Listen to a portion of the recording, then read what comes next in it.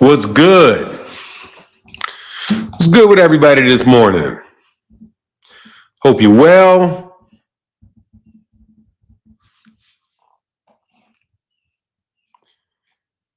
Wait for some comments to come into the comment section because I can't see them. Can't see the comments yet. Let me pull them up over here.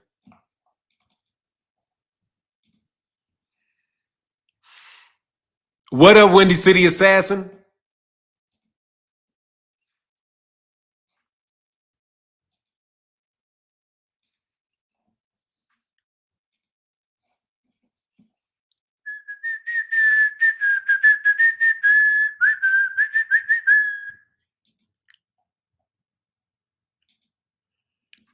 Yes, sir. Let me go ahead and put that out there.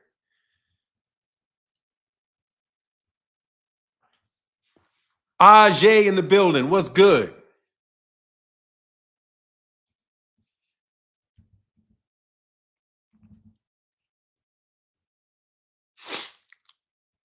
Man, I'm waiting for these. No wonder what's tripping.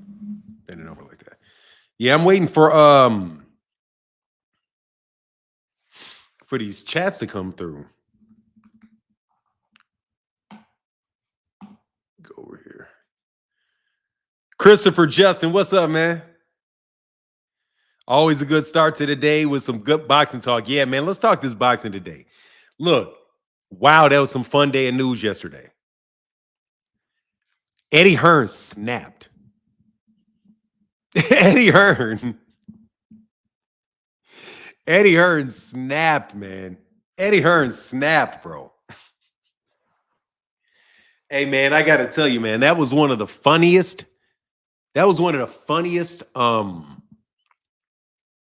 Diatribe or answers to a question I've seen from Eddie Hearn, bro. Eddie Hearn is a savage.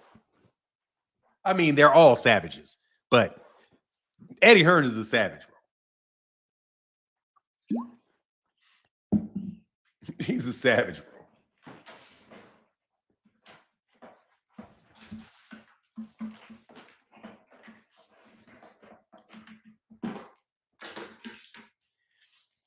Yeah, dog. Yeah, Eddie snapped, bro. Eddie Hearn was about tired of everybody's shit. He has zero fucks left, bro. That ain't no joke, man. Eddie Hearn got 0 fucks left. Hey, man, I respect Eddie Hearn, man. Eddie Hearn earned my respect, bro. I mean, he's always had my respect, but he really has my respect now. Listening to him talk and the way he described that situation, dude, Devin got to grow up, man. But everybody's got to grow up, Devin. You know what I mean? So, Devin, look, man, it's between me and you, bro. Somebody show him this tape. Between me and you, bro. Eddie's right, man. Eddie's 100% right. Dude, you don't have a contract with him, man. So you're not a priority as his. You're not. You shouldn't expect him to make you a priority if you don't have a business relationship with somebody.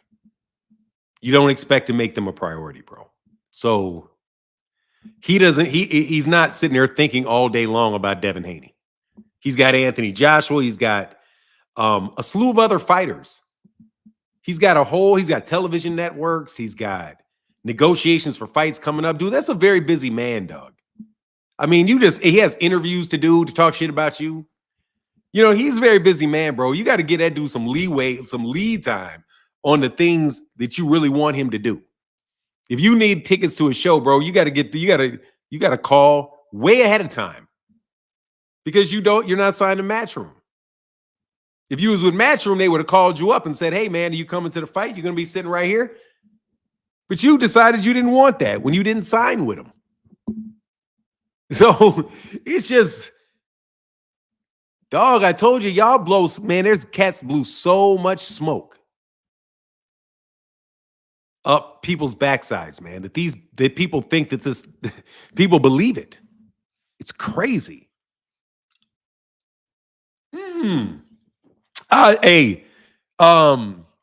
Ajay says, sounds like this loss really triggered him. I don't think so. I think it's Devin. What I think it is, I think it's Devin getting out there and starting to be his own boss for real. And I applaud Devin for that. Seriously, man, because he acts like my son.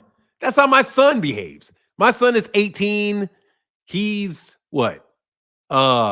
26, 27 years old. You know what I mean? It's going to take a little bit of time. People mature in different ways, man. Like he matured physically, he matured financially. But other kids mature faster in different, they mature faster in different areas. So to me, it seems like Devin is not really a very empathetic person. An empathetic person. Like, I think hard work, dedication, focus, tenacity, bravery, all of those type of things can be used to describe Devin Haney. What is that, an adjective? Is that an adjective? I'm not very good at the formal education. I think that's an adjective. Something that describes a noun, a word that describes a person, place, or thing. So the adjectives that I think would apply to Devin are things like the good ones are intelligent, fortunate, dedicated. What would I say Devin and Bill are? They have ingenuity. I wouldn't say they're ingenious, but I do believe they have ingenuity. And they ambitious. All those good things I would say about Devin. Empathetic is not on the list of those things. The ability to look at somebody else and put yourself in their shoes and say, hey, what is it like to be them right now?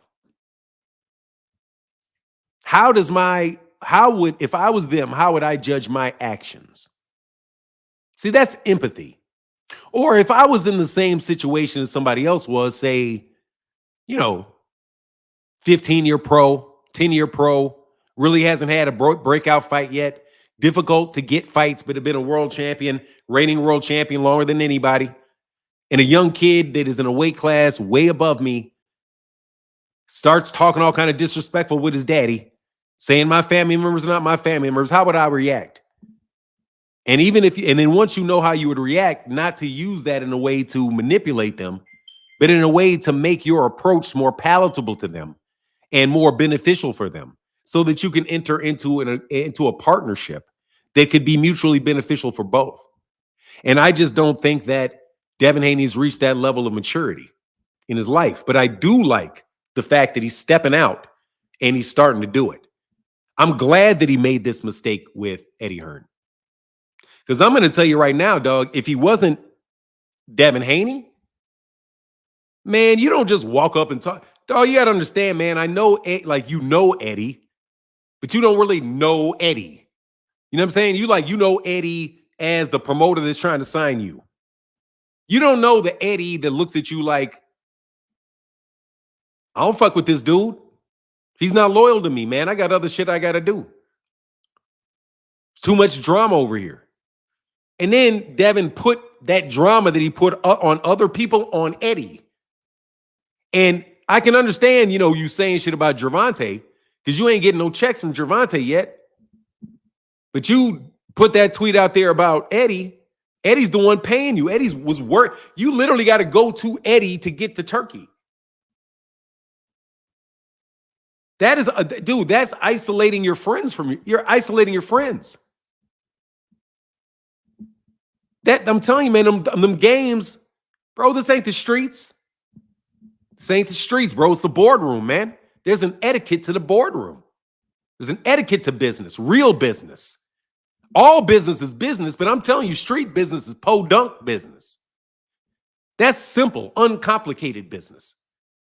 When you get out of the street, you get into complicated business.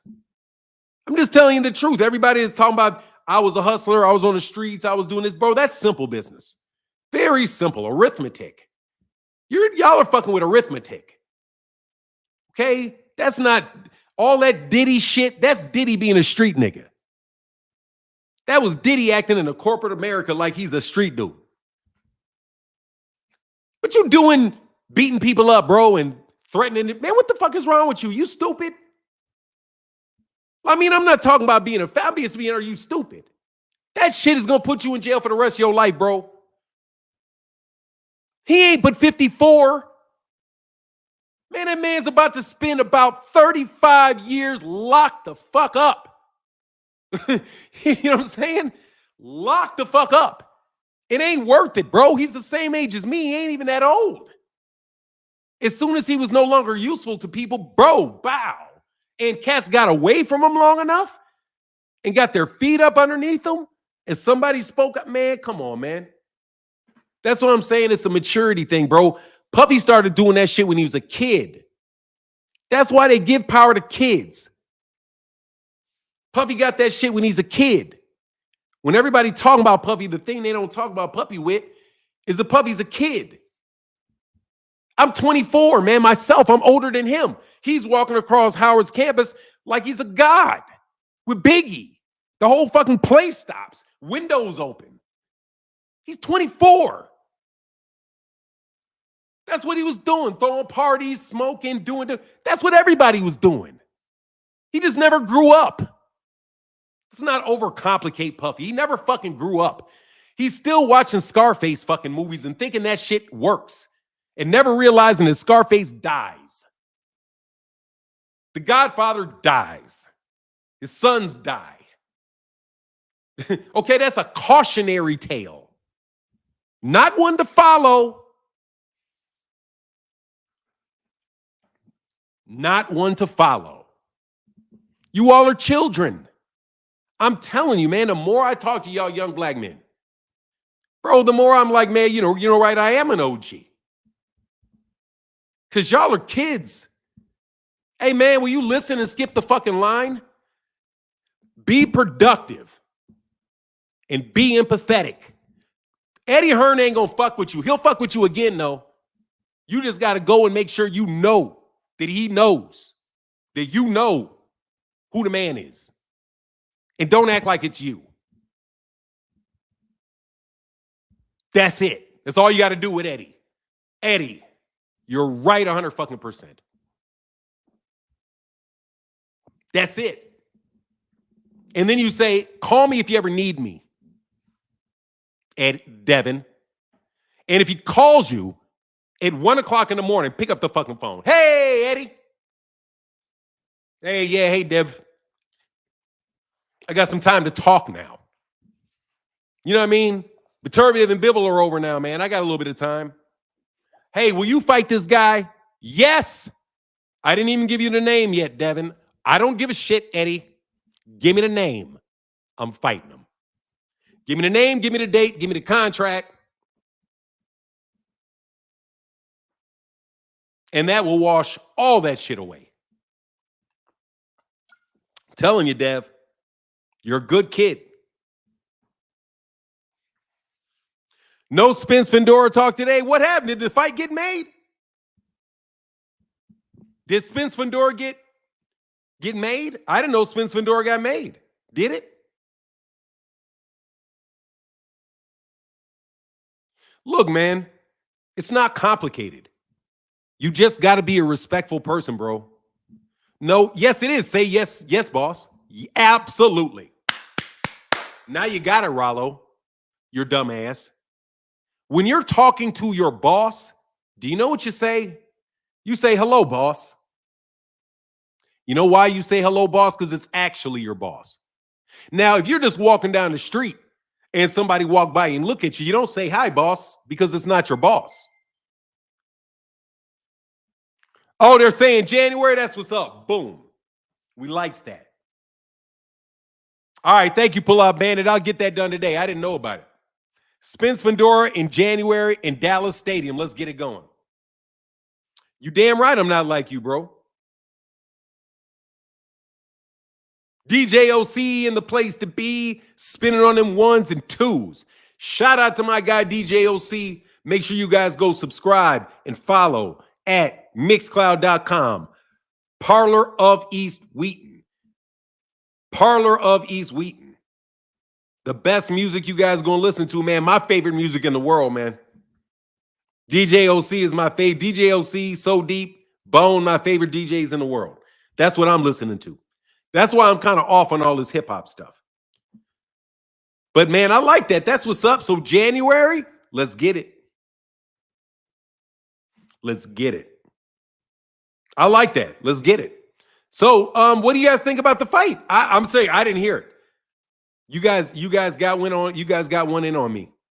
You found out about it first. When did that come out? Yesterday? Honestly, it's business, not make it harder than what it has to be. Honestly, it's business, not make it harder than it has to be. Yeah, I mean, I agree with that, Christopher Summers. Yeah, but you got to have a certain amount of, understanding that human beings got shit to do. That's it. What's going on, Just Do Boxing? Will Devin ever fight Tank? I think he will.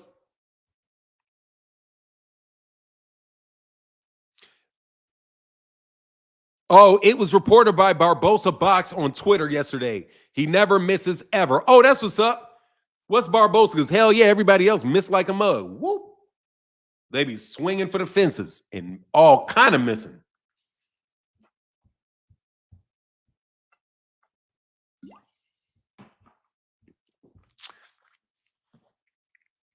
So what does that mean for the WBO mandatory with Crawford?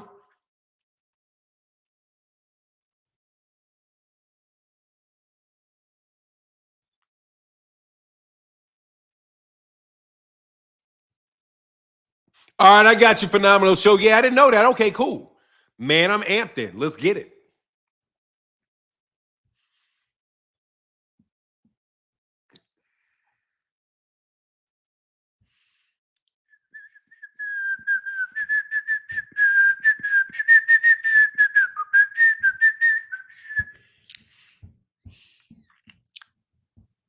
Give me 1 second. So yeah, man, I like that. That's cool. That is dope. I like that, man. So now that we have an answer, we also got a lot of fights in November. They've said a lot of fighters are going to be fighting. They said a lot of fighters are going to be fighting.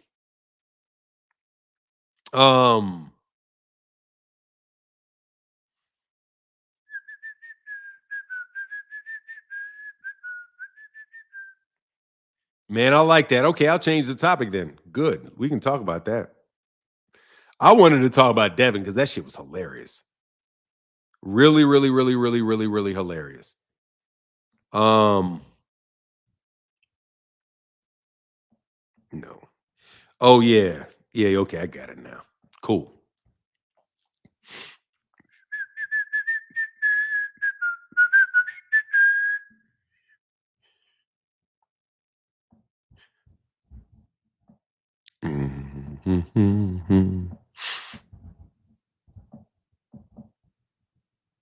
Sorry, man. I got to do something real fast. I'll be right back with you.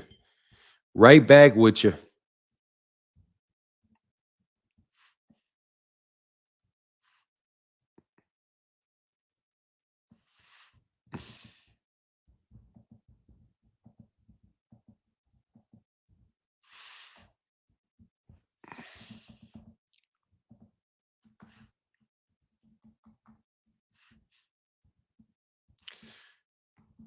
All right, I got you.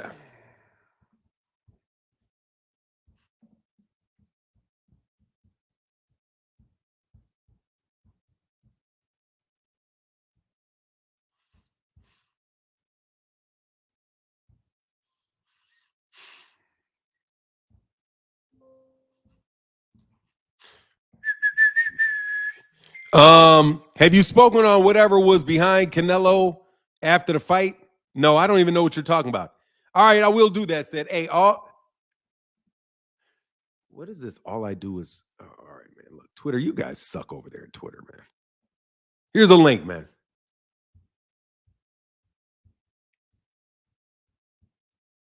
All I do is talk down on my own people. What's up, man? Y'all back? Y'all back trying to build it up. Crawford trying to get payday in fighting Canelo. Yeah, he's trying to get everybody's trying to get a payday in fighting Canelo. That doesn't mean he's not going to try to win the fight. Terrence Crawford can win that fight. I like that fight for Terrence. I think Terrence has a very legitimate chance to win that fight. I believe it. Make the fight and prove me wrong. Mr. Oh yeah, I will. As soon as I can get over there though.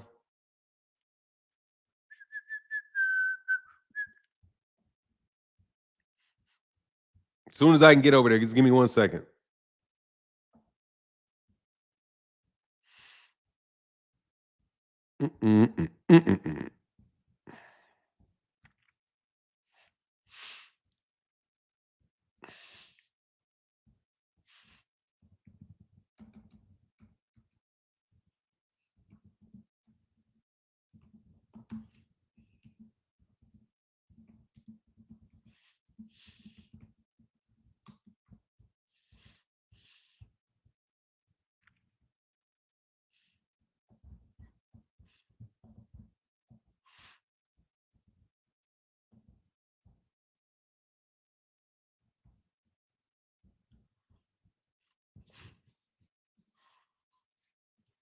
All right, I got you. All right, I switched it up.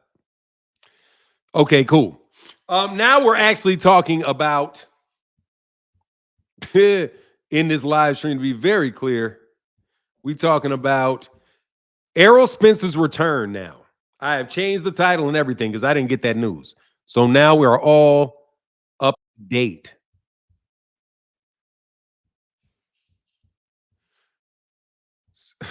All right, hold on a second, C-Rob. C-Rob, how can I help you? How you doing today? I'm well, sir. How are you? I'm all right. I was just commenting on about I don't know what that was behind Canelo Alvarez after the fight, man, but it was some type of cryptoid creature or whatever like that behind Canelo. Oh, no. I'll go check it out. I didn't see that, man. Yeah, that's all I was talking about, man, because everybody's trying to figure out what was that. You got to put a link, man. Let me know. Somebody put a link in the chat so I can see it. But I hadn't seen it. I was gonna send the picture, but I don't know how to do all that. So oh, no worries. But hey, thanks, C-Rob. Just hey, when you get back, I'll give you a wrench and then you just put a link in. For sure. All right, man. Back. Appreciate it. Peace. Reality, man. What up, man? What's up, Mr. Martin? How you doing? I'm well. Long time no see. What's on your mind? Oh, man, I'll be here every morning, man. You might not see me, but I see you. All right. Thank you, man. Appreciate you. Man. So I just wanted to talk about, I'm happy to hear that Spence is coming back. Yes, sir. After, one thing about a true fan, like Spence took a butt whipping, but it didn't change my perspective on him. It actually did give Bud a little more respect, right? But the difference in the two, if you see, if Earl would have won that fight, and let's say he won it in the fashion that Bud won it, Earl would be considered the face. He would be making a lot more money and all that type stuff. And that's just the difference in like the two fighters as far as who they are. I think Earl really built. And I know Bud got a bunch of accolades and all that type stuff. But as far as like people actually seeing it and you know, like really feeling how Spence carried it, he's a big guy in the game. Also, I just wanted to touch on, I'll be agreeing with almost everything you can say, Mr. Martin, especially about the Devin Haney thing. I hate to hear when people try to say anything against you about Devin Haney. If they wasn't giving you the stuff that you report, then you wouldn't be reporting it, or you wouldn't feel the way you feel. A lot of times they come out their mouth, you know, talking just out their ass or whatever. So it's like you don't allow that. You know what I mean? You're not just letting people just say whatever. You want to address it. You want to say something. So you get a lot of flack from false people, I think, on that end, where they just hypnotized by whatever. But I'm just happy to hear. And Tank and Spence are my top two. I had my top five was always Tank, Spence, the Charlos, and Deontay Wilder. All of them fell off except Tank for the most part. But I'm still fans of them. Now the Charlos, I had little issues with how they've been carrying it lately. Deontay, I'm with him to the end. Like whatever happened with him, I'm with him. You know what I mean? Yes, sir. How he carried it, and then, you know, a strong black man. He tried to stand like that, stand on principle and all that. So it is what it is. But yeah, that's all. That's all I pretty much wanted to talk about. Hey, well, I appreciate your reality. And what I gotta do to get my wrench around here, man? What channel are you watching it on? MH Blackwell or Phenom? I'm on YouTube, Phenom. All right, cool. Oh, because I got 2 channels, so it's up on the secondary channel. Leave a comment. Just one last. Oh, I'm sorry. Go ahead. Just leave a comment, and I'll give you a wrench. Okay. One last thing. Now, I heard you mention something about music. Now, I'm 45 years old, and I know music earlier. You was talking about you only listen to. Oh, yeah. I appreciate when I was trying to correct you on my name, you took the time to write it down and said you won't mess it up again, and you never messed it up again. You was calling me Reality Pop. You can remember. But yeah, I remember. If you get a chance, Mr. Martin, just check. I'm a 45-year-old rapper that raps about my experiences, my life. I've been through a little bit. Check me out when you get a chance. I got the YouTube page up there. I put little videos and stuff. Look, like I said, I'm not a Bud Crawford fan, but I had made a little song and even used Bud Crawford because I respect him. So I put a little video up there called "Let's Go," and they got to do whatever. But yeah, if you get a chance, man, I think I've seen this. I think I've seen it. Haven't we talked about that before? No, not at all. I never talk about my music. As far as coming up, I come here, I talk to you about your stuff. You know what I mean? Okay, yeah. So just put the link in there, and I'll go check it out for sure. Oh, I don't really. When I'm saying it's my favorite music, it's not like my dudes are the ones making the music. They're DJs. Okay, I'm guaranteeing you though, you will appreciate my music. We for sure. Yeah. I'll check it out, man. Just put the link in the chat. I'll get it. I'll check it out. I appreciate you, Mr. Martin. I'm always here, man. So I'll be watching. Thank you, sir. I appreciate you, man. All right, thank you. All right, man. Holler back. All right.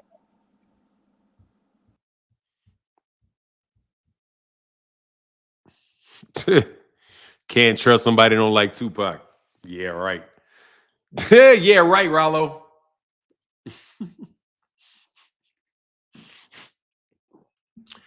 Well, there's something wrong with you, boy. Rollo, you just dumb. I know what it is. Anyway, Vi Ferrer, what up, man? Hey, Victor says, thanks for pulling me up and giving me the honor to speak to Coach Kenny. Hey, man, no worries. My pleasure, man. Thank you for clicking the link. Yeah, Rollo just dumb. I'd be overcomplicating that shit with Rollo. I'd be overcomplicating it with Rollo. Rollo just dumb, bro. Big dog Wale. Haney is back, and the most delusional fan base in boxing are back better than ever. Expect some world-class capping and some incredible narratives. Boy, let's go. Let's get the bullshit started. Let's get that bullshit started. Phenomenal show, Big Newt, Brother Poe. Barbosa and Boxing and Shava ESPN are the 2 Twitter accounts I check the most for breaking upcoming fights there in Mexico. They tweet a lot of the news in Spanish, so it doesn't reach the masses, but they get it right. They get everything right. All righty. So let me go to Twitter. Barbosa Boxer and Shava. Because they ain't playing over there. That's what's up. So I just gotta listen to the Mexicans to get the truth about schedules. Because I promise you, don't go listen to none of these black reporters. I gotta tell you, dog, we are so. Let me get that back. No, I would say like Ken Bouchard. If Ken Bouchard comes out with something, let me say him. No, there are. I'm just talking about YouTube. I need to make sure I check that because I don't want to do anybody dirty. Nah, there's that dude from both Tim Smith, Kenneth Bouchard. I think that's Kenneth Bouchard is good. He's very trustworthy. They're trustworthy black journalists, a bunch of them, actually. Now that I think about it. Not these dang on breaking news ass YouTube channels, though. Definitely not that, though. All right, bro, I get it. I'll check those out for sure, man. Thank you.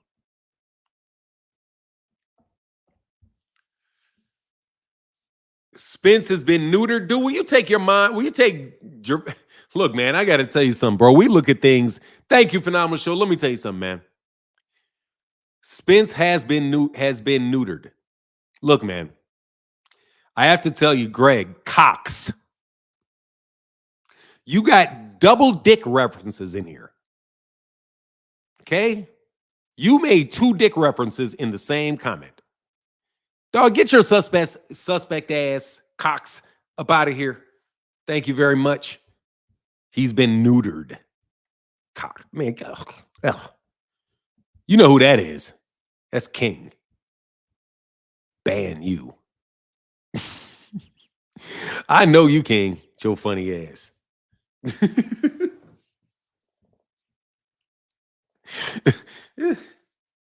I was calling him that yesterday. Get your ass out of here, King.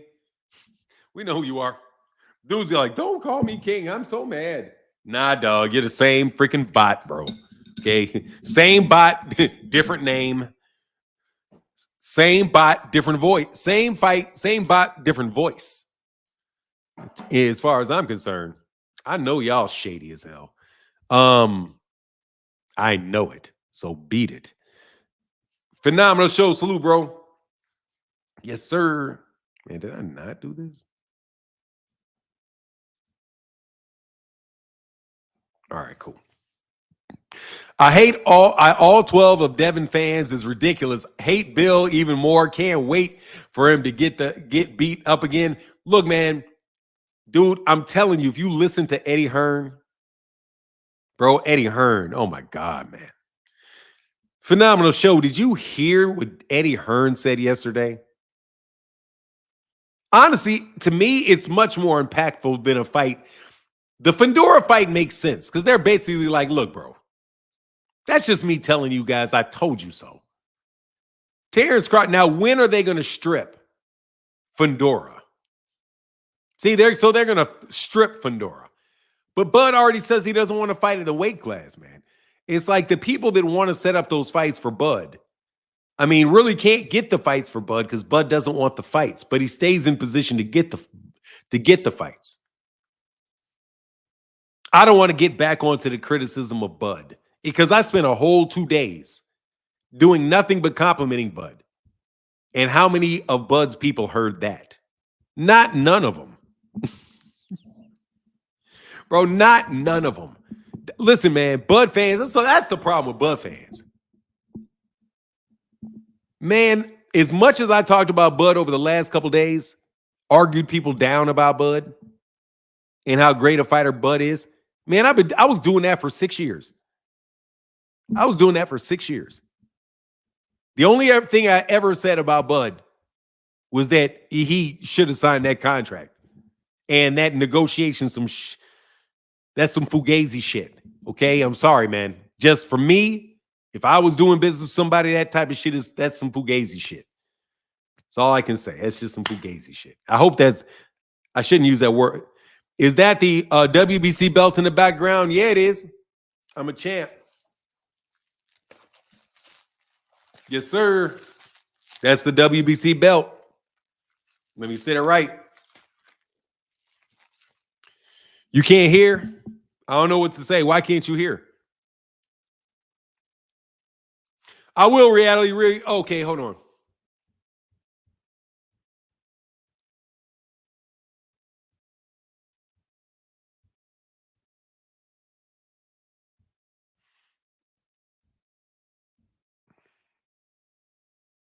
All right, I got you. Hey, man, can we get them likes up? Now I'm asking for likes because I have to look at the likes when I come over here. Forgive me. Let me not be a hypocrite. I appreciate y'all. Did you hear him say that Turkey had reserved seats for fighters? That tells you all you need to know. Hey, yes, I heard the whole thing, bro. I heard the whole thing. I'm telling you. You guys need a coach, man. You need a coach. That's just a kid mistake right there. That's just inconsiderate. That's really what it is inconsiderate, man. That's the only thing I can really say, man. I will definitely check you out. Hey, you got your wrench too, Reality Re. It was just real inconsiderate. And then not only was the whole thing inconsiderate, at least if you believe what Eddie Hearn says, which honestly makes perfect sense, because I don't know how you. I mean, is Eddie Hearn walking around with a stack of tickets in his hand? Right? You want Eddie Hearn to stop everything that he's doing at 6 o'clock in the morning and give you a ticket? Bro, you're not at the top of his text, bro. You may be at the top of his text when he's not with a fight. Bud needs to stay at 154 and kill that noise about Canelo at 154 is really wide open with a lot of talent. Look, man, Terrence Crawford is already in his fourth weight division, man. He's 38 years old. If he doesn't want to, if he wants to do that, do it. I'm down with Terrence doing that at 154. I like that. I like that. I also like the idea of fighting. I also like the idea of him fighting Canelo. Again, man, I'm not getting in the way of fights, bro. I'll take either one. Okay? I'll take either one. If I'm eating at somebody's house and they say, "Hey, man, do you want hamburgers or do you want hamburgers or you want chicken?" Most times I'm going to say is, doesn't matter to me, man, whatever you're making. You know? Doesn't matter to me, whatever you're making. So that's how I feel about who Bud is fighting. I don't care, Bud. Just make up your mind on who you're going to fight and get it done. All right? And then please don't bait and switch me. As long as you don't bait and switch me, get to the fight and then start negotiating with Canelo and I need bigger guarantees and dropping out the fight to go fight somebody else. I'm not going to do all that shit now. Okay? So maybe now and then lead into the next negotiation, y'all can understand what I'm saying. Terrence Crawford is a hell of a fighter, man. Terrence, you're a hell of a fighter, bro. I know that. All right? However, okay, I promise you, even if I don't do it, if you get into an actual negotiation with Canelo Alvarez and he says he wants to fight you, and you say you want more money, because Al Heyman, because that's who you got to negotiate with, Al Heyman, because that's his advisor, probably you'll have to talk to Al. Because you got to go fight where Canelo wants you to fight.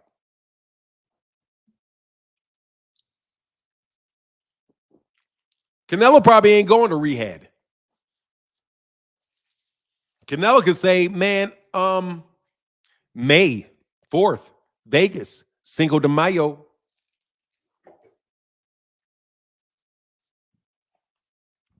But anyway it goes, I'll take it if he decides to say it 154. But if the negotiations start getting all wild and shit, then I'll be like, I told you so. I told you so. Devin, dude ain't got to make no concessions to Terrence. Canelo ain't got to make no concessions to Turkey. Canelo ain't got to do none of that. It's fucking Canelo. Excuse my language, but it's fucking Canelo. Damn it. So how you think you're gonna negotiate with him, right? So if he gets there and it starts being that, then I'm gonna say the same thing again. Incredible fighter. I want to see the fight. Definitely can win the fight. Okay? Has an opportunity to win the fight. Legit chance to win the fight. Not a mismatch. Respect him. Obviously respect him. Shit, look what he is. Look what he's done. Never let you down yet. I'm not about to go betting against him, even though going there. But if the negotiations start acting funny, I'm going to say, bro, the negotiations is funny money. Because I'm being straight. I don't work for Terrence. I might even call you boss, but ain't going to work for you. You know what I'm saying? What's up, boss? But that don't mean I work for you. You somebody else's boss. What up, Kamal the Great? Fadon, can you hear me? I can hear you very, very well. We have 431 people in the building. Can we get some likes over there with the 52 people watching on Twitter? Smash that motherfucking like button. Smash it. Hey, Twitter, y'all are always listening and never liking because we know, hey, man, I may actually find out who liked my stuff. Exactly. Okay, so over there on Twitter, when I've got several hundred of you guys, you executives over there, like my shit, man. if you're going to write my shit down in the articles that you've been writing for the last month, like my shit before I don't put this shit on Twitter no more. Okay, I'm tired of you writing articles off my shit. I'm going to be frank. I'm going to be blatant with you. Your article is my work. Stop it before I start fucking naming names or like my shit. Period. Okay? I know what my videos say, bro. And I know what my arguments are. And that's not your argument. That's my shit. And you're not giving me my credit for my arguments. You gave me my credit for my interview with Kenny Ellis reluctantly. You barely gave me any references to my interview with Shakur. Okay? So, like my shit, at the very least, if you're going to fucking steal it, I don't want to be your AI without you giving me my credit. I'm not a journalist. That don't mean you get to journalize my shit. You guys did not break down that shit with Turkey Al-Sheikh. I did. Stop stealing my shit. I'm telling you. Or I'm going to call names on your articles. Because you guys are taking my articles like AI and rewriting them and charging people to read them. Stop stealing my shit, man. Stop stealing my shit. Yep. Go ahead, man. Have some integrity. Okay. You know, we all were in school. We all had to write research papers. And there's a certain thing is not stealing and plagiarizing and presenting something as your own. Citation, MLS, Stop plagiarizing American my shit. psychology. Stop play. That's what he said. Yeah, him. What he said. Stop plagiarizing my shit. Exactly. Exactly. Especially if you're getting paid to do so. That's just criminal, in my opinion. And we can talk about other stuff and consequences for doing something like that. That's ridiculous. So, Fanon, I got Dude, I ain't gonna lie, bro. I sat up and read over the course of about the last 3 weeks. I have read articles that are literally my live stream. Literally it. Thus, about a day after it. So stop doing that. And your videos, you guys are loosely basing off my opinion. Bro, I'd appreciate if you stop that too. Oh, Fanon, I don't know if you remember, me and you were talking about Roman Villa versus Jerome Boots Ennis and how that'd be a good fight. And the next day, Boxing News 24 releases our conversation, basically. I don't know if you remember that. This was about 8 months ago, maybe a year ago, when Boots fought Roman Villa. Let me tell you, bro, watch this shit. That's why I told you fucking bums who's most influential. I don't give a fuck how many goddamn viewers you got. They ain't stealing your shit and writing boxing articles off of it. Okay? Those are my arguments. So you guys are out there popping shit. I ain't no journalist, bro. Everybody fucking knows me. Stop stealing my shit. And I mean it. Before I turn into a fucking journalist and start writing about your ass. And I'm telling you, you don't want this pen. I'm a much better writer than I am a speaker. Stop stealing my shit, bro. And then buffing up your fake ass channels. Okay? And then calling them influential and subtly shitting on me by never giving me my credit for the things that I do. Okay? I don't understand how the fuck Tommy Hearns can call me and you fucking can't. I don't get it. I don't get why Leonard Ellerby can shoot me a note. You can't. If I told you the people that shot me notes, I don't name drop like you bums. But I'm going to tell you this. Only reason I say Leonard Ellerby is because he said, you fucked up, Martin. And I said, my bad, Leonard. I'll drop it. I'll change it. Cool. Boom. We was good. How the fuck did he know if I fucked up if he didn't know what I was and what I was doing? Okay, so stop fucking acting like you don't know me. And stop stealing my shit. And do your own fucking work. As soon as the tide changes, you want to start riding with the narrative. It ain't even your narrative.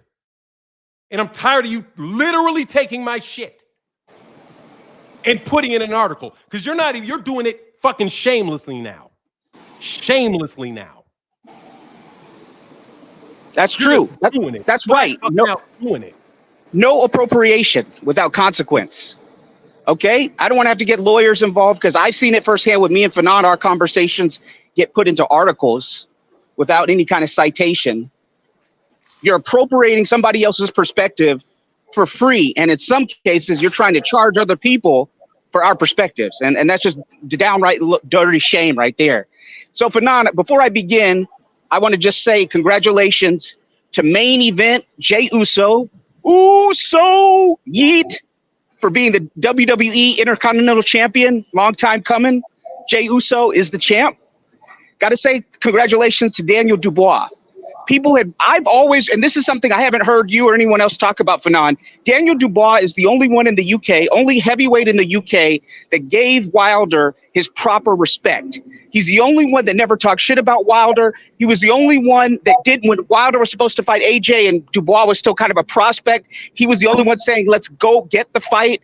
He wasn't saying, oh, well, let's make Dillian White. Let's get Tony Bellew here and there. He always said Wilder was skilled. He never used terms like windmill or anything like that. So I've always been a fan of Triple D, Daniel Dubois.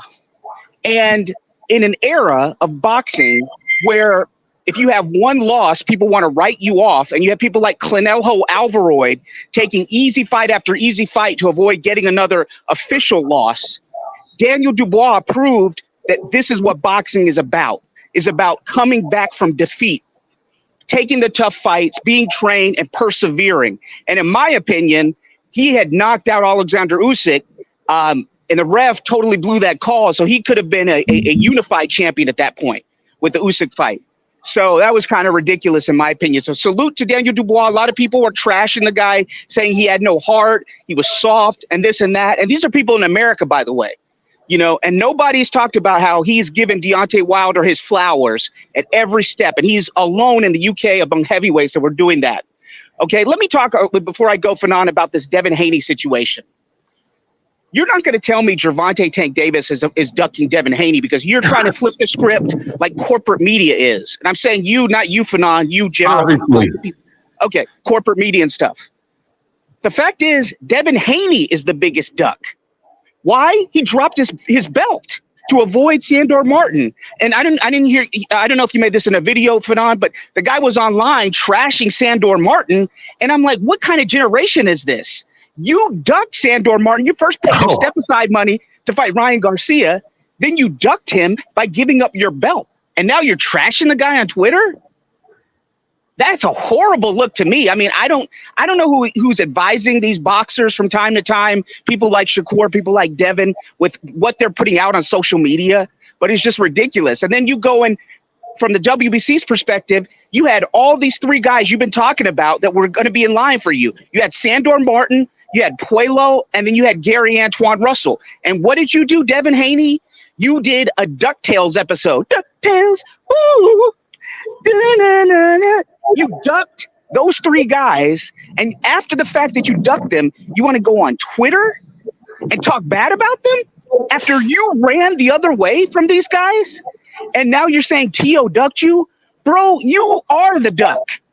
We're not going to move the goalposts. You gave up your title to avoid legitimate competition, and you fought Ryan because you thought he was sweet. That's why you paid Sandor Martin step-aside money.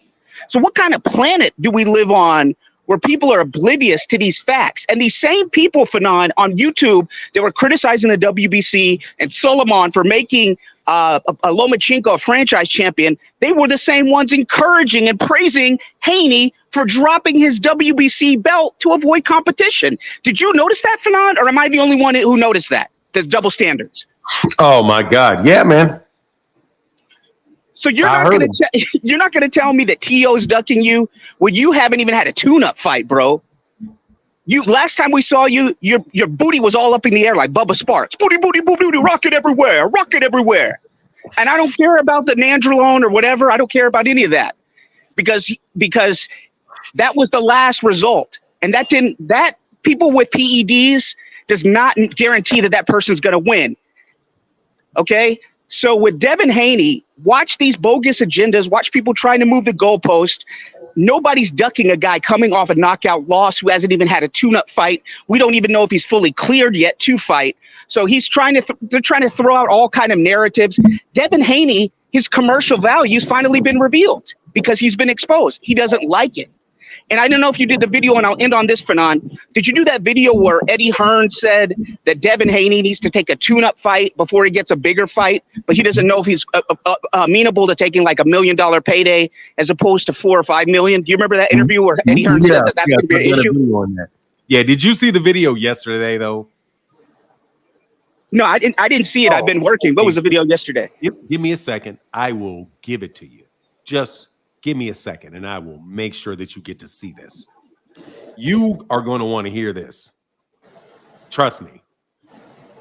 Trust me. But I just hate people who move the goalposts and people who have moving standards. When it's their guy, oh, everybody's ducking him. This guy's a franchise champion. Then their guy is the hunted, and he's got legitimate competition that he's not going to outweigh, or he's going to be significantly younger than, and then you're telling him Operation Dump the Belt, drop the WBC.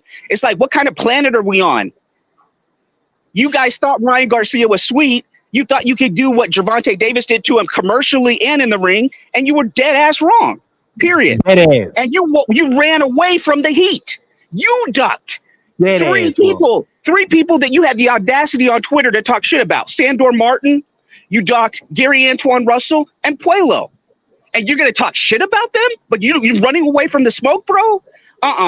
That's not where I grew up, Fanon. This young generation, bro, they're not built like the older generation, because that is some horrible public relations on the part of the Haneys. And just to go around saying people are ducking you when you're fresh off a knockout loss, where you got knocked down probably 6 times, to a guy you thought was sweet, and you only started the protest after the fight because you thought weight, all that stuff wouldn't matter. And that's why the protests are about weight, because you finally fought somebody that was around your size. And now you're trying to libel and slander other boxers, including the face of boxing, Gervonta Tank Davis, saying he's ducking you. Son, nobody's ducking you. You're doing the ducking. You caught lightning in a bottle with George Kambosos, easiest path to undisputed since in Undongo for Crawford. And you're not going to, these YouTube channels and the Haneyacks, you're not going to change the narrative and what me and Fanon see with our own eyes. With that, I'm out. Thank you, Fanon. Yes, sir.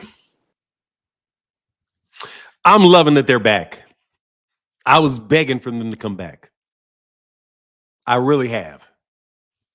I have to disagree with Kamal. I am so happy that Devin Haney is back. I don't know what to do.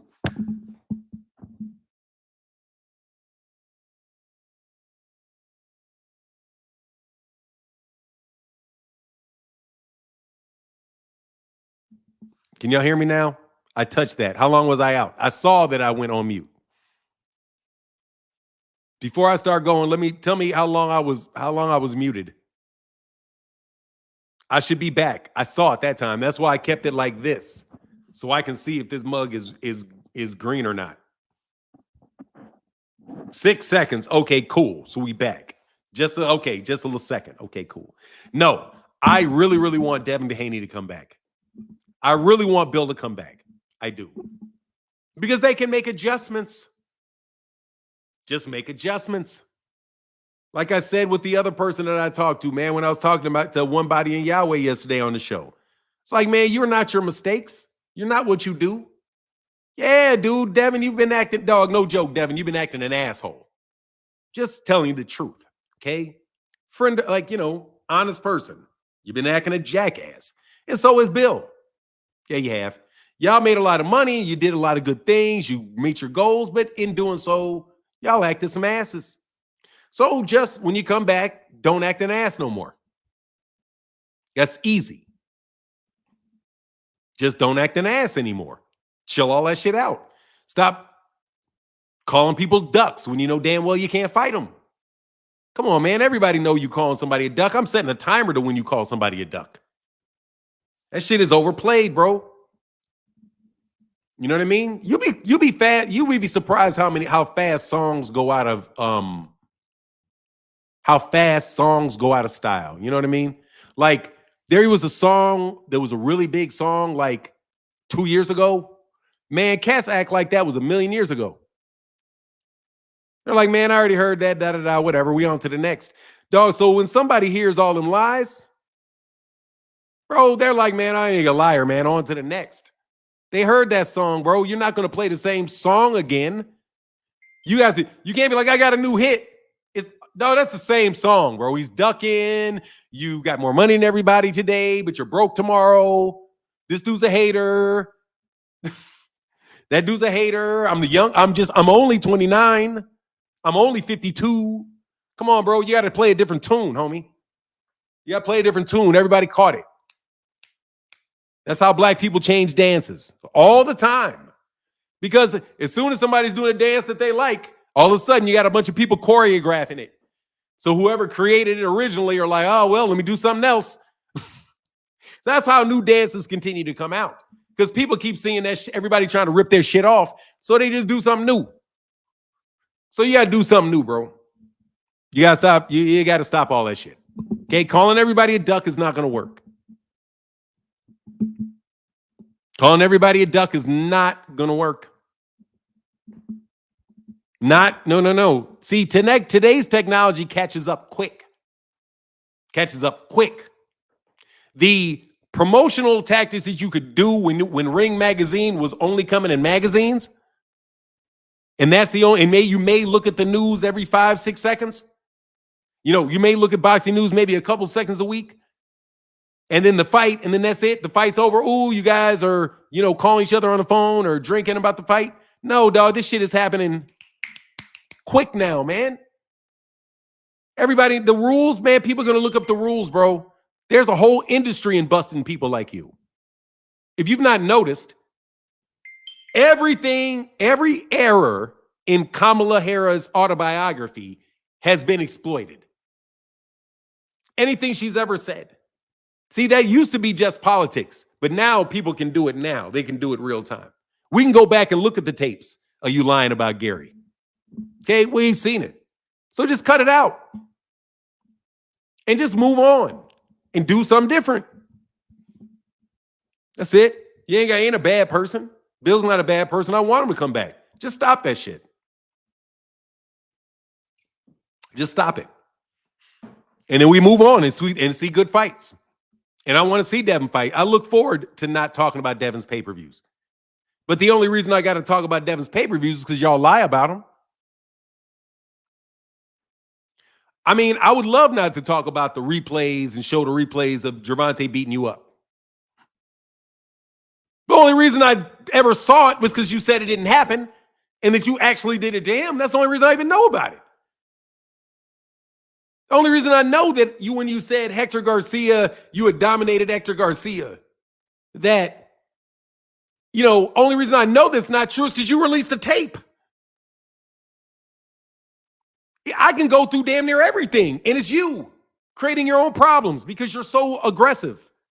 Man, slow down. Slow down, bro. You ain't got to be like you running 100 miles an hour. Slow your ass down. Slow your ass down. That's all I'm saying to Dev. I don't want him gone. I want him back and shining. But I am sick of having not being able to speak positively about Gervonta Davis without y'all running me down. Okay? Yes, I did. A frequent flyer. I saw the full sparring session and Devin got beat up. Devin just got beat up whenever it was that Gervonta decided to beat him up. And Gervonta Davis Gervonta was half paying attention to Devin in the fight. That's what I noticed. I noticed that Gervonta wasn't even paying attention to Devin the entire fucking time. And if you don't believe me, let me show you. Since you want to bring it up, I'm telling you guys are the worst for Devin. Bro, I went into man, I've become a goddamn, man, literally, bro, I keep almost all the equipment on me because of y'all.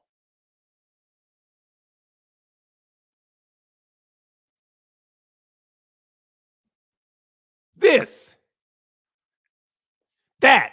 Look how little attention he pays to him. And then after that happened, he just turned around and beat him up all the way into the other corner. Bro, don't tell me what I didn't see. This is what I see. I know you don't like Dev. I know you really don't like Dev Frequent Flyer. I don't think you've ever really liked Dev, to tell you the truth. I don't really think you've ever really liked Devin, bro. Because why would you say that knowing I god dang well I got that on deck? Look, everybody want to know what was going on in the sparring match. This tells you right there. Gervonta is in the middle of the ring, and Gervonta isn't even looking at his ass. How threatening could this dude possibly be? No, don't look at bro. Don't look at the sucker punch. Okay? Don't look at the sucker punch. That's not what I want to focus you on. I want to focus you on the picture that you see right here, which is one dude absolutely not giving a shit about the guy behind him. He knows full well can hit him.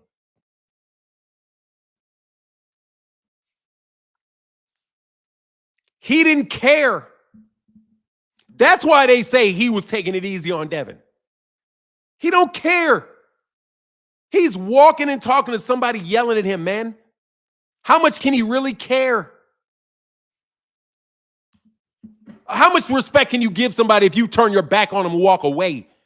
And then he does this.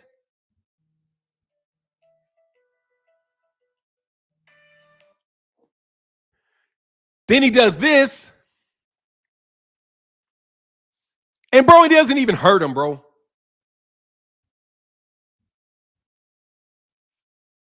Thank you for hating on your boy. Nah, bro. Nah. That's an ass whooping over there. That's a kid fighting. That's a kid, like you said. That's a kid fighting somebody who would whoop his ass if they took that headgear off and put them gloves on and was whooping his ass anyway. And he wasn't even in training. And he was tipsy. And he came off a plane. And Ryan whooped the shit out of Devin. Twice. Because we saw the other tape of Ryan that you said nobody ever mentioned that Ryan whooped Devin's ass like that before. That's why Ryan was like, yeah, you're going to come stand in the middle of it. Yeah, right. Excuses. I like your frequent flyer. Pow. Pow. God, that's terrible, bro. I'm sorry, bro. Honestly, bro, that's terrible. I got to remove that. That was absolutely terrible. Not because it wasn't terrible that he hit him. It was terrible that it didn't even do shit. That's the problem with that punch. All that right and wrong. Hey, man, to protect yourself at all times. And he said, don't worry, I'm protected. Protect yourself at all times. Hey, bro, I'm protected. Yes, sir. I'll check the Cash App. Thank you, man. I missed. Anyway, here's the link, man. Like the dude at the bar. What is that? Oh, yeah. No, not the guy at the bar. You're talking about the guy at the amusement park? Hey, man, Tank said, man, I ain't worried. Just walked away from him. Dude, this is a professional fighter. It's the dude you guys were saying were whooping his ass. And he literally just walked away. Got hit, and it didn't even hurt him. And then he went in and whooped him all around the corner for sucker punching him. Kind of like he turned it up on Tio once Tio started talking in that sparring session. It's almost like these guys are kids in the ring with them talking like they did some shit, but they didn't really do nothing. It seems like it's almost a fashion to say you beat up. You heard Keyshawn? Keyshawn out there talking with Shushu. Shout out to Shushu Carrington. Shout out to the young man. Shout out to the young Keyshawn Davis, who I do like. But Keyshawn also said that he thought that Gervonta Davis just walking forward with his hands like that, man, he's target practice for me.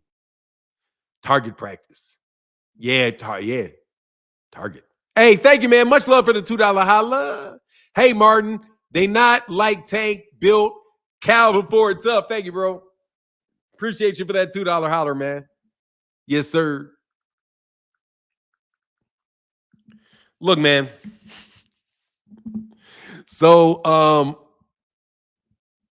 Montana Love gave Tank some work. Why didn't they post the clips? Look, bro, first of all, man, I don't care about that sparring stuff. These guys are professional fighters. They're all good fighters. If we get rid of all of this marketing stuff and blow all the marketing stuff out of the window, and you're not forced into a conversation where you have to pit one guy against another for the sake of the argument, and you just eliminate it and say, hey, man, I just want to see these fights. Because I'm not going to lie, bro, I'm tired of having weekends with no fights. I'm just honest with you. Boxing is a year-round sport, and we do not have year-round fights. It's year-round. Year-round. There's fights all year, and we don't have fights all year. Every other basketball got all year. They got all year. UFC got all year. I don't give a shit about, they got it there all year. So I don't have to wait for the next big UFC card. I don't care. I don't watch UFC, but the advantage over the UFC card is that they just, you don't have to wait around. That's it. You just don't have to wait around. These guys plot and got all kind of shit to try to keep everybody from fighting. The number one people that are breaking up talking about fightings are fight fans on YouTube. Constantly talking about, we don't want to see this fight. Like, dude, you don't want to see? Let's be honest. Take the marketing shit out of it. Are you telling me in your hometown right now, where you live, if Gervonta Davis was fighting Lamont Roach at your local arena, and there were $100 tickets available, that you wouldn't go? Yes, you'd go. You'd go. That's why the arena was full for the fight with Hector Garcia. Because people wanted to see it when it was around them. It's you nagging ass people that want to keep acting like if you don't do a $35 zillion gate, you're a failure. If you don't do 10 million pay-per-views. If you don't have 10 Muhammad Alis on your resume, it's not enough. You haven't done shit. I literally sat up here and talked to Enrique with a fucking, I put it up on MH Blackwell. Go check out the video.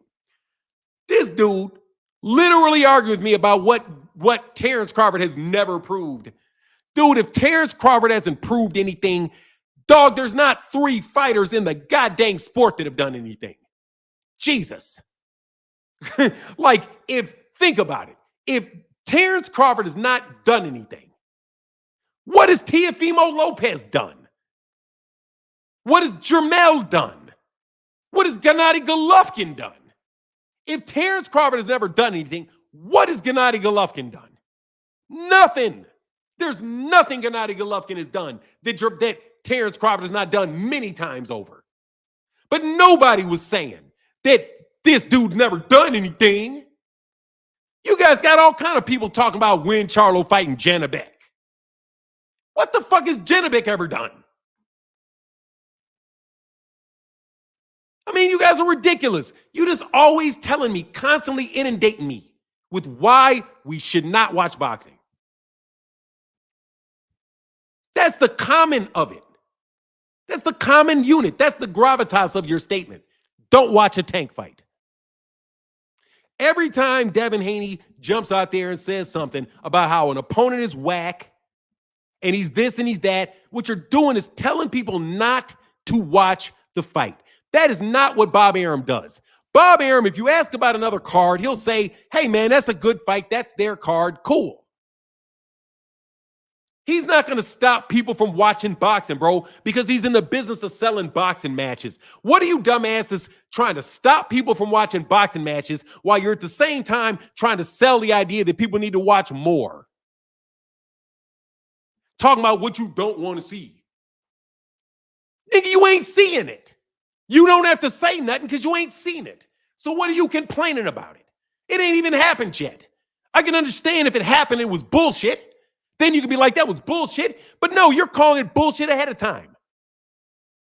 Meantime, the actual fight with Canelo Alvarez and that dude, Edgar Berlanga, was fun to watch. And the card with Turkey Al-Sheikh's card when Deontay with some of them cards was boring as shit. Because you have to see the fight to know whether it's exciting or not. But yet y'all just acting like it's not before you even get there. And I played with it and talked with it for years. But dude, at this point in time, man, for real, I want to see it. I truly want him to fight Lamont Roach next. So I can go to DC and see it. When they said that was going to be in DC, I was like, I'm finna kick it. That's what my emotion was. I'm not going to be nervous because I think Tank's going to win it. There's going to be a bunch of people from DC there. I bet you I can get front row tickets. I'm going to spend $2,000 on a hotel, but fuck it. I'm going to bring my little camera in and see if I can get a little ringside footage from ringside, because you best fucking believe that's where I'm sitting. I ain't got to worry about no dumb shit going on in Vegas. So I'm cool in DC. But y'all want to up and down the street, don't want the fight.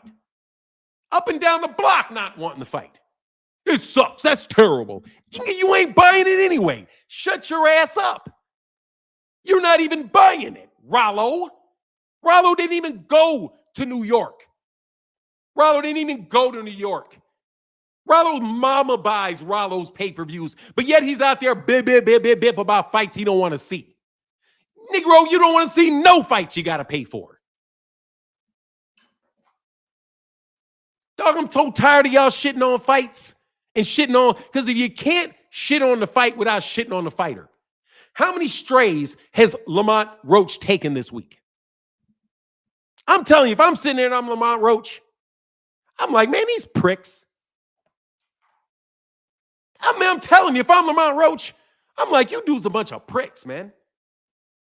You don't know what I can do. I can beat Tank. I've already fought Tank. I know Tank. Y'all think all that about Tank. I don't think that about Tank. I'm about to go get Tank. Give me that fight. Let me make my money. But no, I don't want to see it. A bunch of dudes that ain't paying for it anyway, talking about what they don't want to see and acting like they ain't hating on Lamont Roach. Can Lamont Roach get a goddamn payday, please? You're okay with Berlanga getting one. Some of you're okay with David Avedition get a payday, but you want Lamont to get his money. Let Lamont get his money. He's a bum. He's trash. Nigga, he'll whoop your ass. He will whoop your monkey ass. I promise you. All you trainers. All y'all, let me break it. He trash. Man, he will whoop. That boy will whoop the shit out you. He's a world champ. We don't even get to celebrate an American world champion. We have another world champion. While y'all talking about all these people that are dominating us, and we on this argument about how America got all these champions and how good we are. But yet we got one right there, and you shit on him. Just to shit on Tank. Because Tank want to give a black dude a fighter. What happened to Tank don't fight black fighters? Tank trying to go, if what they said was true, Tank trying to go back to back on American black fighters. Ain't nobody else going back to back with American black fighters. And you American black people were complaining about it, saying all he does is fight Mexicans. So now I hear he can be fighting in DC in a fight I want to go to, and you Negroes come out bitching. Bitching about the fact that he's going to fight his second black dude. How many black fighters has Tank fought? You Negro, you said that shit for 3 years. How many black fighters they fought, bro? Watch how many black fighters did they fight? How Tank don't fight black fighters. All Tank fights is flat-footed Mexicans. Frank Martin. Oh, Frank Martin's never fought anybody. I don't want to see the Frank Martin fight. But he's black. Yeah, but who has he beat? What has he done? He's never going to win. It's not a 50-50 fight. Bro, How many 50-50 fights are there in boxing, really? They're all down in the lower weight classes. Because, I mean, in the lower rankings. That's the definition of being a top guy. There aren't a lot of 50-50 fights. I'm number one. How are you going to find a bunch of fucking 50-50 fights for Terrence? You can't. Because Negroes ain't 50-50 with him. Truth be told, Floyd ain't never had a 50-50 fight. And we were telling you it ain't 50-50. Y'all thought it was 50-50. He was like, it ain't 50-50. And it wasn't 50-50. Tank Gervonta, you know why Floyd ain't never had a 50-50 fight? Because ain't nobody 50-50 with him.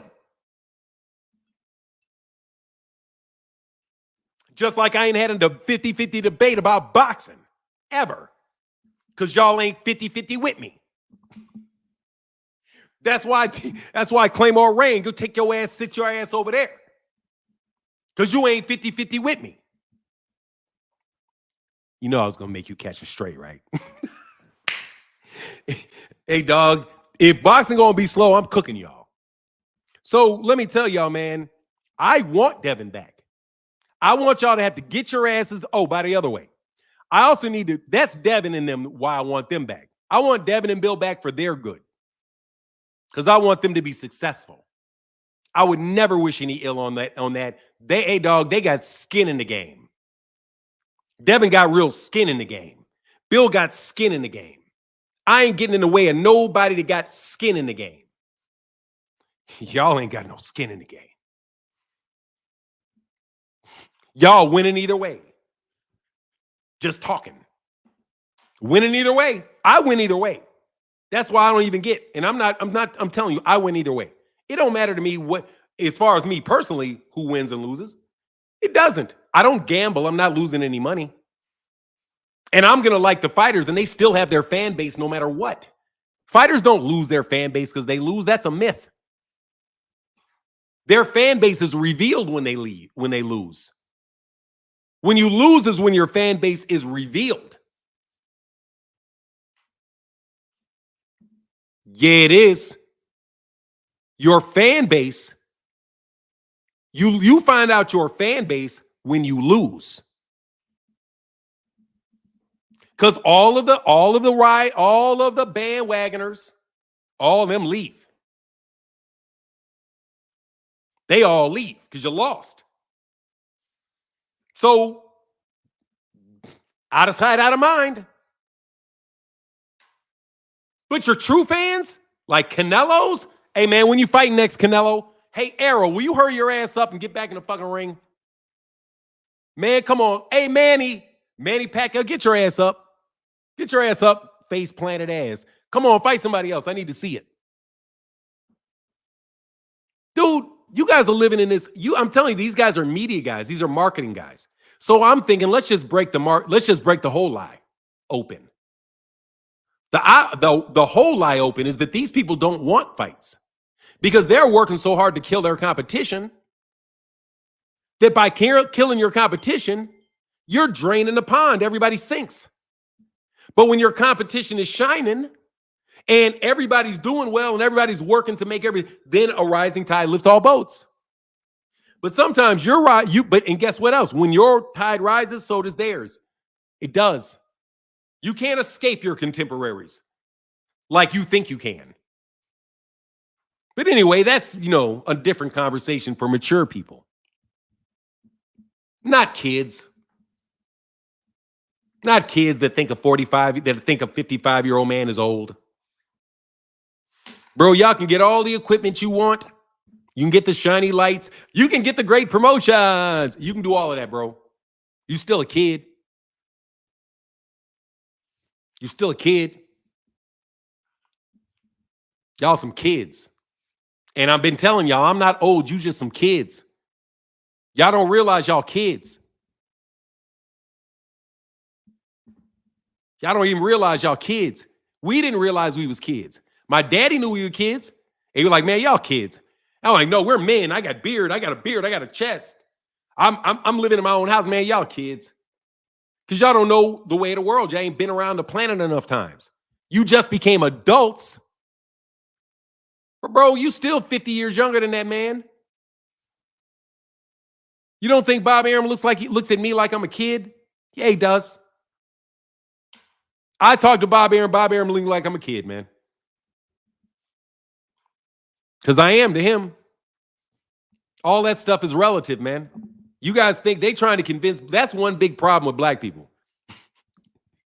And what black people teach black people is we act like life's a race. It's not. It's not a race. I'm telling you, I sat on Howard's campus. Biggie Smalls walked right through that big ass courtyard with Puffy. And it's like the world stopped on the campus during homecoming. Tupac beefing, whole thing, all my generation wrapped in it. See, y'all kind of read about it. Me, I saw that shit as the news came out. From people my age, because that's how old they are. They're my age. So I know that Puffy is a kid when Puffy did that. People don't want to talk about that. They don't want to talk about Puffy being a kid, given a lot of responsibility as a kid. 23, 24 years old with millions of dollars in the world on him. Dog, you can make a lot of mistakes, man. You can believe things about yourself. You can think that the way that you got there is the way that you're going to stay there.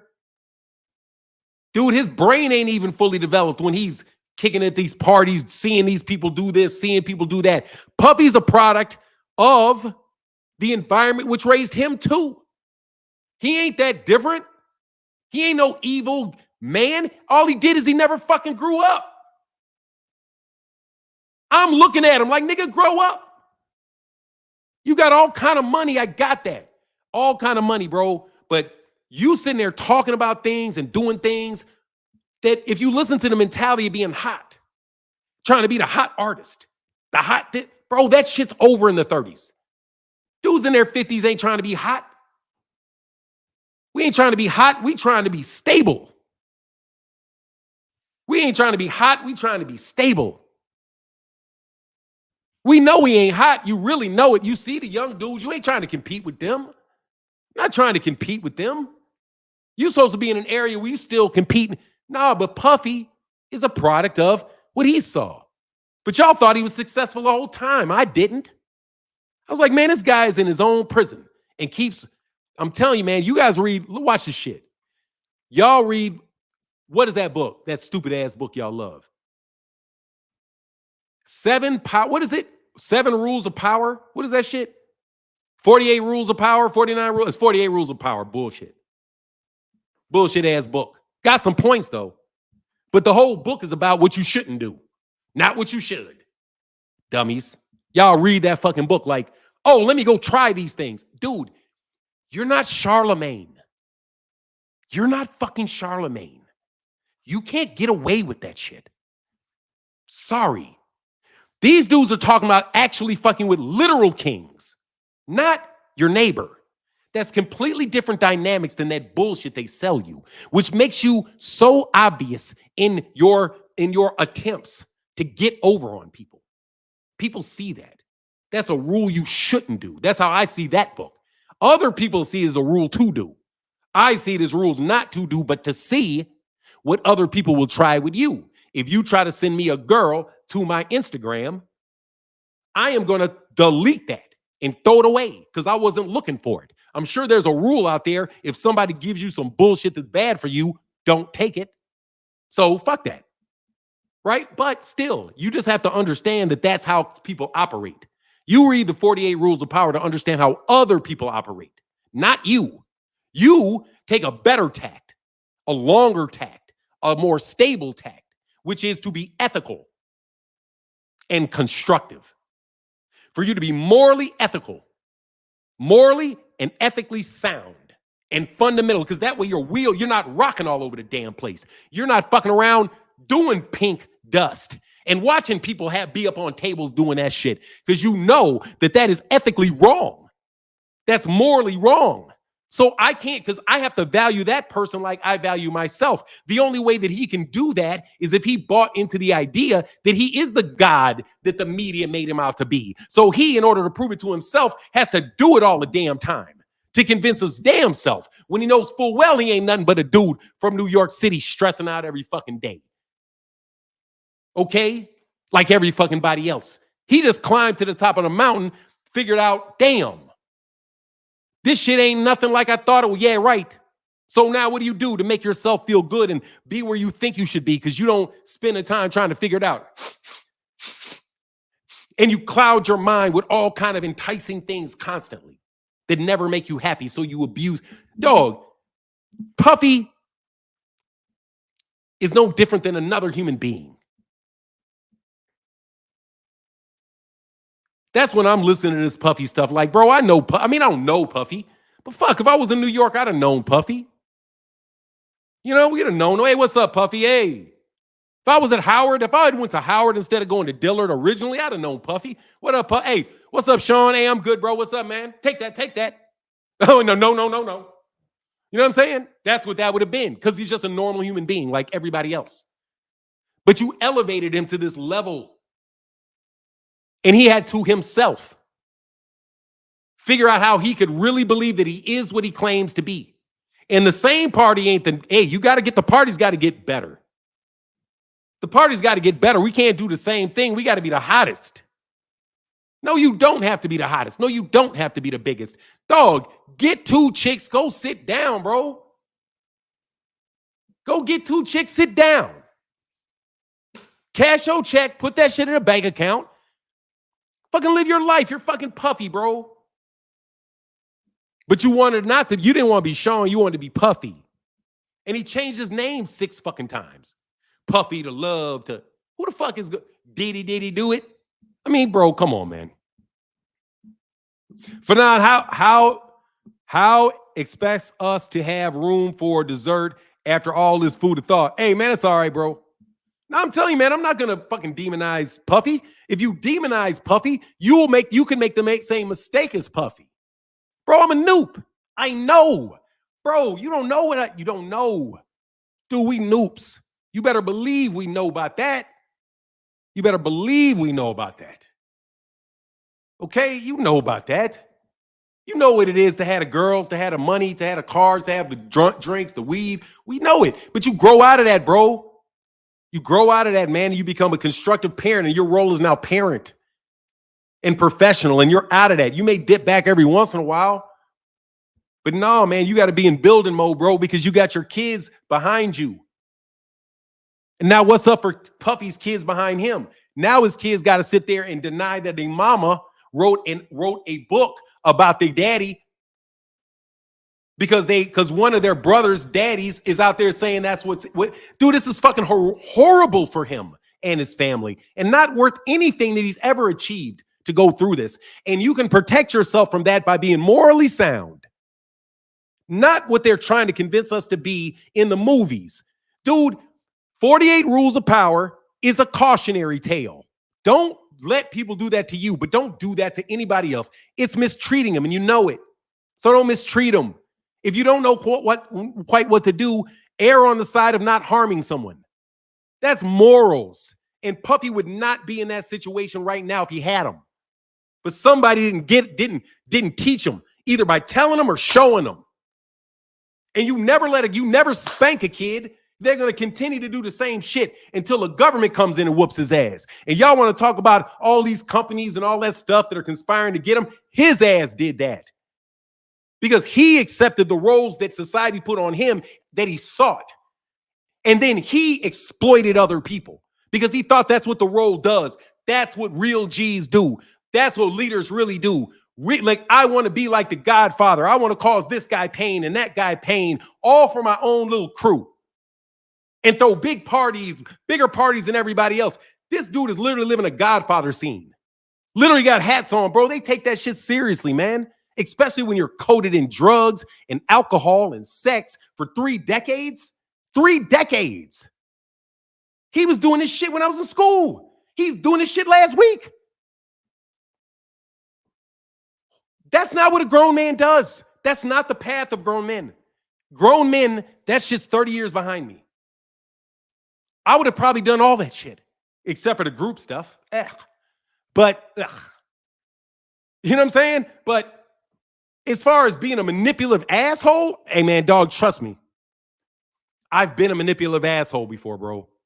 And I know exactly how to set people up if I want to set them up. If I got enough money to call a cop and have a cop slide over something, bro, I can do all that. We can all do all that shit. It's just called being dishonest and sneaky. It ain't genius. And it all bursts from immorality. Immorality, because when you are consistently doing immoral things, you have to learn to justify and compensate for your immorality and mask it for other people to find it. Because it's only a matter of time before immorality, which is a violation of the spirit of the law, will transfer into a violation of the letter of the law. And then you're looking now at a group of very highly trained lawyers that are connecting your moral violations with your actual actions and the laws associated with them. And your ass is going to be behind bars for 50 years. And you're going to have a bunch of ex-rappers and bodyguards and all that shit. Whoa, how could this happen? It happened because of the decisions you made, Puff. And it all starts with mistreating people. Devin, you crashed early. Thank God for that. Thank God for that. Somebody told you, reality told you in the left hook of Ryan Garcia, bro, check yourself.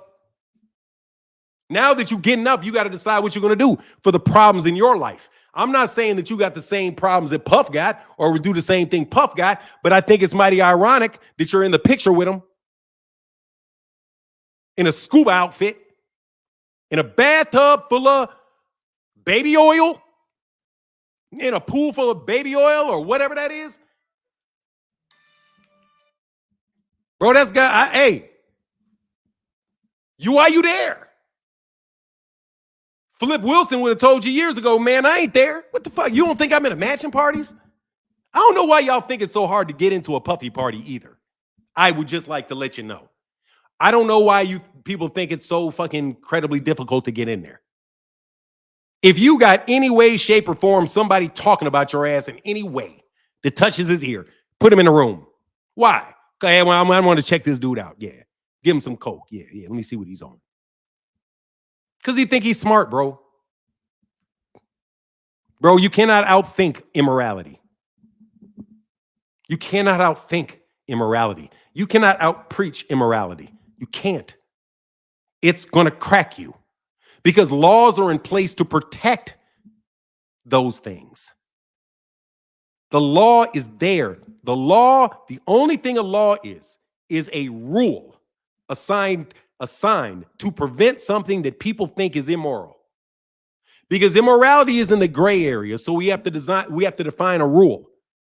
That's why people say you can't kill people, because they think it's immoral. So they made it illegal.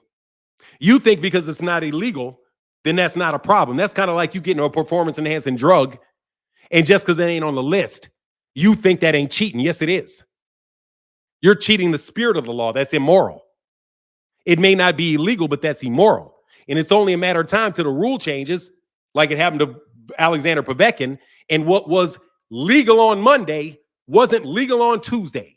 Because enough people said that's immoral, let's codify it. Codification means to take something and make it a law. That's how, in versus common custom. The Supreme Court really deals in common customs and morals and ethics as it relates to common customs. The legislature just fucking makes a law and says you can and can't do that. So that's why they're talking about getting rid of Dodd by codifying Roe. Every time one of y'all slip up on some shit, you change some moral shit and get people to figure out how and exactly can we codify this morality in the form of a law. Dude, you guys ain't getting out of shit. You're not that smart. You're getting got, okay? Eventually. And you're going to wonder what it all is. How could it all come together like this? Because you made it all. Because you made it all. And they absolutely will take advantage of you making it for yourself.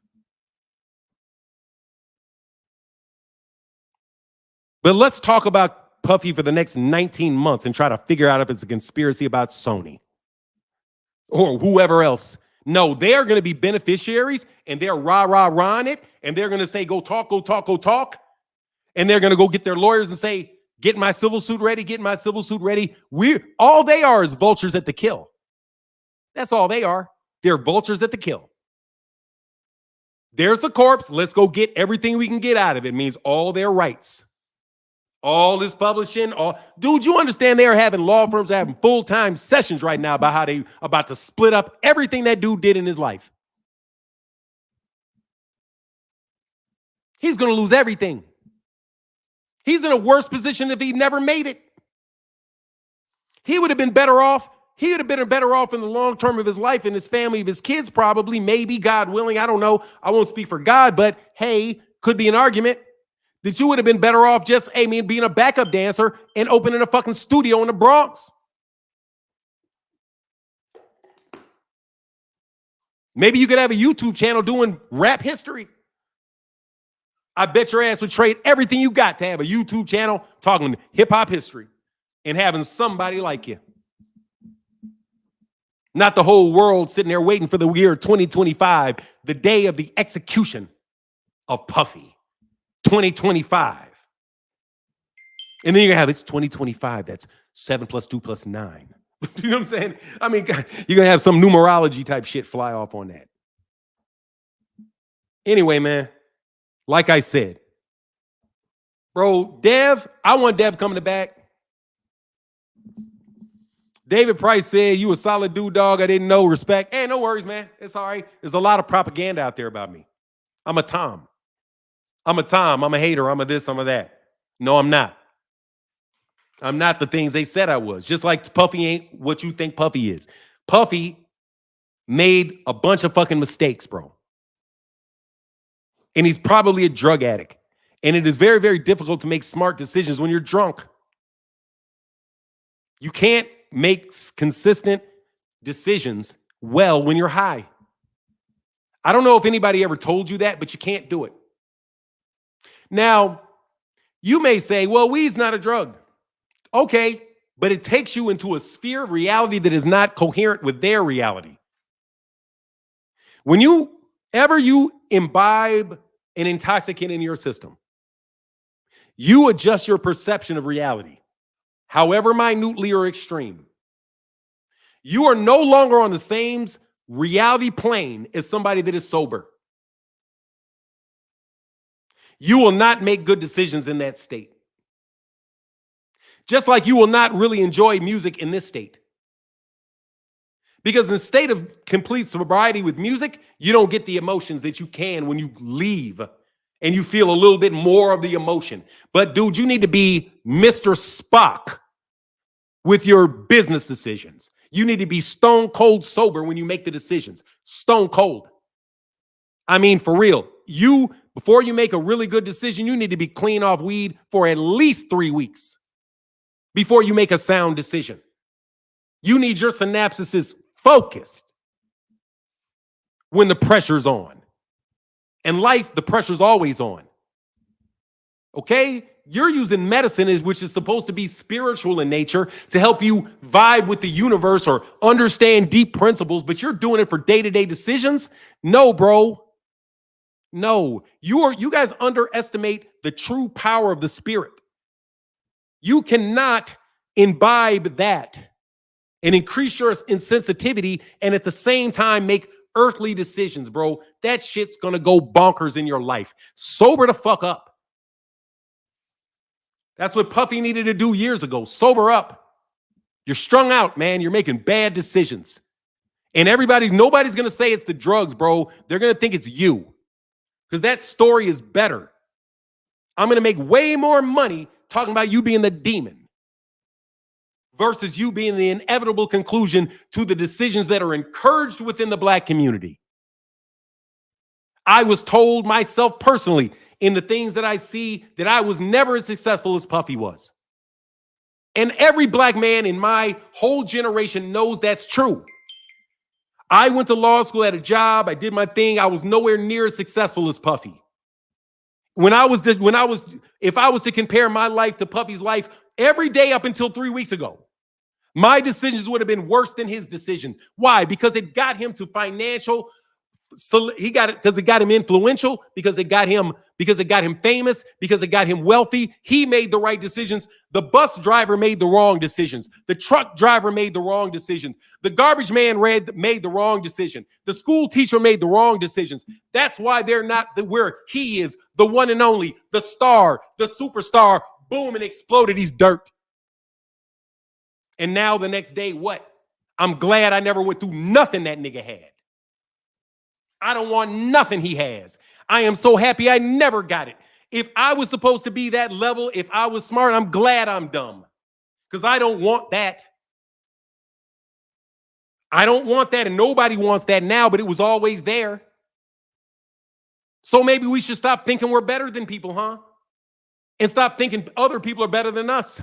And just trust that God got a path for us, or whatever you got a path for you. And you're going to be constructive and morally sound in what you do and the decisions that you say. And that's going to keep you safe from your own mistakes. Because I'm telling you, morality is central to the law. And you want to know why the biggest trap to black men going to jail, it's immorality. If you knew that I refused to sell drugs to my brother because what I'm doing to my brother, you'd never be in jail for selling coke, Rollo. Would you? No. If you said, fuck it, I got to work at McDonald's instead, I'll work at McDonald's before I hurt that dude. Your ass would never go to jail for that. Right? And we all make decisions and all that stuff, bro, but it's in the morality of it. It's not in the Bible. You don't need the Bible for morals. You know what Jesus said. Do unto others as you would have them do unto you. That's right there. It's the golden rule. And you're in church. You don't know the one thing. And you don't act on the one thing. That's the essence. It's the gravitas. Come on, man. Puffy ain't no surprise. And the next one ain't no surprise either.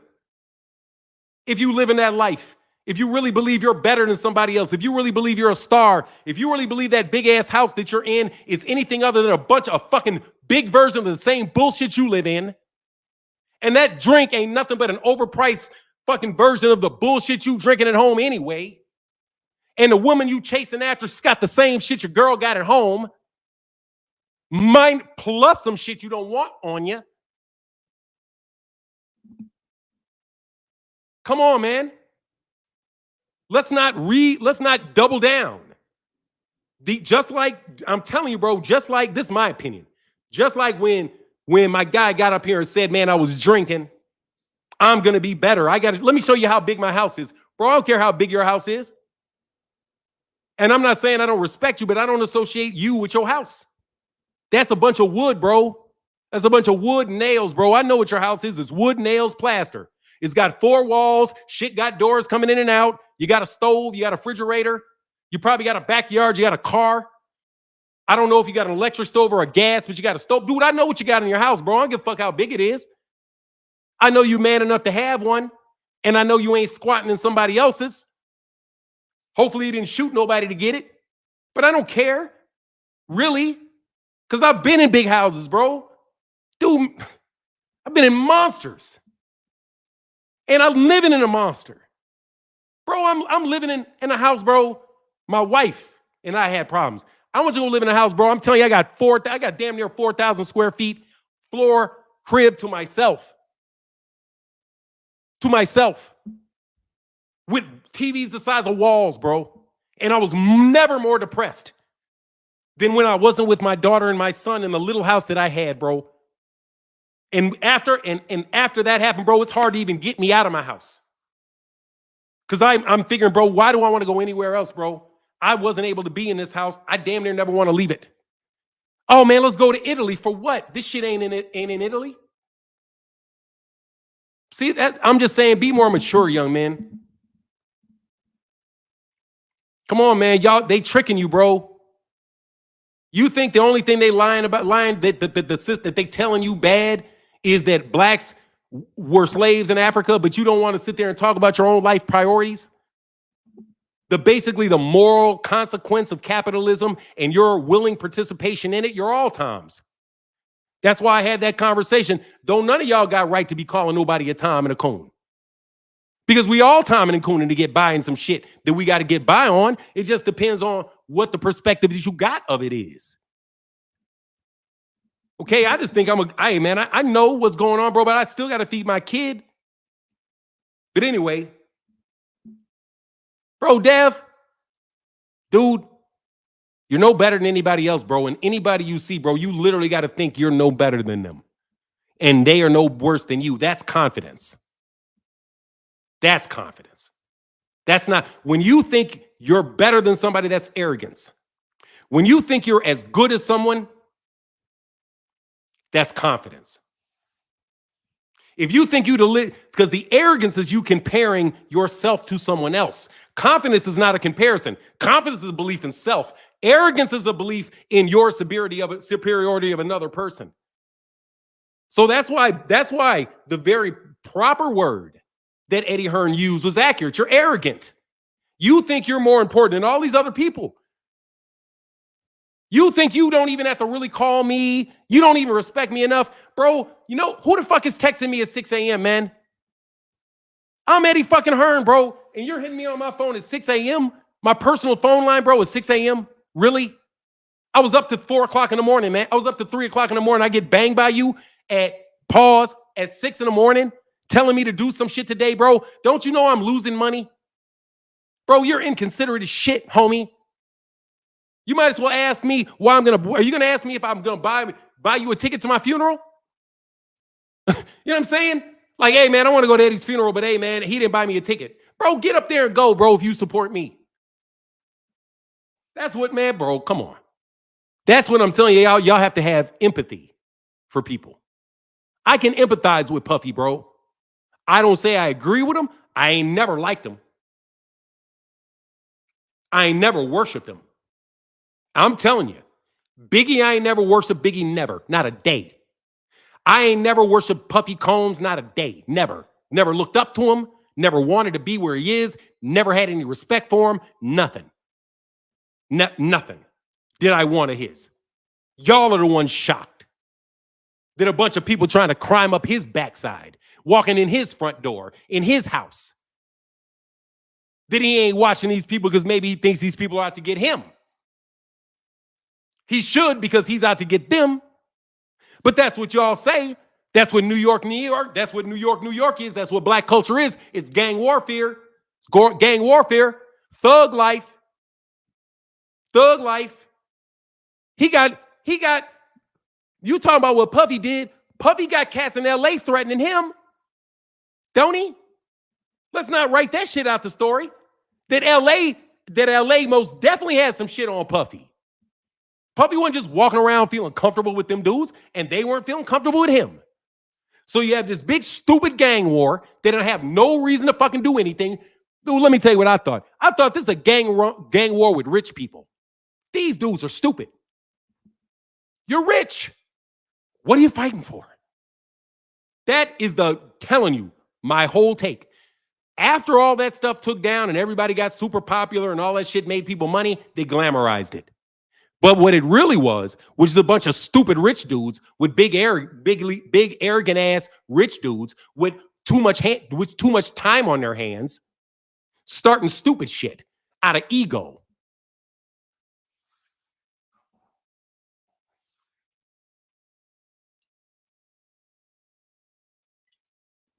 But y'all want to break down and nah, bro.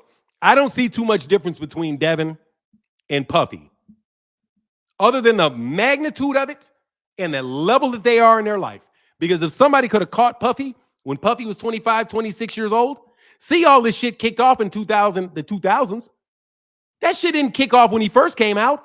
Dude, Puffy had been around since at least 92. He had been around since at least 92. He bumped up in 91. Didn't none shit happen to him. They talking about shit that's taking place from 2009 further. This is shit this dude did. This is shit did dude way out. Savage Killer, you tired of talking about him? No worries, here.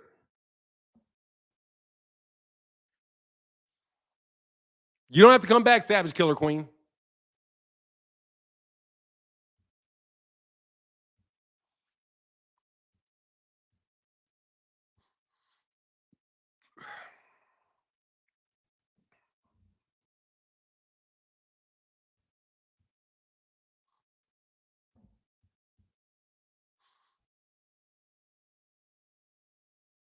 No, I said he was doing shit in the 90s, bro, but the most of this stuff is after the 90s, bro. I did all the math on it, bro. This shit started happening with Kim Porter. He's got the stuff on Biggie, bro, but he was clean on Biggie. The stuff with Puffy started that really started getting him, and it was when people started coming out after that label started falling. Anyway, man, I don't appreciate y'all telling me to talk about something else, so I'm going to tell you ahead of time. You're going to get what I want to talk about today.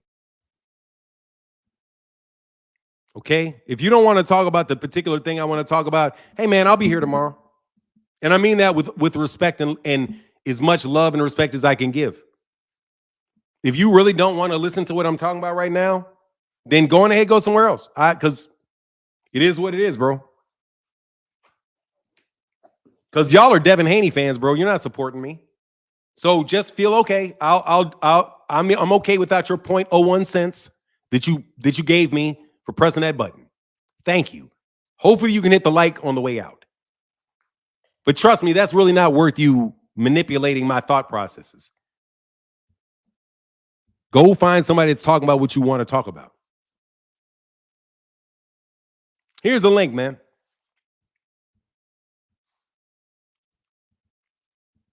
What do I have to say, though? You can put it in a super chat. But as far as Arrow and Fundora, though, I told you. Savage Killer Queen tried to tell me what to talk about on my channel. I blocked her. Yeah, man. Bro, I remember when a girl asked me to sell dope. I was like, man, we broke up. I would have been married to somebody different probably if she hadn't asked me to sell weed. And took some of my money out of my car. I was like, man, I really like this girl. I was thinking about it. Second her ass said that, I'm like, oh, you don't want good for me. You want good for you. You know what I'm saying? You don't want good for me. You want good for you. I'm okay. I'm all right. I don't need that. I'll call my dad if I need some money. Matter of fact, I'm okay because I got money. You don't have money. I have money. You don't have money. So what the fuck do I need to do that for? You go do that shit. Diddy is a terrible person. Don't you understand what conservatives think? You know what is funny? When I was first studied political science, I was a political science major in undergrad. Shout out to Dillard. When I was first introduced to the idea of liberalism and conservatism, it was introduced to me as a philosophical difference in the view of human nature. A conservative is somebody that does not trust human nature and that they believe human nature is selfish and individualistic, and that if you do not conserve things that you have, then other people will take advantage of you. And it's a very negative, it's a more of a negative view into human nature is what leads people to be a conservative. That's what a conservative is. When people talk about conservatism, liberals, left, right, and all that, bro, look, man, a conservative is somebody that believes that human nature is selfish and believes in the individual person and the individual liberties of individual people. And because they need their individual liberties because everybody else around them is evil and they have to protect themselves. Okay, so that's why they're hesitant to anybody changing their cultures, changing laws. That's why they're very, very strict with the definition of the Constitution. Because they believe human nature. If you change these things, that's because these people are trying to get over. They're trying to do this. They're trying to do that. They're trying to kill your kids. They're trying to steal. They're trying to steal your jobs. See, that's why you get all of that talk, because of the basic philosophy that underlies conservatism. Liberalism is supposed to be a worldview that people are good by nature and that we're communal and we could trust one another. Democracy in itself is a liberal idea, not a conservative idea. It's a liberal idea because you believe that in human beings, all of us are equally endowed with the ability to govern. Hence, all men are created equal. Truthfully, conservative motions do not believe that all men are created equally. Or if they do believe that they're all created equally, they believe that they're all created equally evil. Which is why they call people evil anytime you do something that is against their law. Okay? And so they want to take it out of the human and they want to give it to the devil. Evil is an excuse to get somebody out of something. If you say somebody is evil, that's not them. That's just meaning their essence is bad. If you say it's the person, then you have to address their decision-making process. And you have to address them individually. It's not an excuse to say it's not evil. He's not some unembodied malicious spirit from outer space. No, he's a prick from New York that got gun happy and manipulative. And he just got manipulated with guns and guns in people's lives, where other people are in hospitals or people are out there doing other things that are destroying people's lives, like bankers that run Ponzi schemes that drive people broke, ruin whole people's insurance. How many people did Bernie Madoff destroy? There's no comparison between Bernie Madoff's victimization and that of Puffy Combs, because one was grabbing booties and the other ones was stealing everything they owned. No, dude, spare me with the evil shit. He's just a prick that was put in a situation that he manipulated and took advantage of and harmed a bunch of people, and his ass need to go to jail if he did it, and all his money need to go back to those people that he took it from. That's it. Not evil, because if it's evil, I can't solve evil.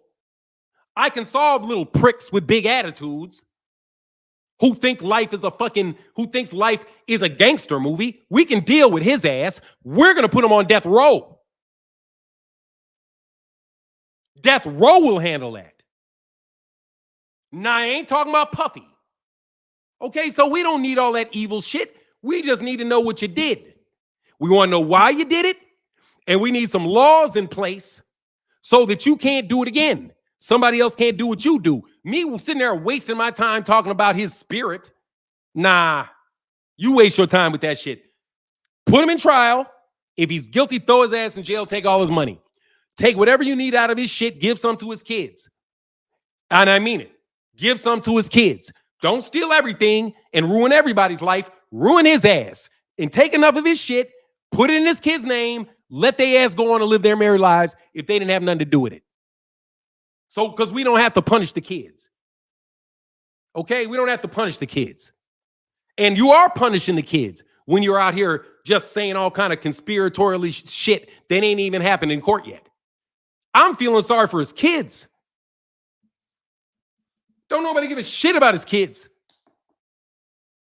Okay. Hey, Dallas Rogan, what up, man? What's happening, man? Look, I had to hop on here, man, because the last 3 days, man, I'm about to change your name to the Prophet, man. You out here, man. I'm like, God, I'm like, is this done turned into a spiritual channel? I don't know what's going on. It's Image Blackwell, bro. I got a second channel and I'm doing 2 shows. Oh, okay. I gotta get back subscribing to you. Because I got a different channel now, but I got to get back on your subscription. But I just want to send a shout out to you, man. Like, you're doing your thing, man. It's so fun. I was listening to you talk yesterday about how guys are just how people are trying to have a what were you talking about with Terrence Crawford? Like, does he deserve to fight? Yeah.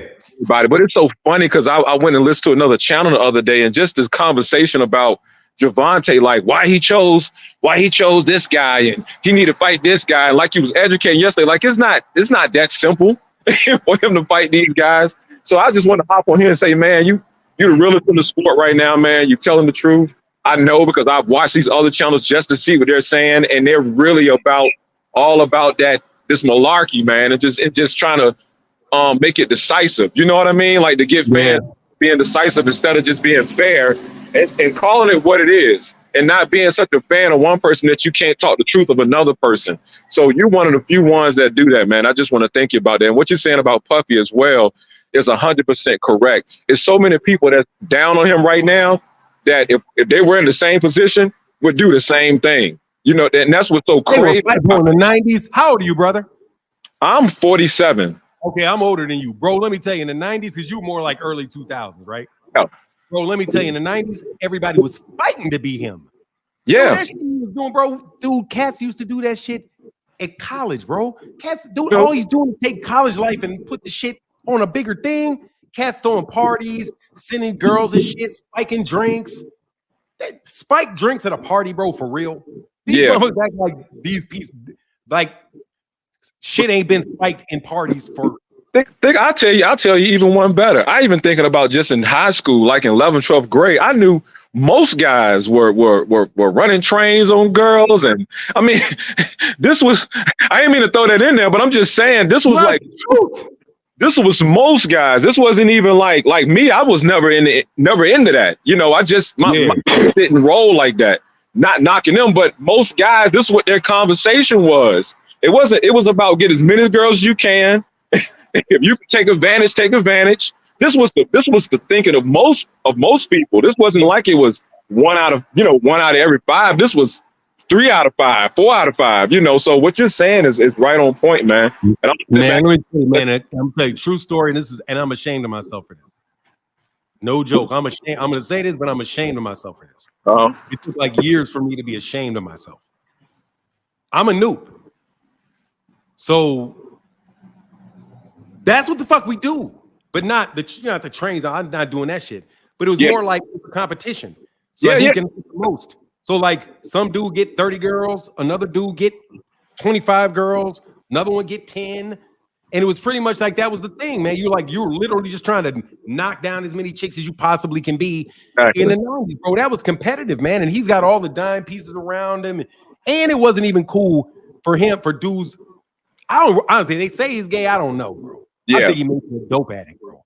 And you don't know what cats gonna do when you done that shit for 30 years. Because early 2000s, like think about it, man. You partying like that from the 90s? He was partying like that in the 80s.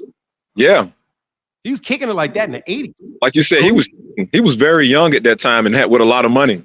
Yeah, it was the 80s because he graduated from high school he didn't get out of college, but he had to be at Howard in around 1989. Yeah, like 1988, 1989. So he was partying and going back and forth to New York then. He was already on internships and on that scene. When he got to Howard, he just dropped out and went back because he got that A&R stuff. But yeah, Puffy was known, bro. It was like, he's no different than a lot of people were, man. He's just. Yeah. And then you look at how many guys, I look at how guys used to jock these celebrities. A lot of people, I'm not a person like that, but a lot of people jock celebrities like they want to be in that spot, you know. And then even when it comes to race, it's a situation where it's like we have this thing where it's like it's not that many of us that's rich, so you got to let them. You know what I mean? They're trying to get them, you know. So you got that whole conversation. So it's just a lot of things, but I really just like what you're saying today because I think people need to hear that.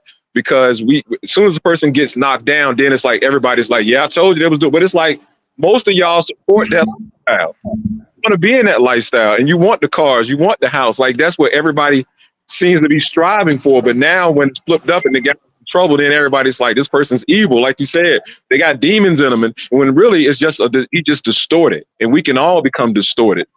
Man, that's a tough race too, bro. Because them dudes, like, they have, like one of my boys, I think I got one dude that's really like a friend of mine that's really in that. And man, it was several years ago, man. But he was like, man, first of all, he said, and I mean, I'm not gonna give any particular things out, right? But of the people that I knew in Hollywood, bro, I had a heart to heart. He's like, man, you'd be really surprised, man. Like he was talking, they were talking about girls like, you remember not Rosario Dawson, but it applied to Rosario Dawson too, but like Sharon Stone and Sharon Stone. I remember Sharon Stone and who's the other one? Anyway, he was like, man, basically like you'd be really surprised at how incredibly insecure women in the movies and the entertainment and singing how insecure they are. And that men really can, like, they're like, bro, you'd be surprised. Regular Joe Blows be like ruining these chicks' lives, bro, because kind of like that Amy Winehouse thing. Like, they're terribly insecure because they're always on stage. So they have to make everything just so because everybody's judging them. They're judging every performance. So there's a lot of and then they can easily be replaced by the executive. So there's just a lot of there's just that the nature of that place. And Diddy is the same thing. He has the same insecurities because he can easily be passed up. The next guy can easily come on.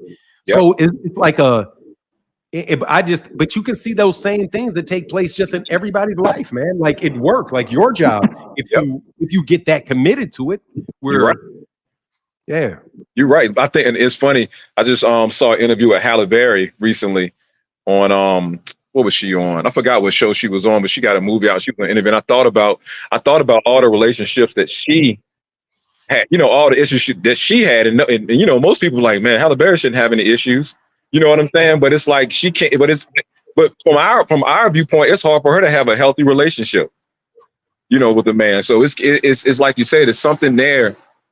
It's something. Well, I mean, my thing is empathy. Like if I'm Halle Berry and I'm trying to figure out like, what is she about? Yeah. And I really do think this is something that people can use, a tool people can use in their life.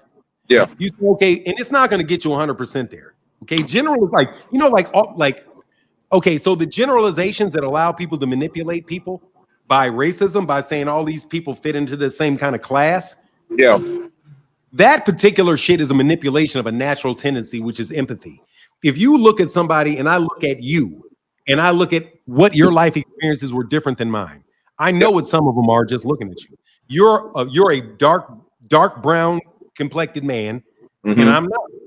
So I know within the Black culture, I can frame some of your experiences and some of my experiences and how I might take something and how you may take something.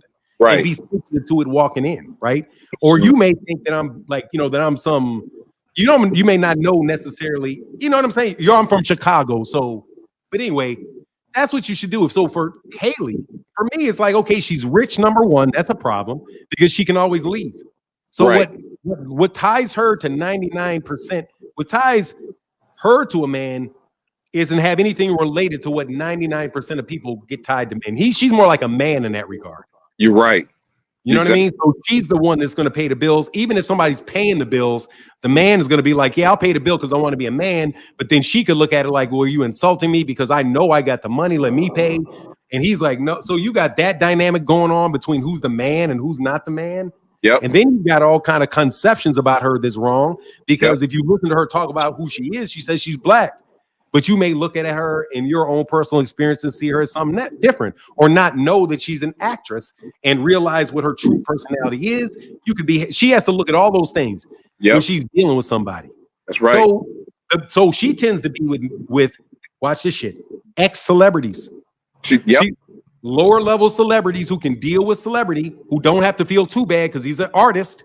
Like the guy she's married to or dating now, he's an artist. He's got his own public name, his own personification, But so that's the deal that she's going to have with them. And so she's not going to fuck with most dudes, man. You're not going to power play. How you going to alpha male? Yeah. Anyway, I'm sorry, I went on a little bit. No, you're good. You're good. I'm about to hop back in this gallery, man. Yeah, man, I just want to holler at you, man, and keep up the good work, man, like you do, brother. All right, yeah, you see me. Hold on, what did I say? I can't even see it. Is that Bosco? Oh, yeah. Yeah. Yes, sir. I'm in a gallery right now. We had a private event at this nice gallery that has some really, really dope work, man. So that work like that is in there. So it's just super cool to be a part of it. Do you like his work?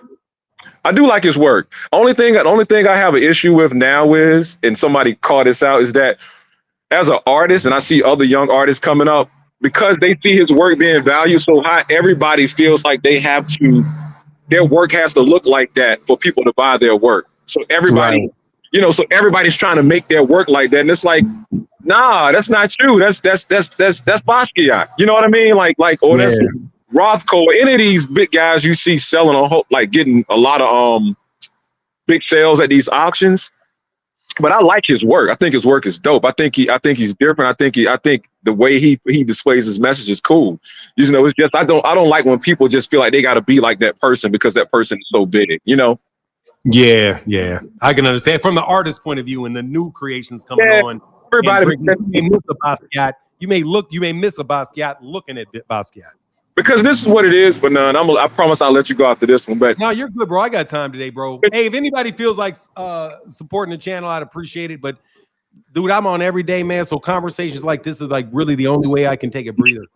okay, cool. So what happens is what I see a lot of times. I see a lot of artists stealing his style, a lot of them, and it's because what they do is they look at Basquiat's pieces and they say, oh, it's not technical, it's not real, it's not like technical skill. Even though he has technical skill, it's just what he decided to do. They look at that and then they say, well, I don't have to have any skill. I can just do some lines, draw a skeleton or a skull on the picture, and then I can charge thousands of dollars for it. And it's like, no, you can, but that's not what it's about. He had a real reason on why he was doing what he was doing. So I'm always like, I love what he does, but I want other artists, just do what you do. Even if you don't sell right out the gate, just do what you do. It's not about that. You know what I mean? But yeah, I'm gonna sit back and listen to you, brother. All right, man. I appreciate the education. Thank you, Mr. Roquan. No problem, man. All right, man. Deem the Great. What up, man? Hey, Fanon, can you hear me, man? I'm outside. Yeah, I can, but I'm not gonna call you Deem the Great anymore. That sounds too much like Dean the Great. Now, I ain't the biggest fan of him neither. Hey, Fanon, I wanted to say, man, I wanted to tell you thank you, man. I know I ain't been up here like that. My birthday was Monday, Fanon. Happy birthday, man. I appreciate that, man. I turned 33, and I just wanted to say, man, I think I took a vow to stop smoking and drinking and really get my life together in a lot of other aspects. That's probably why, Fanon, you ain't been seeing me up here. I ain't been posting on my channel as much. You know, sometimes you just need to step back and focus on the things that's important. And not saying that my content and things like that not important. All my supporters that's listening in the chat, y'all know I appreciate y'all so truly. Everything you were saying, Fanon, man, I just want to say, man, you was completely on point. And for somebody that's 20 years younger than you or whatever, man, I just wanted to say thank you, man, because I needed to hear that this morning, especially after I made that vow. It just made it even more clear what I got to do. Because you was 100% right, Fanon. I had to apologize to the mother of my children. I think sometimes us as men, Fanon, we forget. I think I'm a hellified dude. You know what I'm saying? And they believe in things. And I was wrong in a lot of aspects. No matter how good of a person I am, we don't understand the power we got over women sometimes, especially when you're a good dude and you're not just like everybody else. I'm pretty sure you understand that with your wife, where we gotta check ourselves sometimes, Fanon, and we forget that we forget how much better we can be. No matter how good we think we are, man, there's always things that I can improve on. No matter how good of a father I am, I could be a better one. No matter how good of a co-parenting I'm doing, I could do a better job of doing it. I had to learn from that I need to shut up sometimes and truly listen. Not hear them, truly listen to them.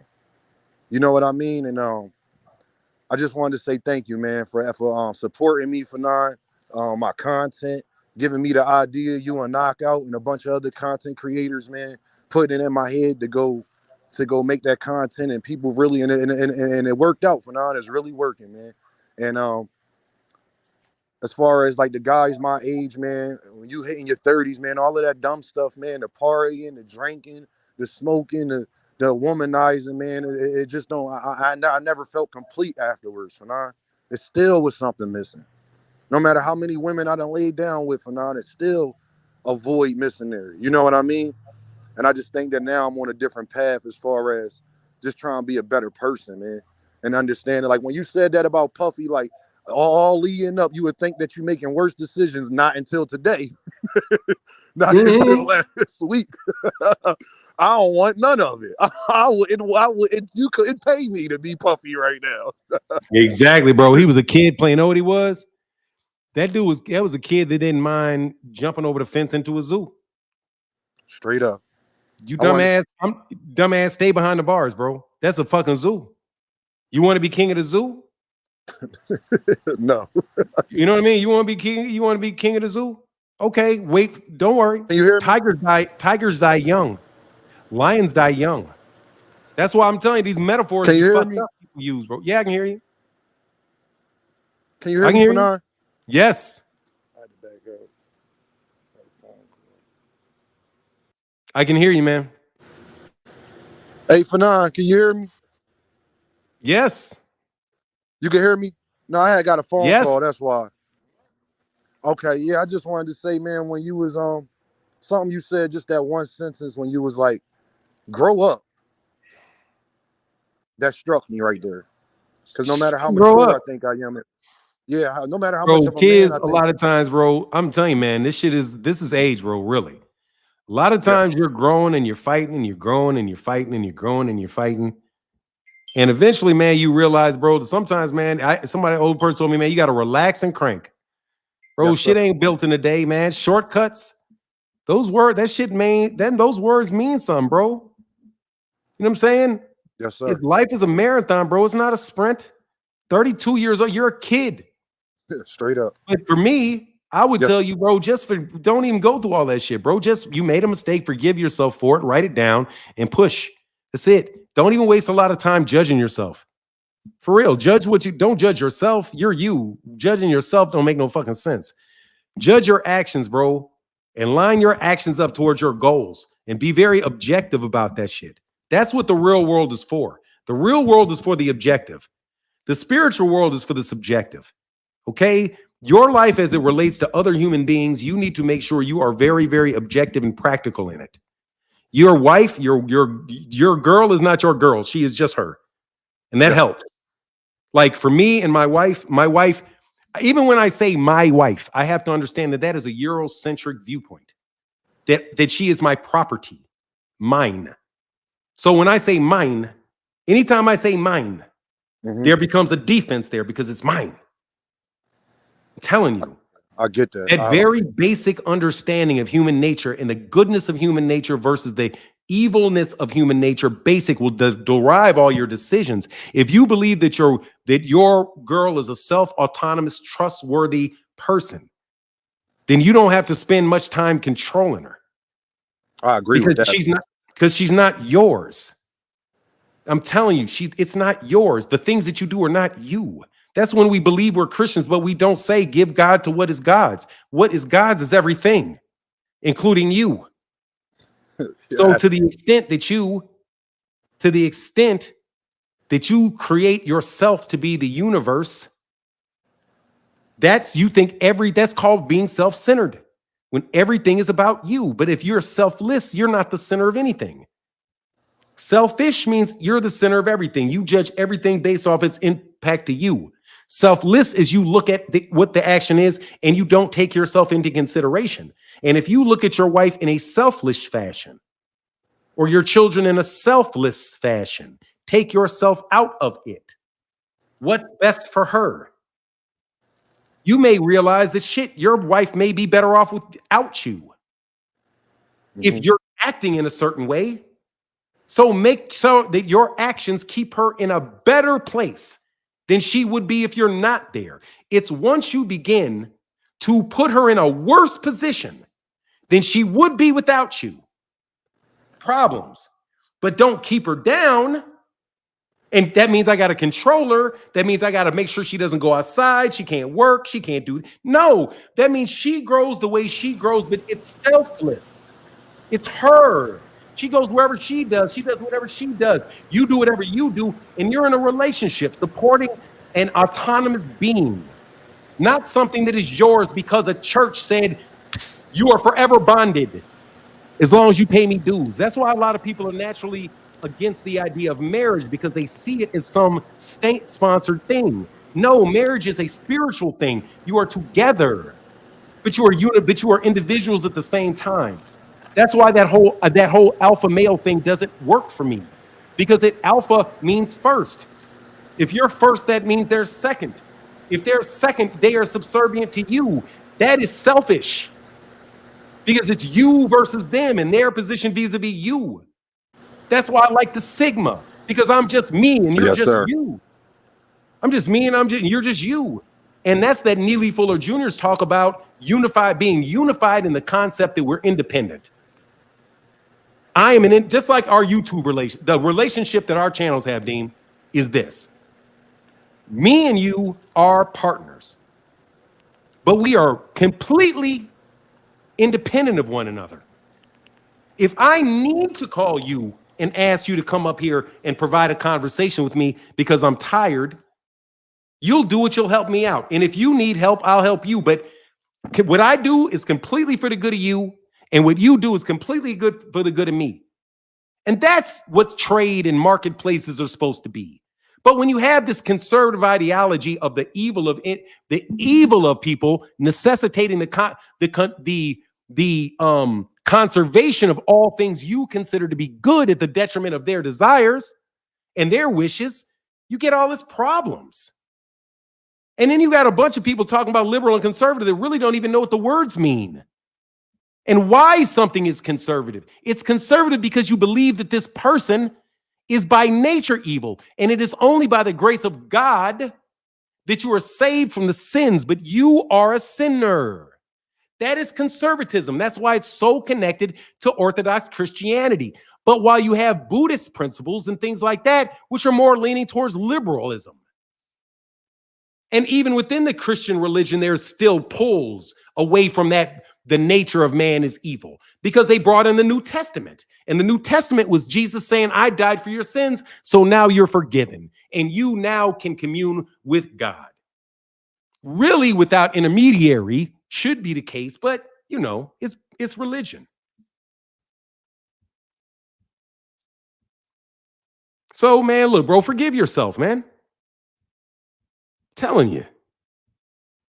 Just forgive yourself, bro.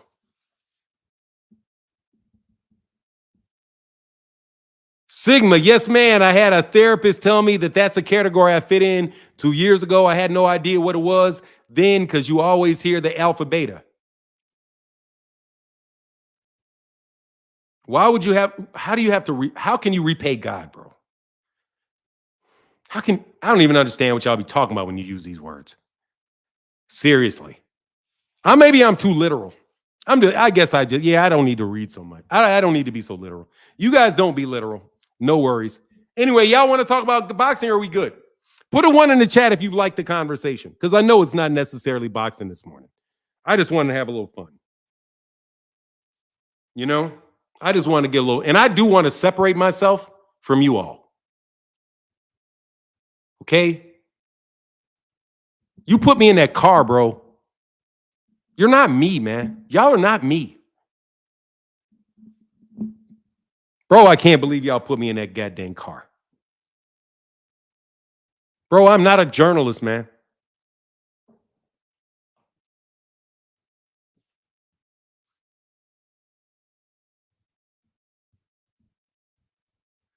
Bro, we do not have 318 people and we got 600 in here, bro. We got 600 people in the building because we're on 3 different platforms. Thank you, man. I'm glad you enjoyed it, man. I want to have, you know, but please, man, if y'all listening to me, man, you YouTube channels, please don't copy me. You can't do it. Let's just be honest. Let's just be honest. You guys are talking about kitty shit. Kitty shit. I don't even understand how grown men can't look at another grown man and understand what that grown man went through. You ask white people to do that shit all the time to you, but you won't do it for another brother. Puffy's ass gonna go to jail forever, bro. Rick Tim said we are not born into sin. Therefore, you have a more liberal idea of creation. Rick Tims, you believe in the innate, you believe that God is within. Conservatives do not believe that God is within. They believe God is without punishing you. We believe, or I believe, that God is within and God is everything. So therefore, there's nothing to repent for. How can I repent for something that I have no true control over? And actually, I'm along with the ride, learning lessons. Because that's all we ever really do in our human life is learn lessons. That's the only thing of value we do in our life is learn lessons and overcome problems. And we all have problems to overcome, and we all learn every day that we're here. So maybe that's the reason we're here and not to serve somebody else. Because that whole story tells us that we're here to serve someone. You are here to, that's a slavery mentality, bro.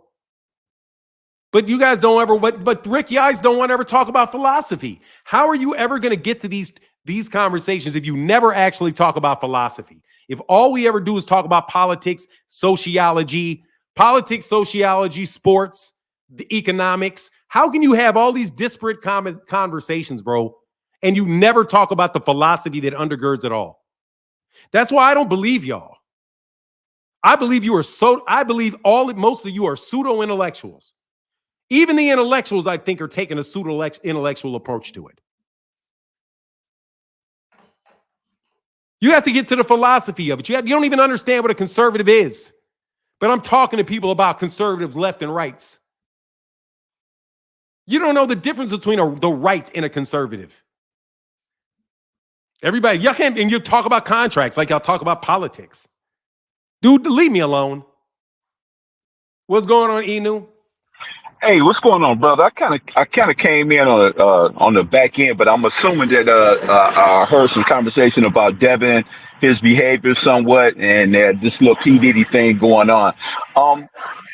The thing with Devin, I'm gonna kind of put a little blame on his father too, to me, because I think his father put him in some precarious, situations, kind of talking him up, kind of so to speak. But I do remember watching him on a YouTube video or something like that on a social media channel. He's kind of like mimicking some of the things that Floyd Mayweather do. Like he has got something like an identity crisis type of thing. And it kind of took me, I kind of faded me off of him a little bit as far as a boxer, you know.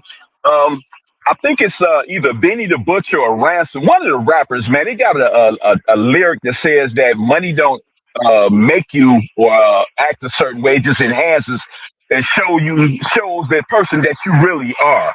You know Yes, what I'm saying? Yeah. So, and then and not to just belabor the point on him, I hope he gets a chance to get himself together. I'm not sure what happened with him and Eddie Hearn, but I think, like I said, I put a lot of the onus on his father for that particular situation because his father was just talking too big, as far as I'm concerned. Now to the P Diddy thing, I do want to say this, man. I had put a post on one of my websites, not my website, but on my social media site, where posing the question of like, what was the first mistake Puffy made?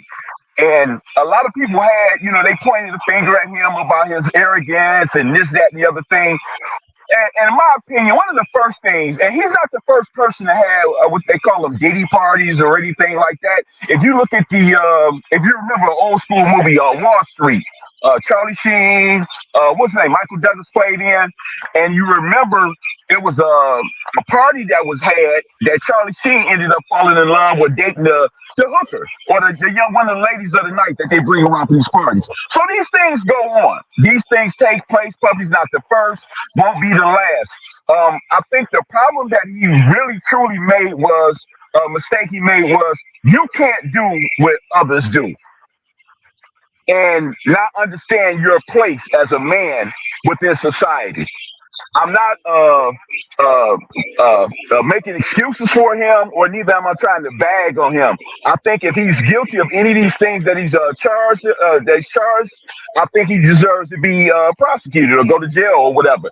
We had and I'm gonna leave you on this. We had not the same situations, but I'm from Detroit, man, and I don't know if you remember. We had a young man by the name of Kwame Kilpatrick. I know Kwame. Okay, yeah, and I was no lie, I was a big supporter of his, even doing the whole thing. And I would tell you, a lot of people think that he was arrogant and he did this, he did that. I do believe Kwame deserved to go to jail for his foolishness. Again, you can't do what they do, but that's the way the political thing was. My only problem was they gave him too much time. He didn't deserve the time that they gave him. You know what I'm saying? So I think the biggest thing that I want to get across, I hope people, we how many times are you asking me a question, or are you trying to get something across? Because you said you had a question, and I'm trying to figure out the question. Or are you just trying to say something? I was just getting that across, man. I just hope that the young men and women, take this situation and learn something from it. And I hope we don't have to have these stories again about Puffy and the disrespect like the Devin Haney, not being arrogant and different things. We got to turn a corner and stop doing this. That's basically what I want to say. That's all. I appreciate your time, brother. All right, man. I appreciate you, bro. Peace. All right, peace. Okay, there was a question originally, is what I think his first mistake is. I don't know, man, because I think that's who he is. I don't know when that first time he saw something that he should have done, that he shouldn't have done, and he got rewarded for it. Probably.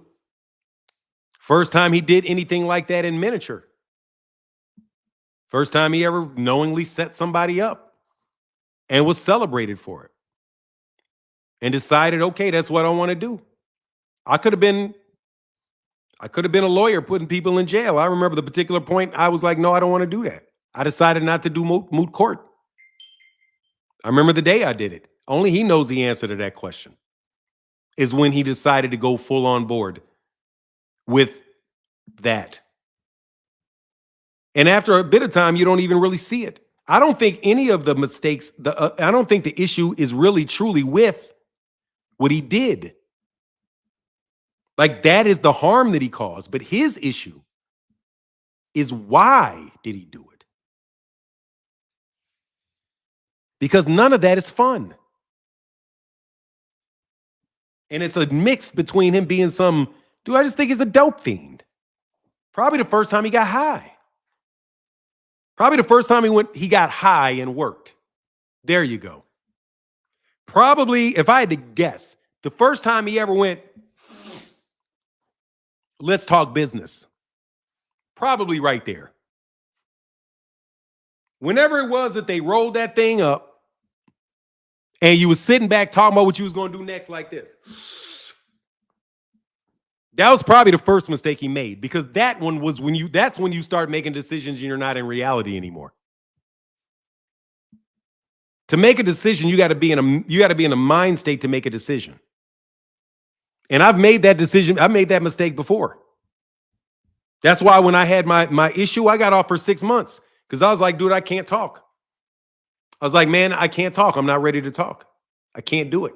This is just not the time. I just got to sit down. So you sit down. He should have sat down. He should have sat down. If you got a drug problem, bro, solve your drug problem. And once you got your drug problem, you're going to be a completely different person. You're not going to be as emotional. You're not going to be so sensitive.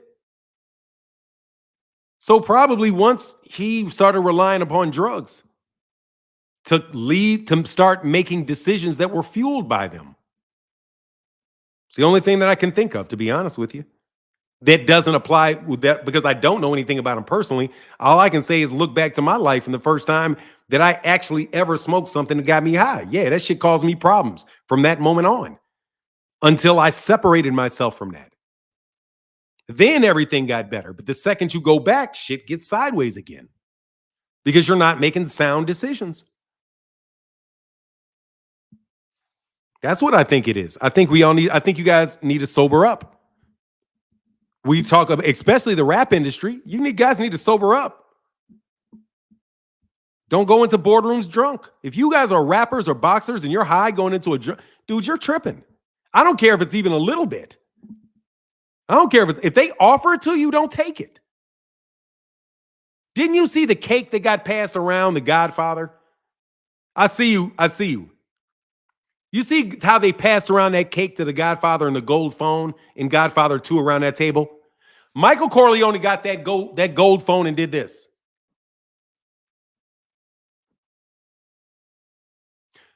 Hyman Roth got that gold phone and did this.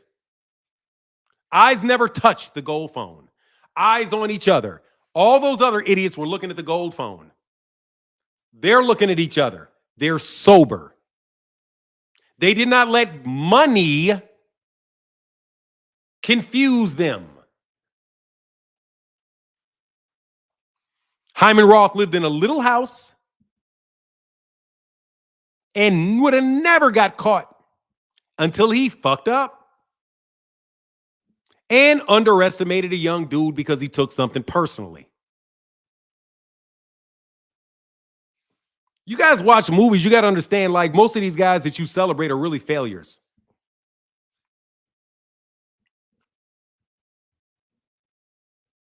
King Switcher, what up, Alan Sostain? In the building. Oh, my wife is, hold Hold on 1 second. I think my wife is leaving me. Hold on, I think my wife is heading out. I gotta say goodbye to my wife. Give me a second.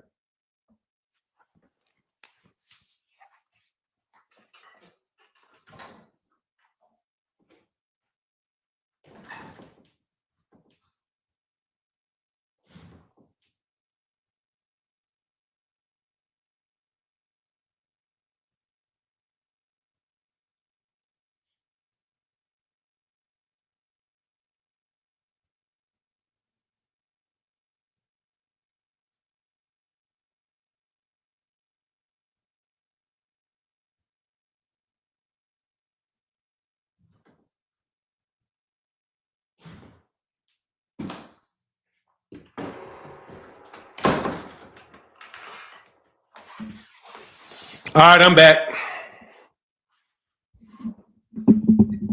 All right, I'm back. Juan in the building. What up?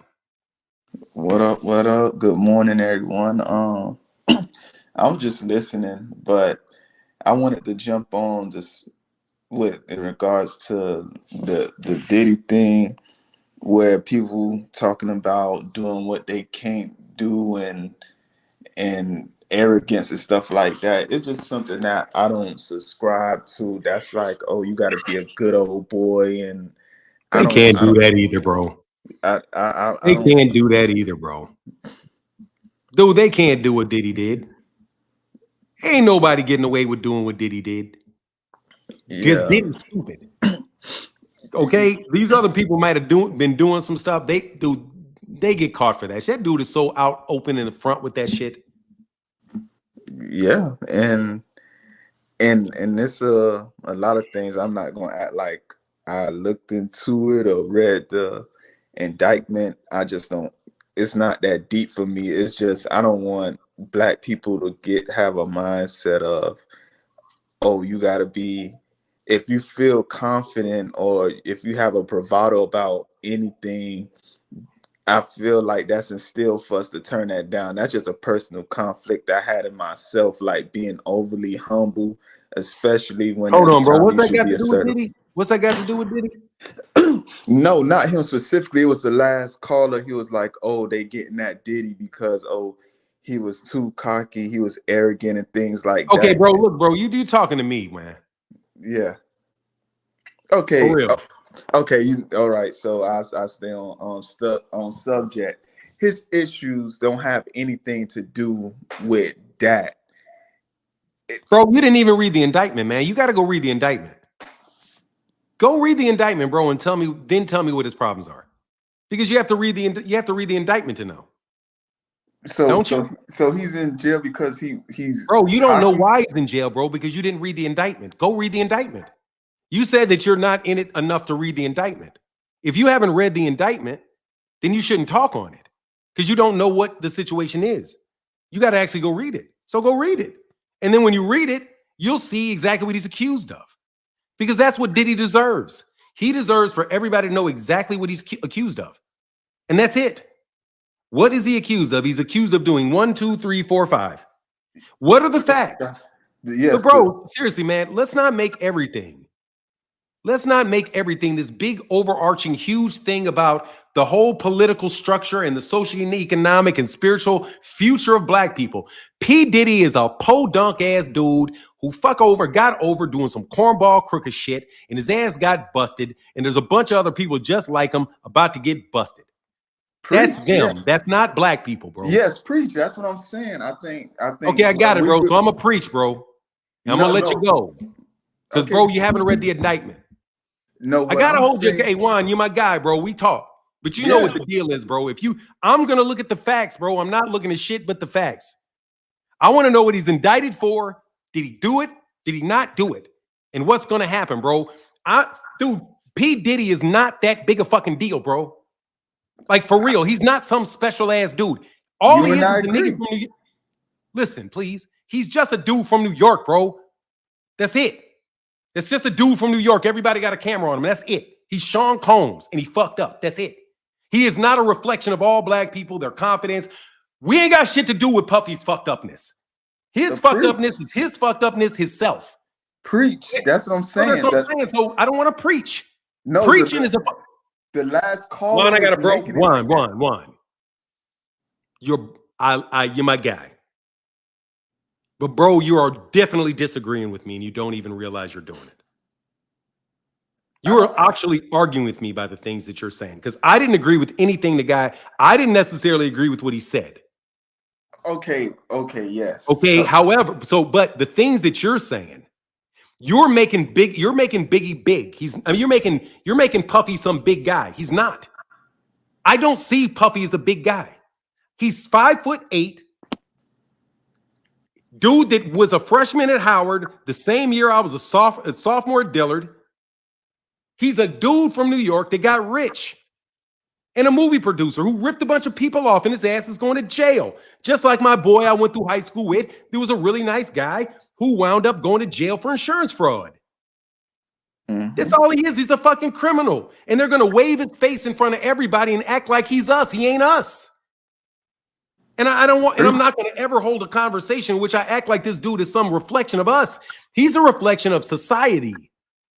He's a reflection of himself and the consequence of him and him alone. Nobody's giving all black people credit for the money he made. So I damn sure don't want all the fucking credit for all the blame for my nature for the shit he did. He's just a little ass petty ass dude. That's it. And I've been telling y'all calling this dude Illuminati and this and that and this and that. Bro, all that dude is a fucking crook. And he ain't even the world's biggest crook. He ain't even nowhere near the world's biggest crook. Exactly. Can I interject? I gotta go. But you can say the last thing, bro. But interjecting, nah. Okay. So Juan, you want to compete with me, bro? No. I think you conclude. Let me conclude then. In conclusion, I don't. Bro, you're talking to me, bro. But you jumped up here to give a speech. But you're talking to me. I feel like black people being confident is being conflated with what's going on with him. And I have an issue with that. This has nothing to do with being confident, being proud of anything. What he has going on is his own thing. You are not on agreement there. But that's not what he said, bro. I'm saying I'm not in agreement with you, bro, because that's not what he said. Okay, let me tell you what the guy said so you can respond to what he said. Okay, man. Okay, because that's not even what he said. First of all, I asked him what his question was. He had a question that I answered. His first mistake was this. The rest of the conversation was really even about Puffy. It's just about black people not being able to do the same things and commit the same crimes as other people because we're going to be looked at differently. He didn't talk about confidence. So, bro, just listen a little bit more carefully, man. And I don't mean to be rude, but everybody wants to be heard, and very few people want to listen. He didn't say that. Okay. Then I'm not a person that's like too proud. Well, then I apologize for being misinformed. No, so exactly what is it exactly that you want to say? Well, it was that, but I don't care. I'm off that. That makes sense, bro. So I want to make sure, bro, that I understand what you're saying, so we can have a conversation, because I do want to have the conversation. I like the conversation. All right. So, confidence. What do you perceive to be the issue with the perception related to black people's confidence? When it comes to black people being confident and proud, I just feel like there's always someone saying, "Oh, you being too boastful," or you being too loud. It's just like that. It's like okay, so I'm okay with that. So you basically think that when we are happy and we believe in ourselves and we are proud, that's not arrogance. That's just belief in ourselves. Exactly. Yeah. We don't think we're better than you. We just believe that we're really good. That's why we can both say the same shit to each other. I can talk to my friend and Bray and say, I'm the baddest dude. I'm the best debater in the world. That's what I'm doing when I say that. I don't really believe I can whoop everybody in the world at a debate, but I'm just talking shit. So they're fucking up us talking shit and with us really not having respect for other people. But I would respond to your position with this. The problem is when you're dealing with people that think they are better than you, that when you act as if you're their equal, they consider that being arrogant because you're paying above your station. See, the issue with people thinking that black people are arrogant is not that they think that they're, the best in the world. No, the arrogance is that you even think you're equal to me. That's arrogant. If you tell me that you're in a debate or that we talk about contracts, you don't know shit about contracts. I know about contracts, and you tell me you're as good, you know as much. I say that's arrogant. That's arrogant. Yeah, you know a little bit, bro, but you don't know what I know. You're arrogant. That's what they're saying when a racist person sees in a black person acting happy or acting like they've got something nice. They think, well, this person thinks they're as good as me, or they think they're better than me, and they're actually worse than me. How arrogant. That's why they say we're arrogant, because they think we should think we're less. They think we're less. That's the answer to the question. That doesn't have anything to do with Puffy. Exactly. I'm sorry for cutting you off.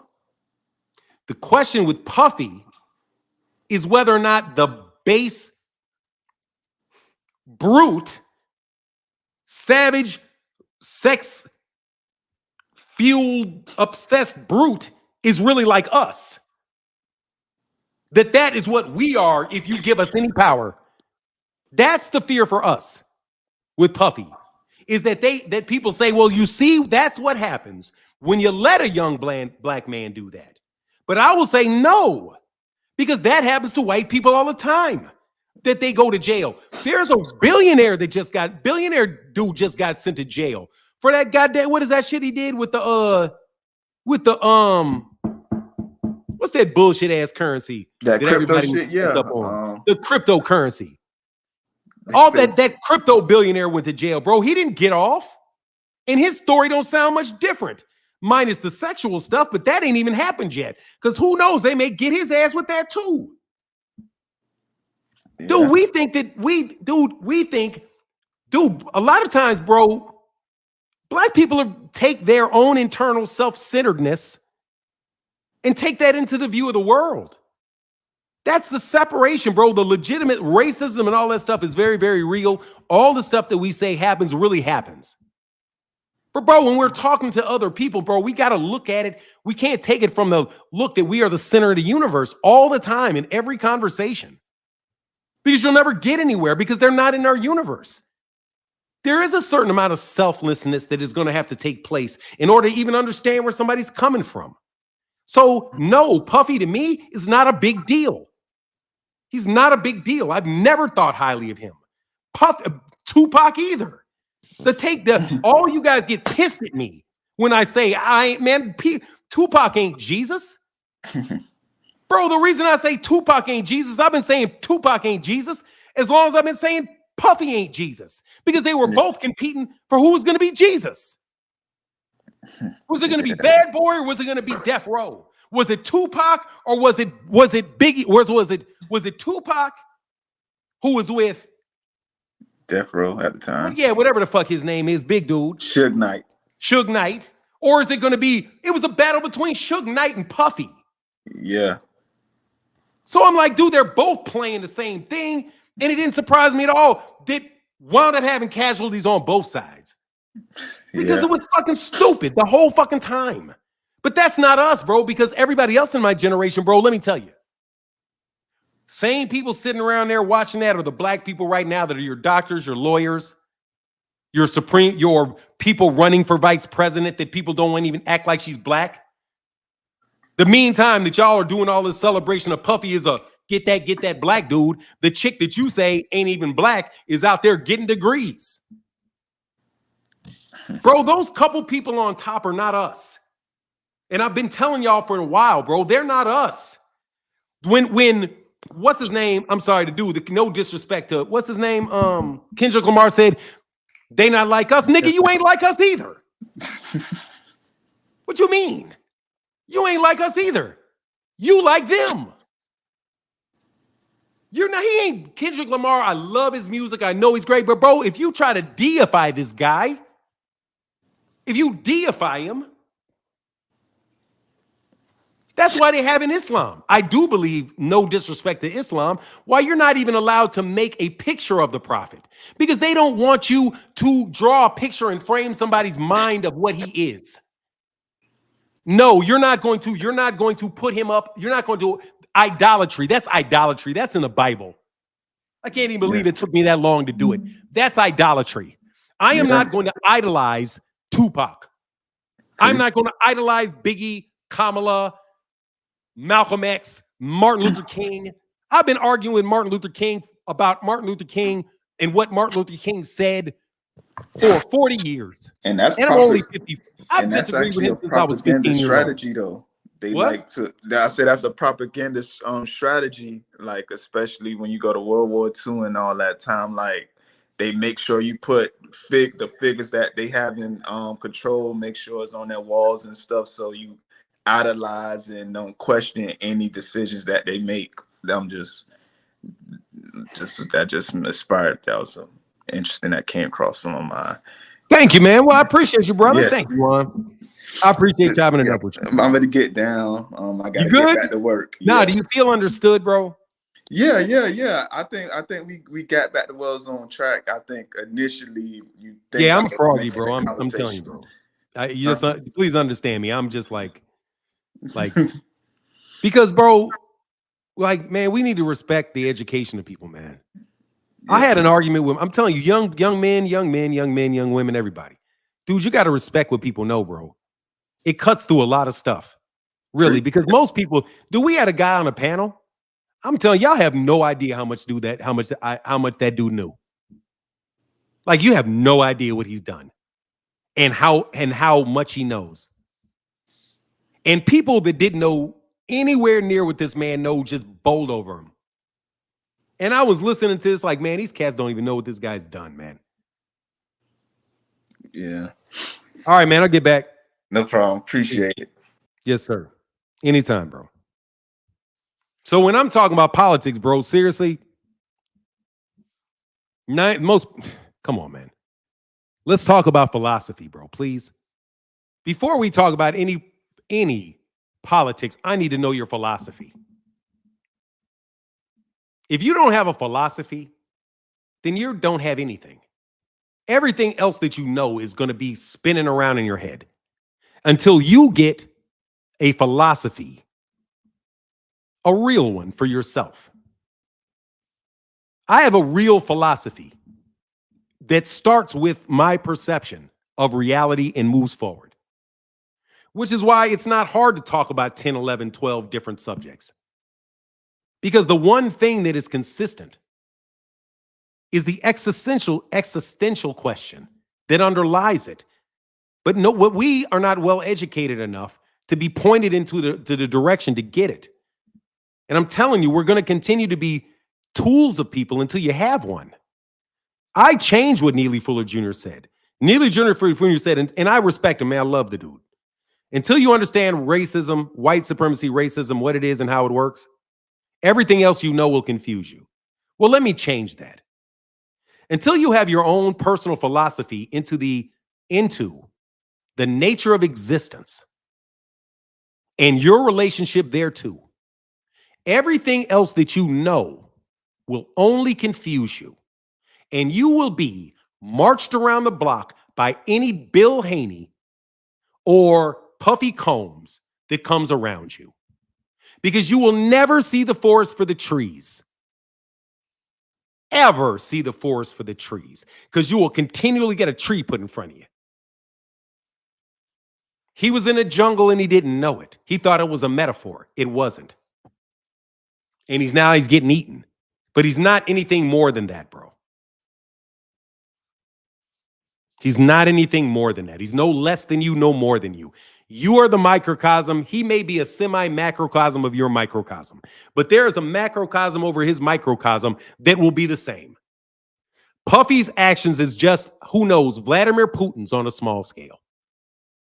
Who knows? It may be Elon Musk on a small scale for all we know.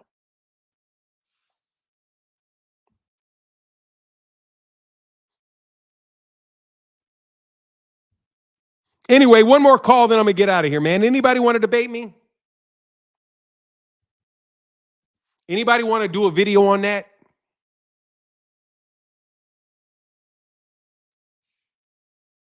Go ask your favorite YouTuber to impersonate me again.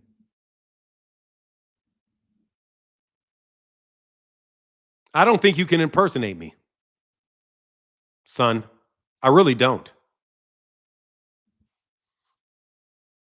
I really don't. Puffy enjoyed being that dude for a minute, though he now realized he was just, no, he's still high. Dude, he'll come back his next life and figure that shit out. Puffy will figure it out in his next lifetime. Or he'll figure it out in jail before it, but he gonna rot in that bitch. That's for sure. Jesus is real. Dude, Janks, let me tell you something, son. Jesus is a man. You're not a Christian, dummy. Jesus was a man. Jesus, the Christ. The Christ. Christ is ever living. Jesus can get put in the grave. And through Christ, he can be resurrected. So, sir, when you say Jesus, you should be saying Christ.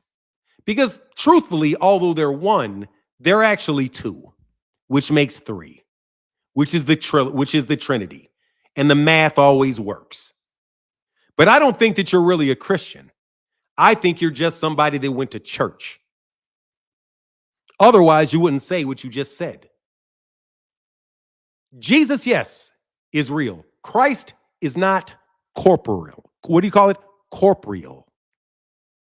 You know the saying, you know what the full word for real is? Corporeal. Having a body, corporeal.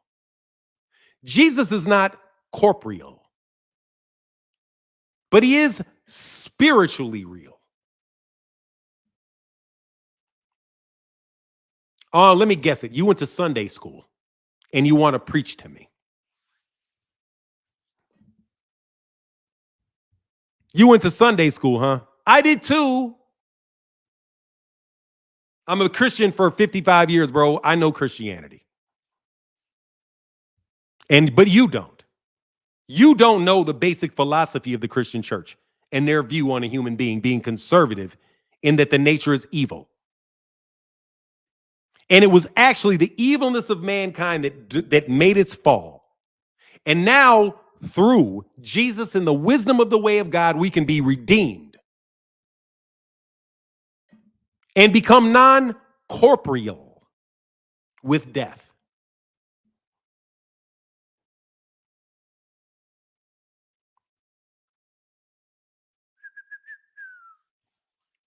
Hey, Jesus is real. Hell yeah, they about 5 Jesuses. There's about, hey, Jesus is real like a mug. Jesus is probably listening right now. What up, Jesus? What up, Joey? Bro, I'm all over the place, but I still got 600 people listening to me. What about you, boy? Dude, I want to prove to you I can talk about this shit for 3 hours and still have 600 people watch me. Yeah, I'm a clown. Here's the link. Anyway, so I challenge any of you. Go ahead. Challenge me. Tell me that that's not Christianity. That the name is not, it's not Jesus-anity, dummy. Is it? Is it Jesus's? Are you a Jesusin? Or are you a Christian? Or a Jesuston? What do they call it? His name is Jesus, but you're a Christian. Why don't they call it a Jesusin? Because it's Jesus the Christ. The man is not the important, relevant part. The relevant part is the Christ, the Christos, the wisdom, the gnosis. The wisdom that allows you to do anything that you do any day. It's what enlightens you and lets you know that you are your own unique self versus an undifferentiated mass of space. I don't think you guys are Christians. I think you're Jesusins who read the Bible like it's a history book instead of reading it like it's actually trying to teach you something that you can use. Dude, that is not opinion what I said, brother. That is facts. You're a Christian. You're not a Jesusin, dummy. I appreciate you talking to me, but you're not a Jesusin. You're a Christian. It's Christ. It's Christmas. It's not Jesusness. It's the birth of wisdom. That's why it's Jesus the Christ. And why there were Gnostic Christians that believed Christ is wisdom that was bestowed upon the body of Jesus of Nazareth. It's a metaphor, whether true or not, that is useful in your life, that wisdom, not the physical body, reigns supreme. And that wisdom can only be gained with the acknowledgement of the Father, of the creation of the Father. I don't think you're a Christian, homie. I think that you're a preacher trying to get over on people.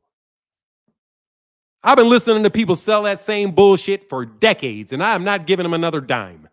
I studied what they taught me in church. And that's what that shit means. So I don't get why you guys are still all trapped up about a man shall not lay with a man as he lays with the women. Okay, so what does that mean? That they're going to burn in hell? Or it's just a bad decision that you shouldn't do for some reason? Like it's unhealthy to have feces on your penis. Because that is unhealthy. It has to be. That's not what it's meant for. So I'm thinking maybe that's why they said that, because it's unhealthy. Like Leviticus. When Leviticus tells you do not eat the animal with a cloven hoof. Why? Because they carry parasites. Now, you may sit around and wonder why you shouldn't eat a pig. Dude, a pig is an omnivore. Omnivores are like carnivores, carry parasites. But if you would have listened to Leviticus when they told you not to eat omnivores and carnivores, you would have never got all those goddamn parasites in your stomach that these YouTube channels are telling you to get out your system. Right? That's why you don't eat the blood of an animal. Not because it's evil, but because it's going to make you sick. But you guys don't want to act like God is telling you some things that are actually going to help you. But it's all, man, please, you don't take literally the things that are literal, like don't eat that, and because there's a reason, to being... What up, Joey? Yo, what up, Fanon? I'm chilling, brother. You know, I'm taking a day off. Hey, man, it's a good day today, man. It's a good thing to be alive, bro. It is, brother. It is. And by the way, I owe you an apology. What's that for? I'm rocking with Danny Dubois. Yeah, you got to rock with Daniel Dubois. We'll get to that in a second. I'm just telling you, bro. No, he's up and coming, and he seems to be the real deal. Look at his last couple of fights. You know, he fought. No, he's a battle, and he's gotten better. He's gotten better because of the things he's been through. I'm going to support Joe Joyce. I'm not going to talk down on Joe Joyce no more. I was just fucking with you. I'm happy for Joe Joyce. Not Joe Joyce. I'm happy for Daniel Dubois. Oh, no, you didn't even give me a chance the last time we spoke to even speak about Daniel Dubois. That was actually one of the reasons why I came on the show to speak about how happy I am with him. But you dragged me into this damn Anthony Joshua nonsense. Like, hold on one second.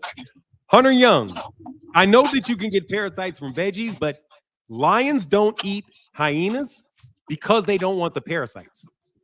Like, that's why if you notice, like, a lion will kill a hyena, but it won't eat the hyena. It'll kill a dog, but it won't eat the dog. That's because the lion doesn't want to get parasites from the carnivore, because it's a much larger chance that you're going to get worms and things like that from meat than you're going to get it from grass or fruit.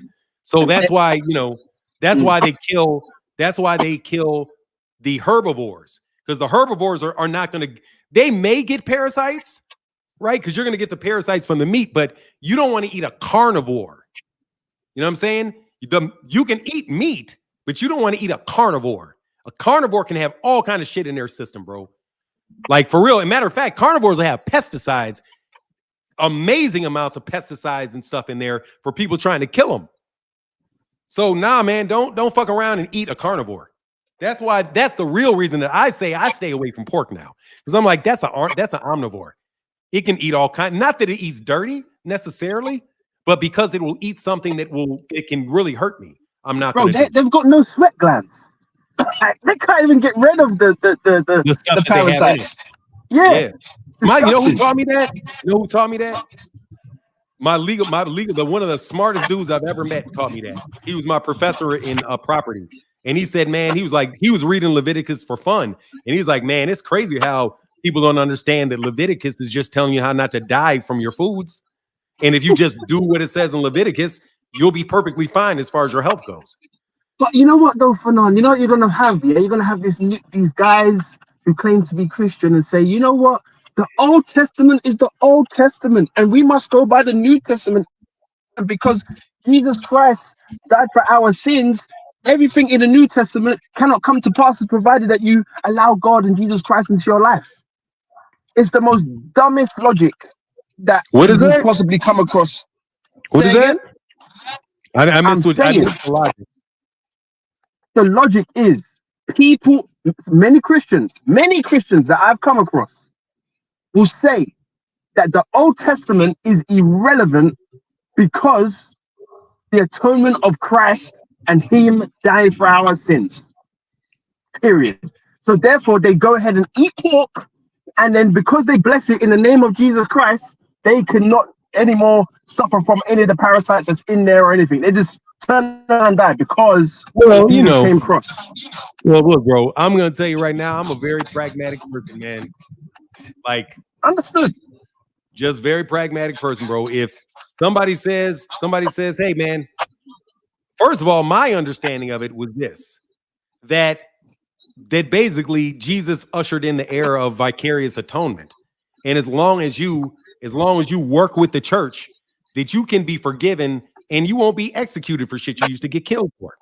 That's what I always thought that was.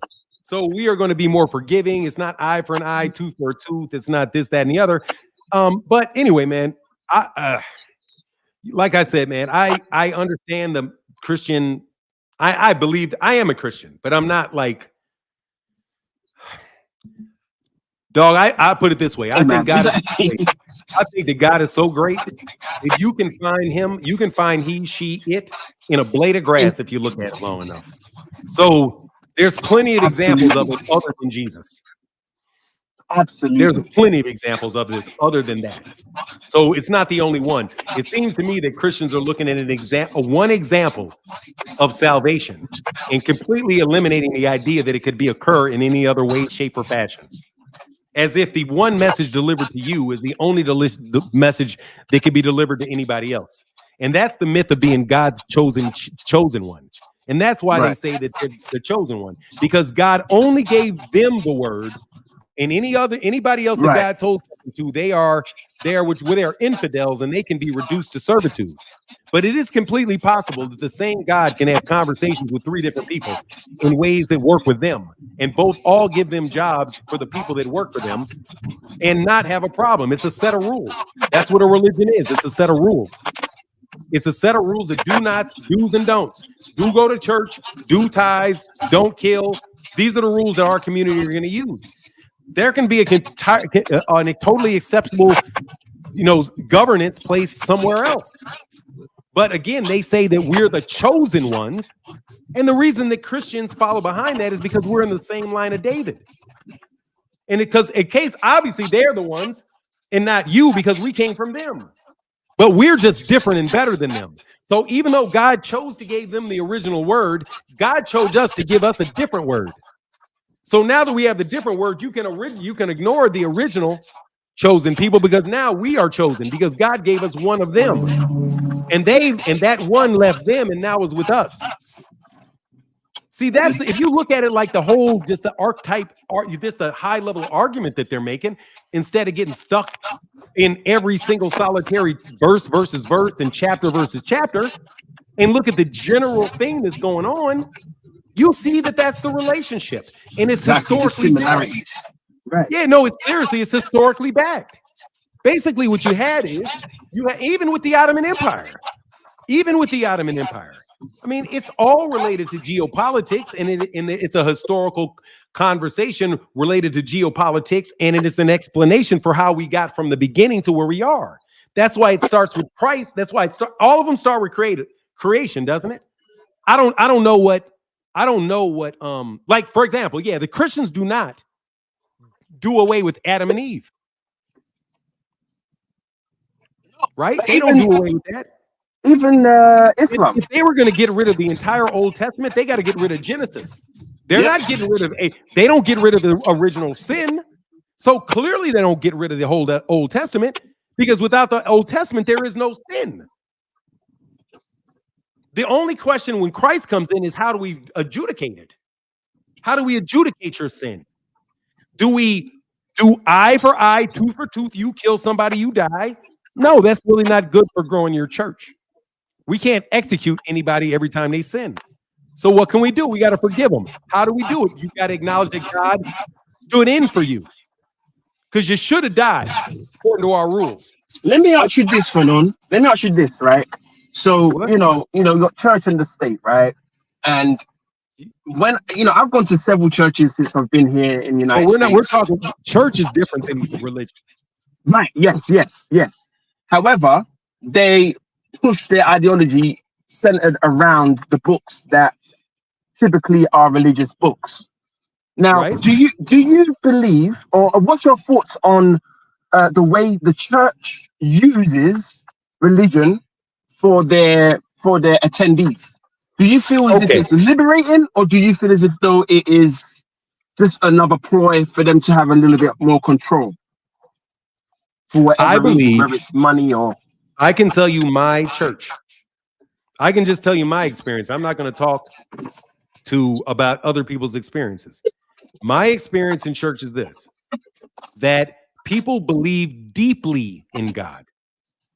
Deeply. We believe deeply in God. I believe that Christians believe deeply in God.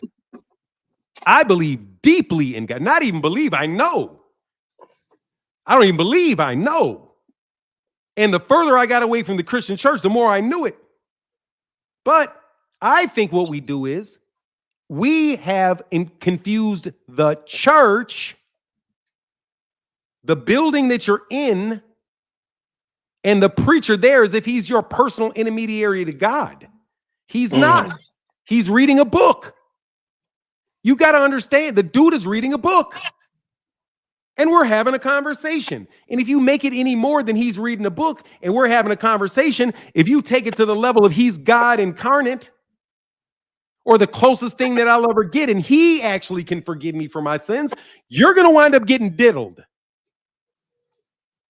Okay? Because he's just a man reading a book. But of course, because church was really the state, because remember, the Roman Catholic Church, the Roman Empire morphed into the Roman Catholic Church. And then the Roman Catholic Church morphed into Catholicism and Protestantism. And then Protestantism morphed into Baptist, Lutheran, Calvinist.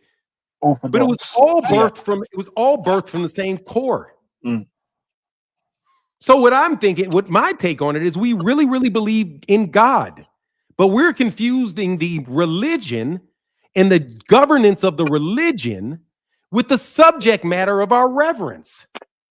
God is with us, and church, and you are supposed to help me recognize God within me. And you can teach me to have a personal relationship and recognize God from all the experiences that my elders have had. If we understood that and could do that, we could direct children from young ages to wisdom much earlier. Why don't they do that? Okay, it's not good for the state. They don't, first of all, because it's a state. And the job of the state is to organize people it's to organize things. Yep. So they have to organize everybody. And so science is a religion.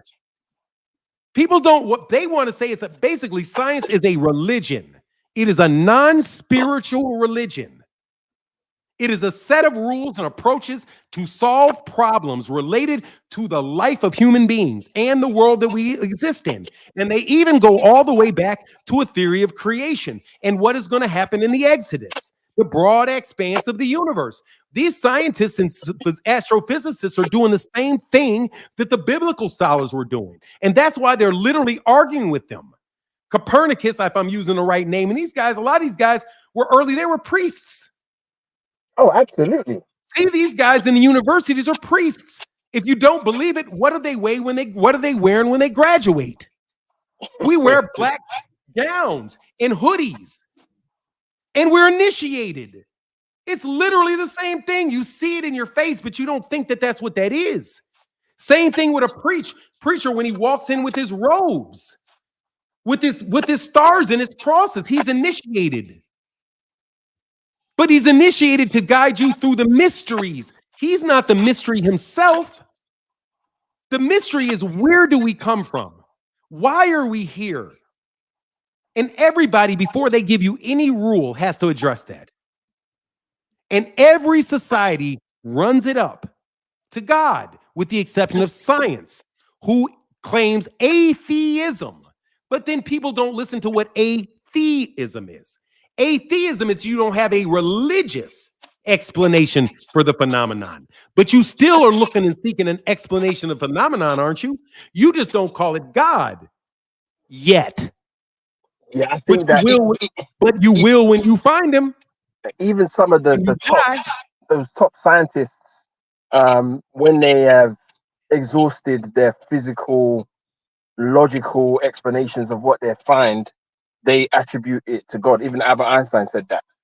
Like, so, you know, when you say science are atheists, yes, there is a level of atheism, but once you all get to some it's complete atheism, because theism is based off a theology, which is a concept of God. They have no concept of God. So they don't have a concept of God being one unifying power. They are what you call reductionists. See, the philosophy of reductionism is when you take anything that you see and you try to break it down into parts. And it's only when you can break it down into parts, basically tearing it apart, do you see how it works. So science is constantly looking to basically reduce anything that they see into a mathematical formula or some type of repeatable scenario in a lab. That's reductionist. But to your point, however, you said that you can find the Most High, or the Creator, in a blade of grass, right? Yes. So even when they break it down to those, you know, those microscopic mathematical equations, etc., they still find the same thing. Bro, you listen. Always are going to find out. You're always going to end up at the same space. Listen, no, they will not. They will not. Yes, okay, here we go. Go ahead. Go on. Because they are reductionists. They are going to play in the mud until they get to the center of nowhere. They are searching for the center of nowhere by going in and continuing to break everything up. If you want a reductionist says, how does a car work? Well, let's just take all the parts of the car apart and then put it back together. That's how it works. If they want to know how the body works, what do? They get a cadaver and they cut it up and they start looking at all the different places in the brain, naming them, separating them into a bunch of different things. They have no idea of wholeness. They're not working towards unity. They're looking towards diversity. And diversity of perception is ignorance. It literally is the arc of, it is literally playing in the mud.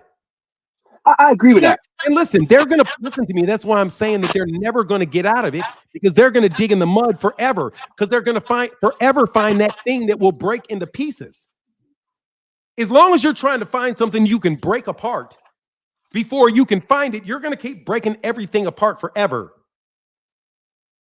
Because everything is going to break apart, because it's not the purpose. The purpose is non-corporeal.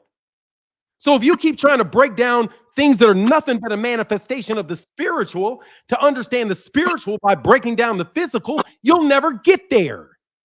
You have to go the other way. You have I think that. Finish. Go ahead, bro. Man, I might get on flows, bro. Trust me. Yeah, I hear you on the flow. Go ahead. Just bro, seriously, bro. That was like I had something nice, bro. Man, You just clicked me here on I'm just sitting here. I ain't saying shit. I'm listening. God damn it. Bring me into the conversation. Here, I'll bring you into the conversation. Here's the final answer. Hell no. Scientists will never come to the conclusion of religion, because their basic premise is nothing that is not observable and repeatable is real. And here's the thing. They're right. Nothing that is not physically repeatable is real. But the question is not whether it's real or not. The question is whether or not it's true. Because my thoughts are not real. You cannot touch my thoughts. You can't test for my thoughts. Only thing you can test for is to see if these little electrical things go off. But you can't test for when I'm actually thinking. Yeah. So that is non-corporeal, but it's real to everybody that thinks. So since the basic sense of observation is not corporeal, as long as you try to make it real, which is short for corporeal, body, a real body, flip it, corp real. You know how Spanish has? Yeah. Go ahead. Flip that word back like they would say it in Latin. Not it's corporeal, right? Which is us, it means a real body. They only believe something that has a real body. But guess what? We didn't have a real body before we were born. Absolutely not. And we don't have a real body when we're gone. So you're saying the entire existence of everything. See, they don't take into consideration non-existence because they can't touch it. They're immature kids. That's why the Africans, shout out to the Africans. That's why the Africans said that the astrologers of France and the Western Europe thought about space like children do. They think about it like they're playing in the mud. But they're saying that's not what it is. That is us. And what they did, and I'm telling you, the way they steal from the Africans are crazy. They named it a monad to explain it. They were like, well, maybe everything is different, but it's got the same essence. So it's not like a hierarchical structure. It's that the essence of everything is the same. But the essence can be expressed in multiple different ways. Brother, that is African. Yep. But they address that. That's the basic fundamental differences between until we believe Sheikh Atidiop. Until we believe Sheikh Atidiop, until we listen to the Africans that began civilization, and honestly, you're African, so I'll tell you.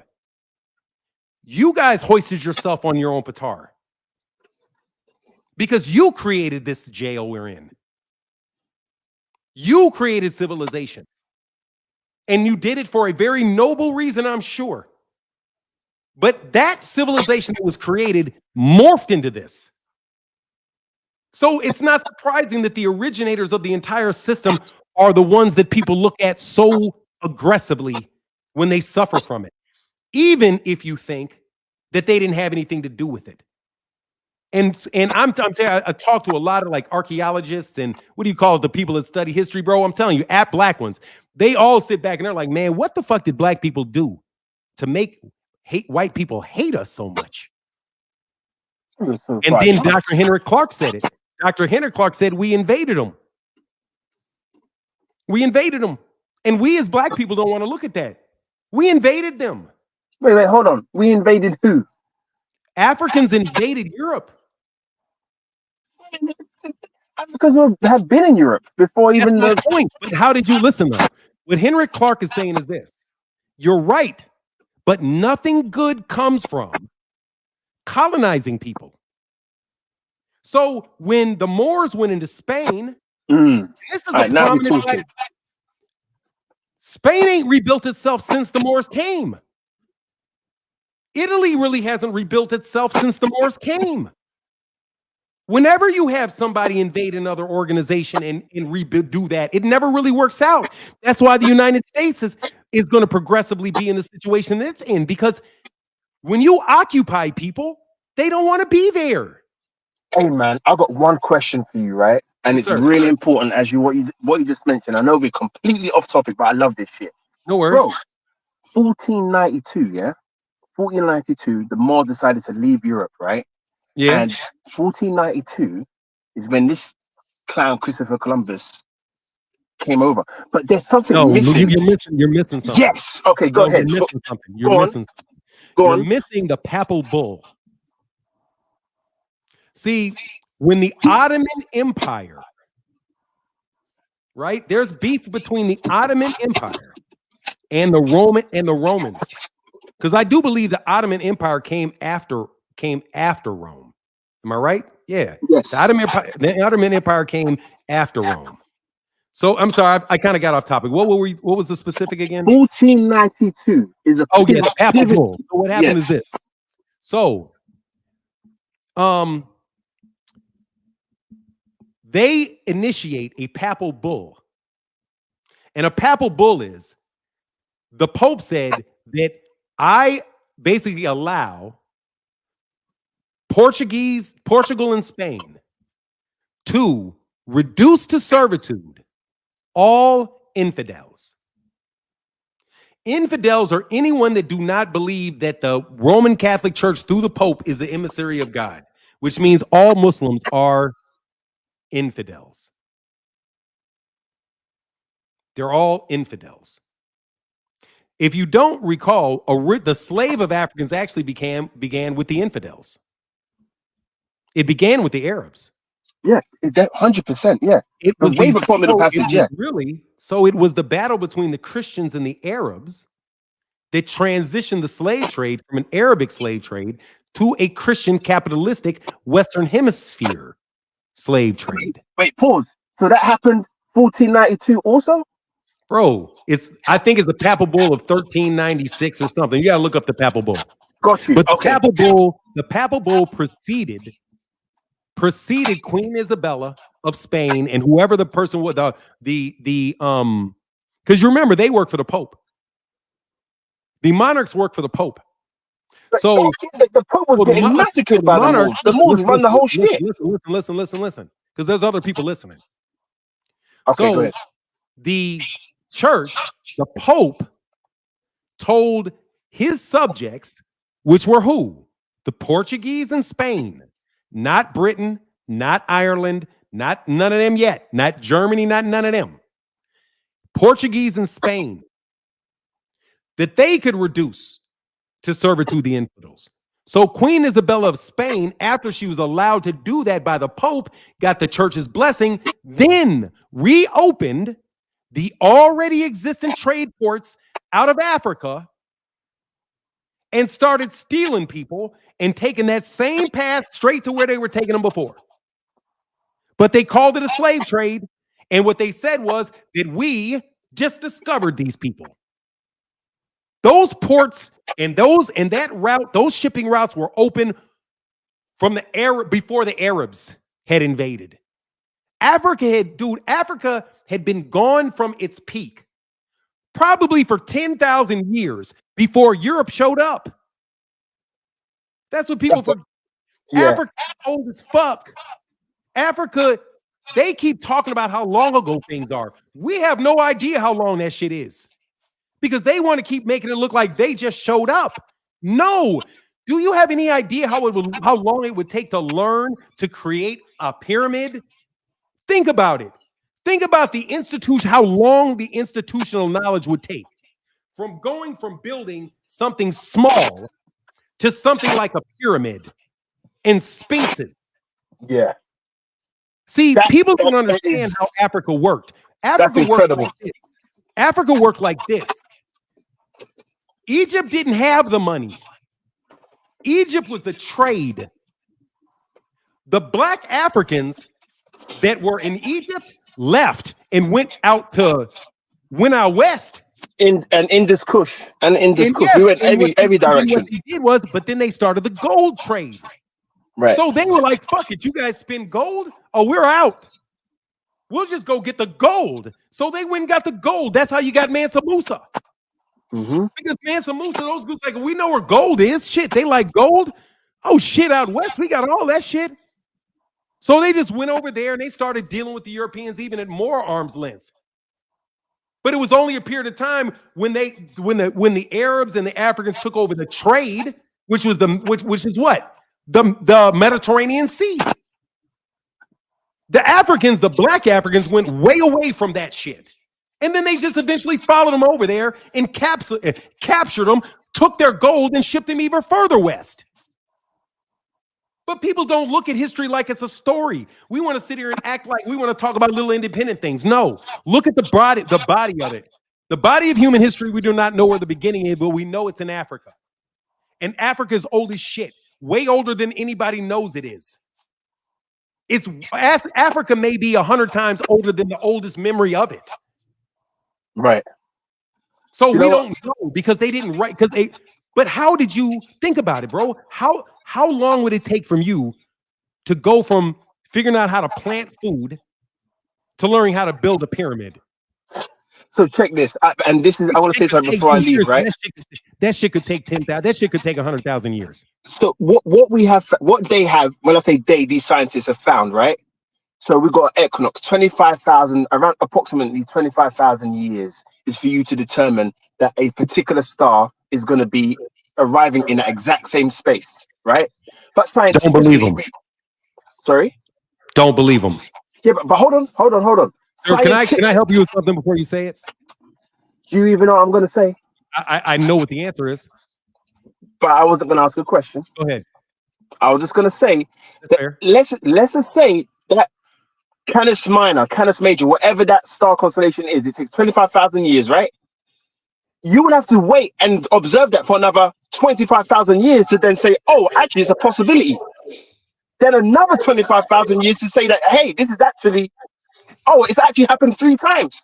That's 75,000 years just to determine one simple thing. So to say, or if anybody believes that, Africa is this young place and our brilliance is young, no, it's hundreds upon thousands of years old for us to determine and for us to arrive. Bro, it's seriously, dude, this shit's fucking dumb. Like, African is shit I don't even understand. I mean, seriously, bro, it's so much more than Greek. It's so far beyond Greek philosophy. It's so far beyond it. So far beyond, definitely beyond the English, yeah, because it's all bastardized off of them. But anyway, so let me tell you what, why I say that that's not the case. If you look at it, what's not the case? Listen, watch me. That it would take 25,000 years. I don't think it would take them 25,000 years. I think it'll take them a lot faster. A whole lot faster because they already have the technology that we have. The math as well. No, they have the understanding that the human body is capable of anything that the universe can do. Mm-hmm. So once you they figured out one thing, basically they figured out everything, which is why they were able to create language, fire, food, agriculture, and all of these other things that they have, which they all equated to God. Because once they found God, they were able to do anything with it. Because the African is the master of pattern recognition. When you test IQs, you test somebody's pattern recognition. Yeah. Listen to me, bro. There is not a people on earth that can pair with Africans in pattern recognition. Pattern recognition, for you to have such pattern recognition that you can say when exactly a star that you can't see is going to do something. You are a master of patterns. When you can put out music like that, you are a master of patterns. If you can put out music that will make me do this, and I can't help myself, brother, you are brilliant. Because that's pattern recognition and the use of patterns. All of the information infrastructure in the universe is based off that. But because they have the proper view of the world and Europeans do not. Europeans, because they didn't create it, have to break it apart to understand it. Because Africans didn't create it, they don't have to do that. And they can accept it in its whole, which is called soul. When you accept the soul, you accept the whole part. The concept of a soul is understanding the whole and not just the physical, which is why the soul does not resemble. Africans will teach you, voodoo will teach you that the soul does not exist within the body, that the body is a byproduct of the soul and a mere reflection of it. Man, Not I love you, bro. not Keep going, it bro. in Keep going, actuality. keep going, keep going, keep going. Not it in actuality. Brother, I understand African philosophy. I do. And it is other level. And it is Voldemort. Like, bro, if you read Harry Potter, bro, and you try to get back to the one thing they said about Voldemort, they linked his ass to Africa, bro. They said there's methods in alchemy known in Africa that is unknown by the European wizard, of which they came the Horcrux. And what's the Horcrux? A Horcrux is the mistake of breaking a soul into multiple things. You know that Oedipus thing? Like all of the world was a man broken up in parts, spread throughout. Yeah, bro. Yeah, see, that metaphor tells me that it's basically that of the microcosm and the macrocosm, which is not what they believe. They believe that the essence of one is in the essence of all. That's why you can grab stones, throw them up in the air, make them land, and you can tell what time whether it's going to rain next week. Because they understand the soul. They understand that the reflection of all is reflected in that thing as well as it is in the rain. And if they continue to focus within for 10,000 years, bro, they'll tell you what you're thinking. They'll tell you what you're thinking.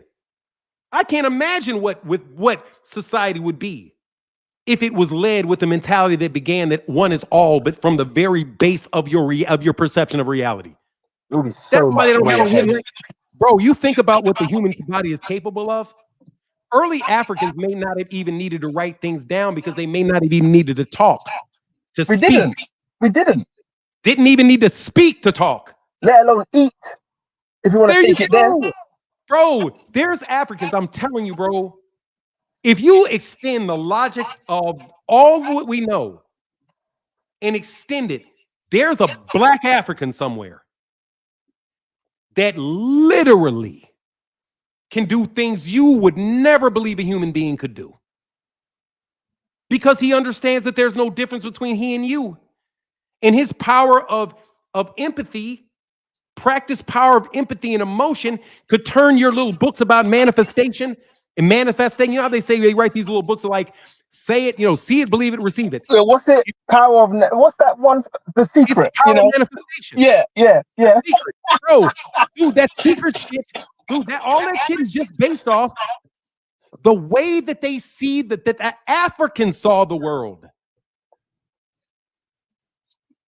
Dude, and they got these guys like, dude, this dude pissed me off, bro. And it took me a long time to figure out why. I was like, bro, that was some stupid shit you said that sounded super fucking smart. What's the dude named Tyson DeGrassi?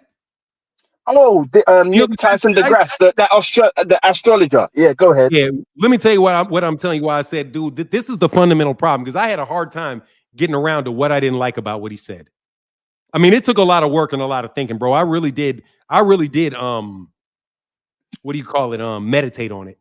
There's a lot he says that I don't disagree with, but there's some things that he says which I'm like, okay, kind of cool. But go ahead. What he did. This is what he did, and this is why I was like, nah, dog. Now I see you're just arrogant. He's arrogant. Now, I'm not saying he's not confident. I'm telling you, Neil deGrasse Tyson is arrogant.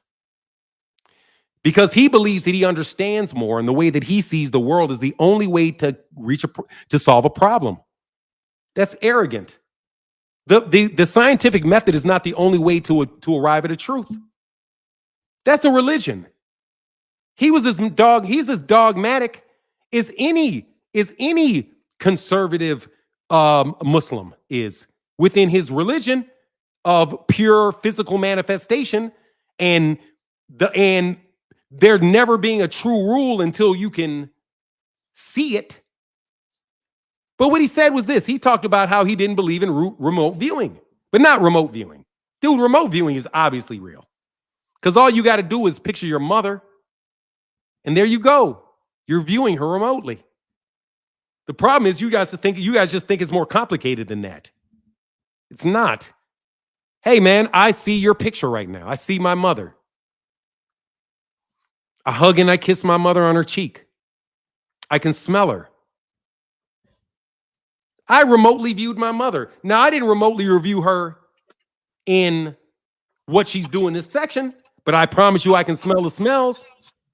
I know what the hug feels like. But you just call that, that's just imagination. Oh no, but hey, go ahead. But watch. So here, anyway, man, let me get to this. Let me get to this. Okay, so the way that you have artificial intelligence and AI, bro, I got tired of AI in about 5 minutes. I was like, okay, I get it. That's what I get it. I get what they're doing with AI. It's not all that, bro. Really and truly, it's really not that.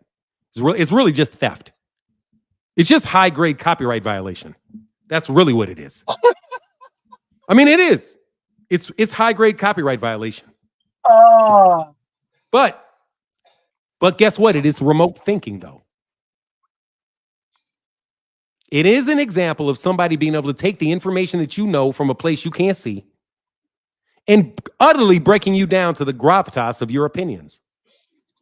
Honestly, though, Fanon, AI is just a physical representation of the Akashic records. That's all it is. Sir, it is the essence. It's never going to even get to 1% because the elements are missing. It's the element of instantaneous will is missing. It can never replicate. Go ahead. The reason that it will never work is the following. We do not live. If you look at it from a reductionist standpoint, where you can break everything down and rebuild it, where you play God yourself, it's possible. But since that's not real. And what is real is that you are your own miniature version of the essence of existence and non-existence. That means that everything you touch has to have by nature that same thing. You cannot take or create anything outside of God. Absolutely.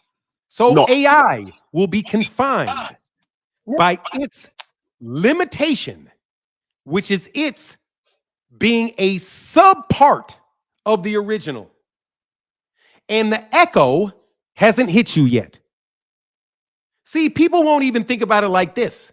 How long does it take the sunshine that is on your face to get to you? Well, you know how long they say. When you walk outside. 12 seconds and 48, was it 8 minutes and 12 seconds? That's what they tried to say. What you looking at the sun happened 8 minutes ago. And see, that's why I wanted to say that's why I wanted to tell you about the years. Because if you look at Einstein's theory of relativity, which isn't really, it's not that fucking complicated, which, I mean, it amazes me. But basically what he does is he proves it scientifically that works for them and it's testable. And guess what the genius of it is, at least from what I understand, somebody can tell me if I'm missing something. That the physical world is relative to your experience. Yep. That if I'm running, and guess what? You don't need a truck to do it. If I'm running like this full speed, right? And I look at my hand while I'm running full speed, my hand looks like it's still. Mm-hmm. But to the person looking at me from the side, they look like it's moving and it's moving fast. Which tells you that your perception is not the same reality as someone else's perception. It's relative to you. The theory of relativity, that I can have a truth for me, which is that my hand is still. But that reality is different for you because you're outside the train and it's fast for you. Couldn't that same theory of relativity, if it applies in a monadic sense, also deal with time and space and distance? Everything. Yes, because it's relative. So to the way that you think, 25 years may be 25 years to you, but to somebody like a mountain, it's like that. Yep. So you can't, so that's why reductionism doesn't work.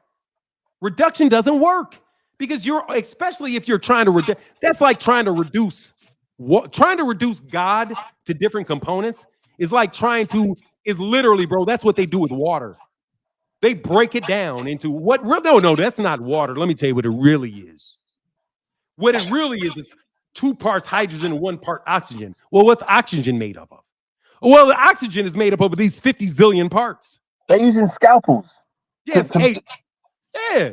They're using scalpels to explain the most simplistic thing. And no, bro, they're just digging in the creates money. a lot of confusion.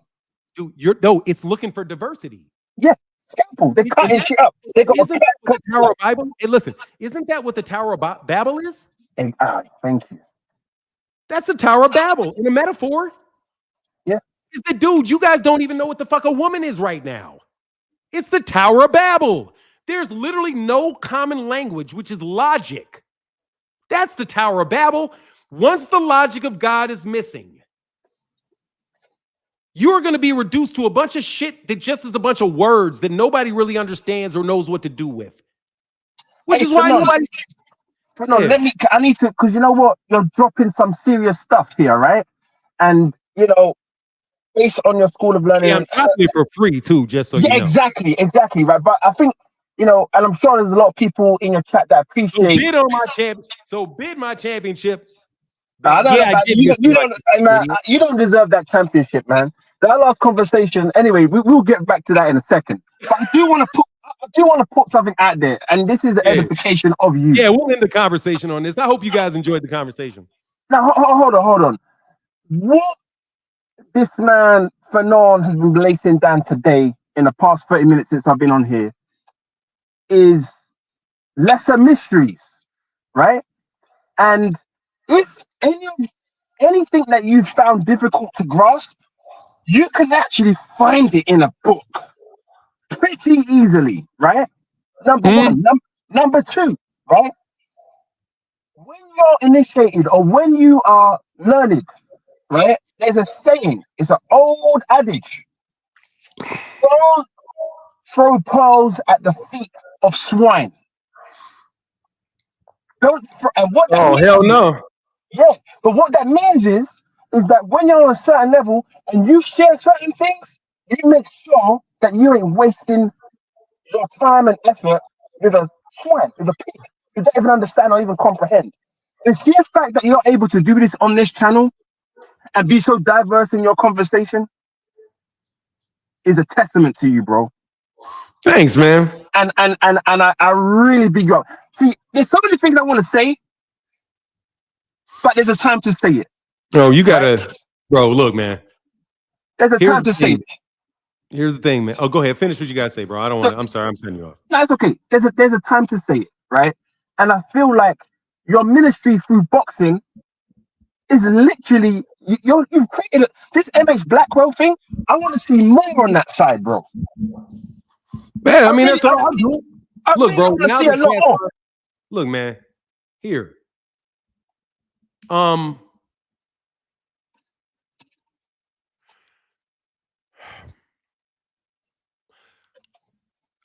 I don't really I would never talk about this if somebody wasn't copying me. I'm just being honest with you, brother. I would never talk about this stuff if people didn't copy me. I do this when people copy me. Because I don't want any of y'all to think these dudes are me. I have a real sense of my own brilliance. And I'm sorry if that makes me sound arrogant, bro, but dude, my IQ is significantly over 150. And I have been told I was a genius. And I was punished for it. A lot. And I'm insane. And they're connected. And it's not been easy. So, bro, even me having these conversations is not easy for me. Because I have to wonder whether or not, you know. Nah. You're on it. You're on it, bro. Let me finish, bro. I know what I am. Go ahead. I know what I am. I'm God's child. And there's nothing God's child can't do. You can't tell me nothing. It's God. And he loves me. And I know it. And I worked so hard to know it. That everything anybody ever told me about it, I'm telling you, man, I prayed for wisdom. They said it's so dangerous to pray for wisdom. I prayed and I prayed and I prayed and I prayed. And I suffered and I suffered and I suffered and I suffered. And I'll be damned if I sit up here and listen to kids who haven't. I'm telling you, I paid the price for what I told y'all. I paid the price. I'm not rich. I will never be rich. I thought it was a curse because they said be a professor. I didn't want to be a professor. But every time I want to talk boxing and be cool and just chill, I get some bozo impersonator trying to steal the spirit that ain't even mine to give you. But you steal it and you take it for yourself. Somebody right now, I gave out a lecture and I don't give a fuck what you niggas say. You know I gave a lecture better than any of you niggas. I will not even write it down and I'll get you. You know it. And everybody's known it about me for years. So what did they do? They killed me. Well, they tried to. They don't pay you for that. Yeah. These people say, nobody, there are people that know this. They're just never going to tell you. Because you know what happens, bro. But hey, man, fuck it. They keep you in ignorance. They want to keep people in ignorance, man. Bro, no, what I mean is this. What I mean is this. You see that people listen to me. You see people listen to me. And you want people to listen to you. That's what I mean. Not that what I think is intelligent or brilliant or anything. That y'all can't even understand this shit. It's going to take you 4 months if you tried real hard to get past the first 5 minutes, you fucking morons. You're being too kind. Yeah, I am being too kind. It may take you another fucking lifetime to understand monadics. Yeah, I understand monadics. You don't understand monadics. There are PhD level philosophers that don't understand the application of monads. Much less be able to relate it to information systems technology and boxing. I know what I am, and you niggas ain't never gonna tell me that I'm not what I'm not. But dude, I'm no smarter than you. I'm no better than you. You ain't no better than me. And then white people ain't no better than you. And then white people ain't no better than me. But I always got black people acting like white people are better than me. And because you don't think black, so you think you can steal my shit and impersonate it. Because like it has no depth. Like it has no depth. Just like he talked about Michael Jacquin Basquiat. You ain't him because you can put a fucking skull there. That's what that artist said. Daniel Wokemore said. He's like, man, I'm pissed off of these artists. Everybody, yeah, but quiet. He was whatever, Basquiat, whatever his name is. Dude, he's excellent, but I'm tired of people trying to be him. Bro, I'm excellent. You can't fuck with me. You can't fuck with me in philosophy. None of you. I'm a philosopher. Do you know what? I'm gonna. Nobody, you don't know for real. No. You're not a philosopher, bro. No, I am. No. Let me put it out there. You're a polymath, bro. What's a you mean in polymath? Polymath. You mean multiple what? What's the math? Oh, multiple what? So we're gonna get there, right? You could have it quickly go on the dictionary. Polymath. A person who knows and can arrive to the same conclusion, whether they're a scientist, a mathematician, an engineer, a gardener, a botanist, an arborist. They study multiple areas and arrive at the same conclusions regardless of wherever they're speaking from. Nah, that's backward. That's backward. That's not me. No, it's not, but that's okay. No, listen to me. Let me tell you what I'm telling you. No, but it's not, but go ahead. Okay, so it's not. Trust me. Listen to me. Can you trust me that I understand you? Oh no. Do you believe that? But when you say that, you discredit. Listen to me. What I just said. No, I didn't. Go ahead. Dude, trust me. I know what you mean. Go ahead. If I have not displayed my ability to understand yet, go ahead and listen. I understand. I really do. Yeah, I'm sure you do. What you see is this. What you see is this. You see me talking about politics and sociology and business and boxing and religion and literature and philosophy. Sociology, I can discuss all of those things at depth. History, I can discuss all those things at depth, in depth. Maybe not into the depth of a PhD in that particular subject, but far deeper than most human beings can on all those areas. Yes. So, but let me tell you, but let me tell you how you do that. It's a trick. You have to start from the philosophy. You have to start from the root. You have to start from root the knowledge. nature. Yes. No, not knowledge. Root, yes, root knowledge. You have to listen to me. You can understand the leaf. If you understand the root, you understand the leaf. If you understand the root, you understand the trunk. If you understand the root, you understand the fruit. All right, let me help you with something, bro. Let me help you. Somebody okay. told me I don't need it. Now, hold on, man, please. Because I really do like talking to you. I had a good friend one time that was talking to me, and I kept talking to him, and he said, look, Martin, I need for you not to say anything till I'm finished. Because the reason that you're talking to me is for you to show me that you understand what I'm saying. And he told me, Martin, I wouldn't be talking to you at all if I didn't think you understood. So there's no need to cut me off. Let me express what I want to express to you and hear me. You're trying to prove that you're worthy. That's what he told me. And I took it to heart, and I was like, you're right. Every time I'm cutting off him, it's because I want to communicate to him that I understand. You don't have to communicate to me that you understand. I know you understand. That's why I'm talking to you. If I didn't have respect for you, deep respect for you, I wouldn't speak to you. Believe it. Because I don't cast my pearls in front of swine. I don't. Never. You're not swine. And neither is anybody else that I talk to. I cast my pearls to other people to catch them and use them. I'm giving you my pearls. That's it. So when I'm telling you, no, I see the phenomenon that you see, but I'm the one that has it. So let me tell you what it is. I start with the philosophy that we are all one. That there is something called the illusion of diversity.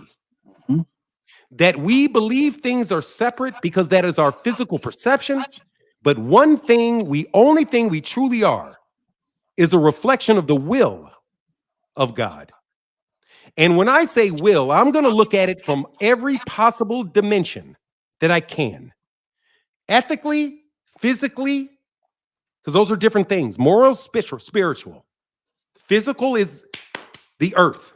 But if that is true, it should show in everything. So I'm not looking for everything else. The only thing I'm looking for is God. When I'm talking sociology, the only thing I'm looking for in sociology is my God. When I'm talking about math, brother, the only thing I'm looking for in that math is my God. When we're talking about boxing, the only thing I'm looking for in boxing is my God. Because I know that if he is in everything, then he is there. And if he is there, I have to be respectful and I have to pay attention, lest he chastise me. I am a child of the one so much greater, that there are multiple greater than he. Because when I had my spiritual moments, which I will readily call psychic breakdowns, I don't have a problem. You see it as a breakdown, that's fine. I saw it in my personal experience as a absolutely mystical journey, in which I saw multiple levels of everything. So much so that it just keeps breaking and breaking and breaking. And I kept taking my logic as far as I could take, and it just broke into smaller parts until at a certain point of this, I didn't even feel real anymore. Because all my constructs had been spread so far apart. And then it came back together with rest and food. And it came back. But I remember I asked God for that. And when I got it, I regretted it. Because I should have known. I didn't know, but now I know. So there's no need, God, to ever teach me that lesson again. I promise there's no need. Because I'm afraid now of him. I have fear of God. True fear. So, and love. So everything you look for that. But you have to understand the monadic principle in it is in music. You can find God through your music. That's why there's a choir that moves you more than that fake ass preacher. Mm-hmm. Because of the music and the soul being spit by the fat black woman he's manipulating. And the harmonics. Yes, sir. And that gay dude telling them all to do it with his spirit. And now what y'all don't want to know is guess what many of them African priests were? Oh. Gay as hell. And guess what they used to do with him? When they found a kid like that, they put him in a temple. Because they said this kid is very, very sensitive. He's very, very artsy. But see, it wasn't the sex that they saw. Because as you know, they won't know of the sex for years later. What they saw was the, hey, they saw that. And they celebrated that. And they raised him up to the Dogen, who sits in his, and they figure because, oh, you must not want children? God has a purpose for that. And so they say, okay, how does this work? They didn't judge him because it was against a rule and burn him. Because sex is not who you are. In our society that makes everything reductionist to the point of having to name everything, you reduce your life to the subcomponents of it. I am a noob. I am a basketball player. Mm-hmm. I am gay. I am American. All these labels that we put on and we continue to digest over and over and over again are roles that affect what we do every day. Which is why you have to look at the monadic principle which exists in all, so that it can set for you a moral compass. Because the moral compass is the connection between the physical world and the intentions of God. Because if God is unity, then being against any one man or mistreating them is mistreating God, mistreating yourself, which creates an imbalance. But you grow your philosophy from the basic truth. You don't work from the lie and then try to work back to the truth. That doesn't work. Start with the truth. And the truth will permeate all. That's why they say fundamentals are so important in every sport. That's God telling you that. Fundamentals are moral fundamentals are important in your life, just like good footwork in boxing is. And he's giving you that example to show you these little microcosmic successes that you can then repeat in other areas. But society but I'm telling you, social. What is society? Society is a group of ignorant people all getting together to try to figure out how they can get somewhere when they don't know where they're going. So you got a bunch of people running around in circles and all this stuff, looking and trying to achieve things that really aren't anything to achieve at all. Because from ashes to ashes, from dirt to dirt. And we spend so much of our lives completely ignoring the spiritual relationships that we have with people every day. And these people give us only Sunday to go and even for a second, focus on that part of ourselves. But not realize that everything we do is spiritual in nature. Because that is the monadic principle that the physical things exist from. You can't even move your hand without thinking at first. So how in the world do you think that you can move anything in the world, or you can even think with God not allowing it and directing it? Which is why mathematicians have these arguments about whether or not we even have free will. We listen to mathematicians, and mathematicians say, do we have free will? Do we not have free will? Apply your theory of relativity, you dumbass, to that. It's relative, isn't it? In your own personal self, you feel like you have your own decision. Because you do. But you don't have your own decisions in the grander scheme of things because you exist within that regimented society. So the answer is, it's relative. Relative to your position and relative to what you're thinking. Relative.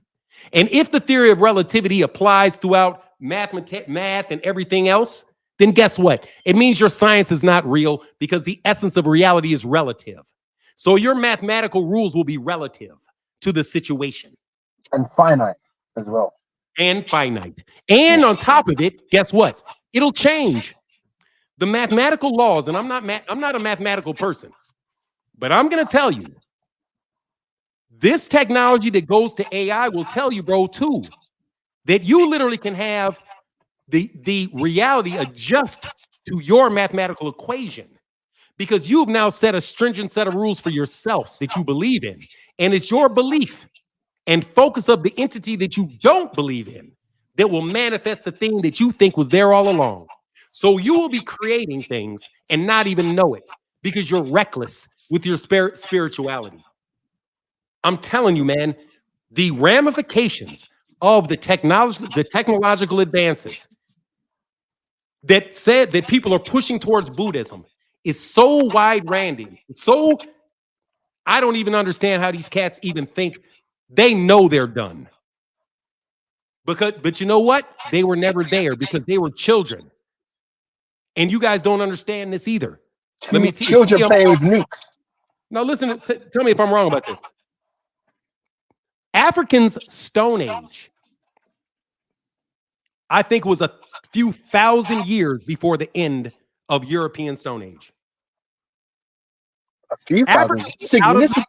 Africans were out of the Stone Age. Oh, yeah, way more. It was centuries before they got out of the Stone Age. So watch this.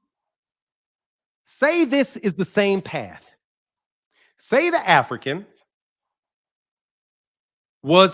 created civilization, and their civilization ran their course, and they wound up where they are now. But a lesson which will allow Africa to, when they come back for their next circle, to understand their mistakes. To understand their mistakes. Go on. For real. To understand the Africans' mistakes. Because, hey, man, you found God, not us. You found God, not us. You founded all religion, not us. This fool in grace. This fool in grace. This fool. It's not grace. From this fool, right? The fool that we've experienced. Hold on. Just give me a second. Yes, sir. This, based on my terminology, yeah? You understand what I'm saying? But this fool that we experienced has had to happen in order for us to reappreciate. Because you see, when I look at the recessive gene, when we look at the people of scarcity, right? They've had to go through this. They actually have to go through this. We're only as strong as our weakest link. That's why I'm not even upset with the way these institutions and these this white hegemony is fucking up the world. I'm not mad at it. We allowed that shit to happen. But now we are more appreciative of what is inside of us. Why they go and explore what's external. We have to do a lot of work collectively. You see, one of my mentors said to me, right? There's no point hating nothing in this world. Look, those people who hate white people or hate black people, blah, blah, blah, you don't need to hate no white person, man. You don't need to hate no one. Damn, they can't stand white people. Sorry? Who don't dislike white people? No, I'm saying nobody needs to hate anybody. Oh, do you know? The moment you hate something, you blatantly just hated yourself, man. Like, you have to be able to identify the aspects outside of yourself that you don't like and see it within you. Because a lot of the shit that we see outside, that's relating to us. If you don't say nothing and fix it. Bro, you ever read the book Invisible Man? No, I did not. No. Read the book Invisible Man, bro. Dog, none of that shit matters, bro. It's you and God. It's just you and God. That's it. You have God. That's what you have. That's what I have. Absolutely. No, I'm telling you, bro. I'm not tripping on nothing. I got God. And I'm focusing on the gravitas. The gravitas keeps you straight. So somebody said, I thought the Africans had a lot of gods. Dude, we don't have the same, but You have to understand, man, that the concept of God is different with other people. Different people. So you can definitely describe the same unity with different features. Many times God's really represented as what you would say is qualities. Right. It's not a God like we think, all-powerful God. It's a quality. You know what I find funny, son? The Greek God Hades. Look for real. Let's talk about why they think that instead of disrespecting people's beliefs. Right. And just thinking what they're saying doesn't make any sense. Polytheism makes a lot of sense. Absolutely. I can work with polytheism. The only thing is you just got to consider the gods to be attributes. The God of honesty. And what does that mean? The goodness of being honest. The goodness of being fast. The goodness of having a family. And all the rules necessary to abide by to accomplish those things. Those are all distinct goods.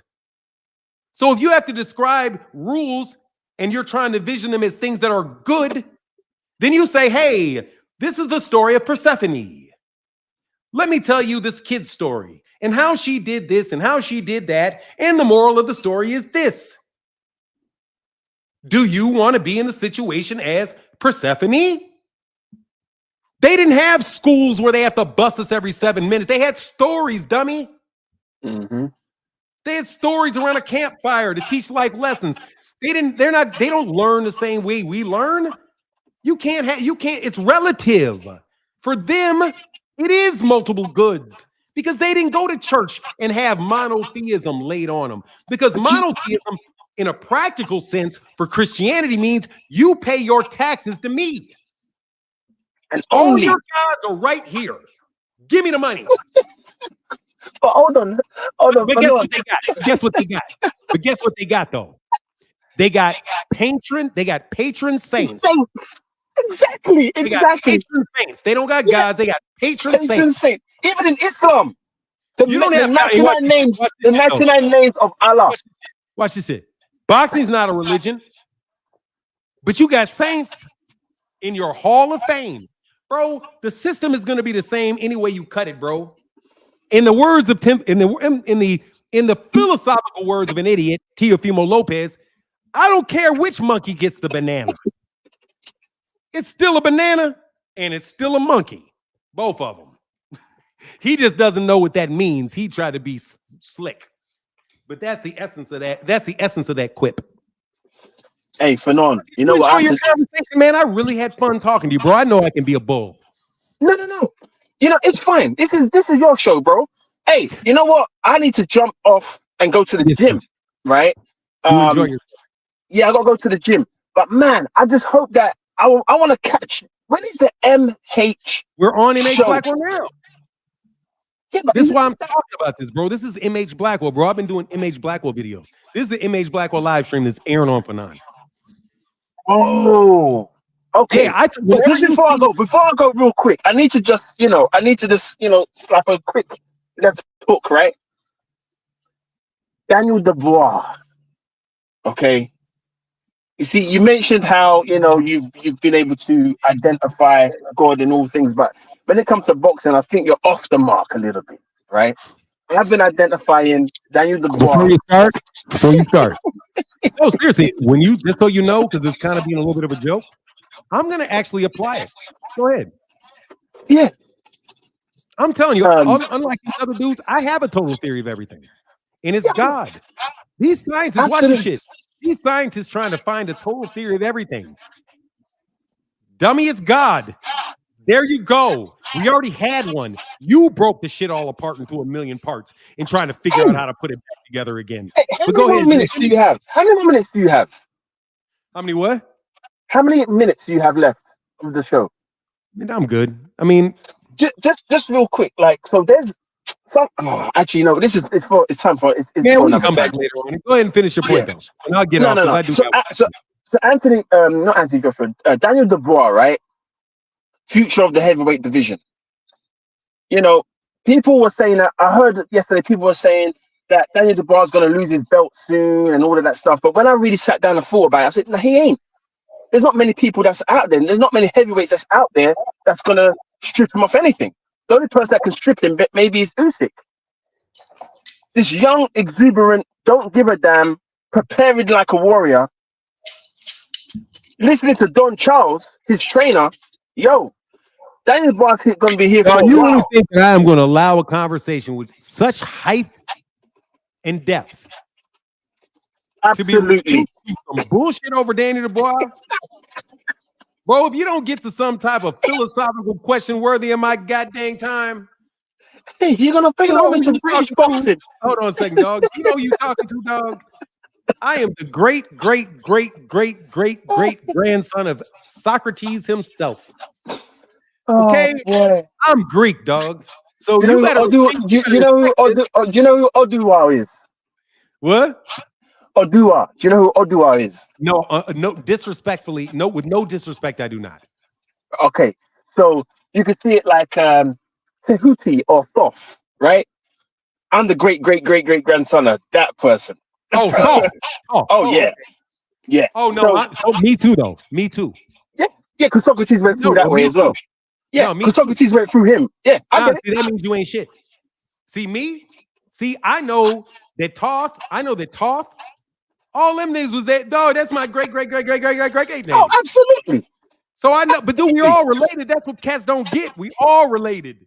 Every human being that has ever been on this earth is related to every other human being that's been on this earth. Which means what? We're one, dummy. We are literally one group. And what people continue to do is try to create the illusion of diversity. They want to break up one human society into blacks, whites, reds, and yellows. And when that ain't enough, they're going to take gays and break them up into L's, G's, B, T, Q's, X's, Y's, and Z's. They're going to break us up into a million fucking parts, bro. But the fact of the matter is we're really just one human organism. We come into creation through each other, don't we? Every human being on this planet came from the body of another human being, which means you're a part of that organism. Which means if you listen to what these scientists are telling you about the principle of non-locality, if any two quarks that were in the same place and in contact with each other are forever, to a degree, dependent on the other, what the fuck do you think you are with your mama, dummy? If two quarks, two itty-bitty things, but a body of a human being is made up of zillions of those same things, beyond zillions, incomparable numbers of those things, and you're born from a woman, and you don't think you're of that woman, you are of that woman. If that woman feels sad, you feel sad. If that woman is stressed, you feel stressed. But you don't even know why you're stressed because you don't even know to call her. I know what I do when I get stressed. I call my mama. What's wrong, mama? I just wasn't feeling good today. It's all right, mama. I knew. I just want to call and say I love you. I just want to make sure I knew what it was I was feeling. She said, yeah, that's it. I said, yeah, okay, I love you. I've been talking to my mama like that all my life. Yeah, my mama calls me when she knows something's wrong. Not when she thinks it. When she knows it. But you think you can mistreat somebody else, your brother, and that ain't going to affect you, Puffy? It was only a matter of time before that shit came back. Because you hid and you hid and you hid and you hid. And you stole and you stole and you stole and you stole. But you better believe they were suffering and suffering and suffering and suffering and hating you and hating you and hating you and hating you. And you got cancer. Yeah. Or you got alcoholism. Or you got insanity. And you didn't realize that it was the pressure that you felt from them. Mm-hmm. But you think it's just, that's my guilty feelings. No, bro. Your guilt is your spiritual reaction to their truth. That's why you honor thy mother and father at all times, man. Honor thy mother and do unto others as you would have them do unto you, which is absolutely a curse. Which, by the way, is also a curse. It tells you the way to a curse. I'm telling you, man, it's a path of growth too. No, look, man. Listen to this. Do unto others as you would have them do unto you. I based off that. That's saying that we're connected because we are one. If I think negatively about you and you don't know that I am, and you have these feelings and you act on them, you can be controlled like a puppet. Absolutely. It's so You can be dangerous, controlled man. like a puppet. For But real. if you know that your thoughts are not your own, if you really believe and know the inner community connection of human beings, and you think to yourself, hold on, man, Wi-Fi works. This shit right here don't got a mic. Right? Like, if you, like this right here. Where'd it go? I'll show you why I believe. Well, I'm gonna tell you why I believe it. I'm gonna show you the technology. See So these? So watch this. See these? These are two wireless mics. I can put this here, right here, and a computer across the house will hear every word. A human being's mind developed this. Now, if you look at what we said about you not being able to create anything out of God and you not being anywhere near as creative or powerful as God is, you can expect God's version of this to be there. You just don't believe it's there because you don't believe in God, because you are looking for a total theory of everything when that's what God is, a total summary of everything. So we as Black people who were raised in this during the beginning of our civilizations have this ingrained in us. They reduce intelligence into things like pattern recognition, but they don't see that pattern. They don't see the pattern of life and death. How intelligent can you be if you don't see the power of the patterns of life and death? And you don't see the, like, Puffy smart. No, you're not. You're a fucking idiot. Your ass was gonna, it was a 99.9% chance, statistically. No, let's get rid of that. Since it happened, it was a 100% chance that was going to happen to your ass.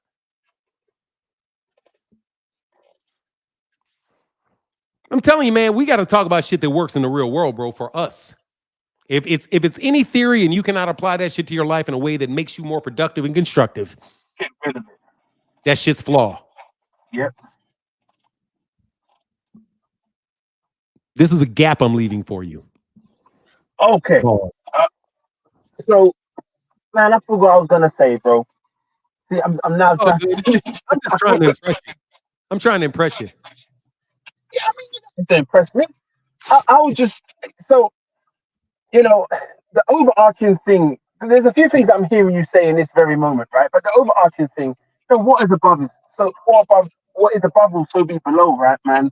And this, everything is literally everything. And the quicker we as people decide to identify with the God within us, you know, it's just better for everybody, you know, rather than being divisive, being inclusive and being in unison with oneself.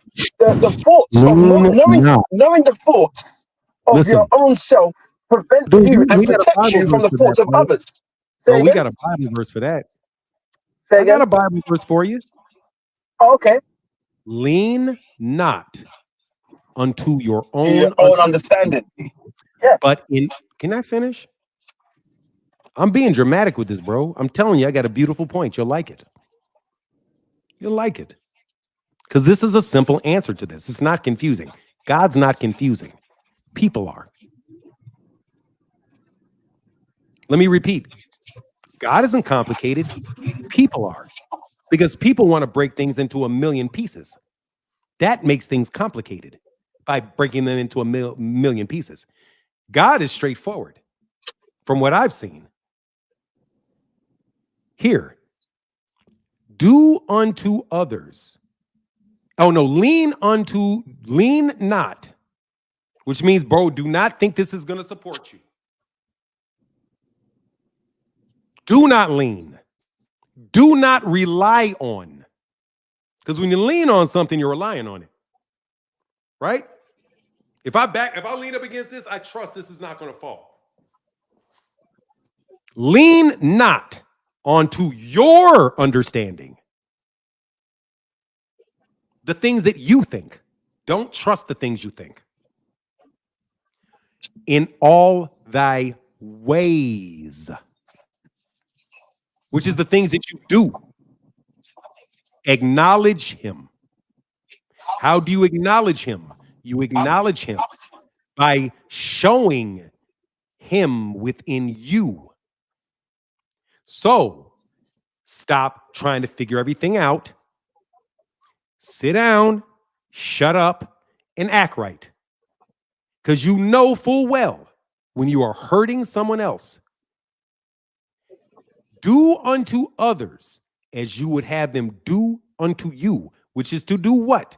At the very least, not mistreat you. So stop thinking you're so fucking smart, Martin, and start doing things that actually manifest, that are respectful of God. So when I did that to date, I stopped getting slapped because I stopped leaning into my own understanding and I started to let my ways acknowledge him. And I struggle every day with my ways acknowledging him. But I do know that morals and ethics are the guiding light of that. And when I mistreat someone, no matter how small, no matter how big, my ways are not acknowledging the presence of God within the thing that I am mistreating. So when you mistreat someone, you mistreat God. And your problem ain't with that person. That problem is with you. Because you have that in you, which is why Puffy could never escape himself. So that works. I'm telling you, if you take these things to their natural conclusions, they will never break. And that's when you have a philosophy. Law. No, seriously, no, the law of you. You have to find your own. You really do. You have to work for it. You have to. Or you will be confused. Really. All of this is used to be so confusing. And when I'm looking at what's going on with all these different this shit gets confusing. But then I just go back to, I'm not supposed to mistreat someone. How did Sean Puffy Combs mistreat him? And in what ways did he not acknowledge him? And don't tell me it's things that are related to some shit somebody else wrote in a book. I'm talking about his ways. The actual things that he does. I don't judge a preacher by what he says. You judge somebody by what they do. Anybody can say anything. Bill Haney can say all kind of shit. I never judge him off what he said. I judge him off what you do. And once you start tearing down Gervonta Davis, that's what you're doing. You know what I mean? So no, I do really believe people need to spend time on this stuff. Like, and not always listening. You got to do the work yourself, man. If you sit up there and trying to wait for somebody to explain this to you in some way that you'll understand, no, you got to do the work. And you got to pray. But be careful. It took me, I was in university at the time when I came across this quote, man, years ago. And it was a quote from Gilberto Gil. He's this calypso or some kind of music extraordinaire from the South America. And he's got this quote. He says along the lines of, in today's society, people they no longer have their roots, they have antennas, right? And it took me about maybe 2 years after that for me to really grasp what he was putting down. Yeah, they moving wherever somebody tells them to go, bro. Yeah, man, and that's part of the problem. That's a huge problem. That's why you get like. Why did it take you 2 years to get that? Oh, because I was confused, man. I was doing a lot of fucked up shit when I was a kid. So. Oh, okay. Yeah, people got antennas. Basically, they're not rooted to the ground. They don't stand on principle. What they do is they're gonna follow whatever brain wave passes by their head. Hell yeah, exactly. And they're gonna pick it up and identify with it as themselves. They're gonna identify it with it. I am that, rather than choose to tune in to the frequency that's gonna help them. But listen, bro, that's redone territory. It's back there. It's the same thing. He's saying the same thing. He's saying, do unto others as you would have them. Lean not unto your own understanding. No, he's saying lean under your not understanding. The antennas are your own understanding. You're listening to everything that you see. In all thy ways acknowledge. Stand on earth. Stand on earth, something so much greater than you. It's not the feet on it's the root isn't the issue. It's the fact that your root is in the earth. Okay, so look, man, you can do this with all this stuff. I'm telling you, there's nothing you can tell me that I cannot relate back to that. From a math problem to a poem, it's all in there. You can't escape it. Like, for real, it's the spiritual essence. What they're looking for in these quirks is what I'm talking about. The small thing that they're looking at, the smallest component that they're trying to reduce things to, is still going to be a goddamn universe in size compared to the essence of something that is non-existent. But because you won't accept the reality, the non-reality, the validity in non-real things or non-corporeal things, because you lean onto your understanding. That's the separation and the issue with the scientific method, period. Not that they're not brilliant people, and not that they haven't created all kinds of solutions and done things that have helped them achieve their goals. We know that. But there's nothing saying that you guys have come anywhere near maximizing the potential of humanity, because we're totally devoid of morals. You created a scientific community devoid of God, and you've created a society devoid of morals and ethics, because you think moral and ethics are something that are not real because you can't touch them. And it's so dangerous. That is so dangerous when people are like that. See, so I can go all day, bro. I'm AI. Yeah, I'm trying to impress you and get off. Bro, seriously. You'll have me on in 9 hours. Bro, I'm telling you, I'm AI. If you say something, bro, I'm going to click up with 15 to 30 things to say. Of course, man. I mean, look, I'll be honest. In my circle, this is very normal. But bro, we just got to kind of, for me personally, because I'm on here 4.5 hours. Like literally, bro, when we discuss these particular issues, we're going in a circle. Because you're going to explain every article, everything that you explain to me. I know this may sound funny and dismissive, but really and truly, when we talk about the subject and the essence of reality in our lives, unless you actually get down to that, everything else we're talking about is secondary and tertiary. Absolutely. So, you have an audience. But that's what I'm saying. So let's just stay with the root. Let's just talk about the root. If we want to talk about the root, let's stop talking about the leaves.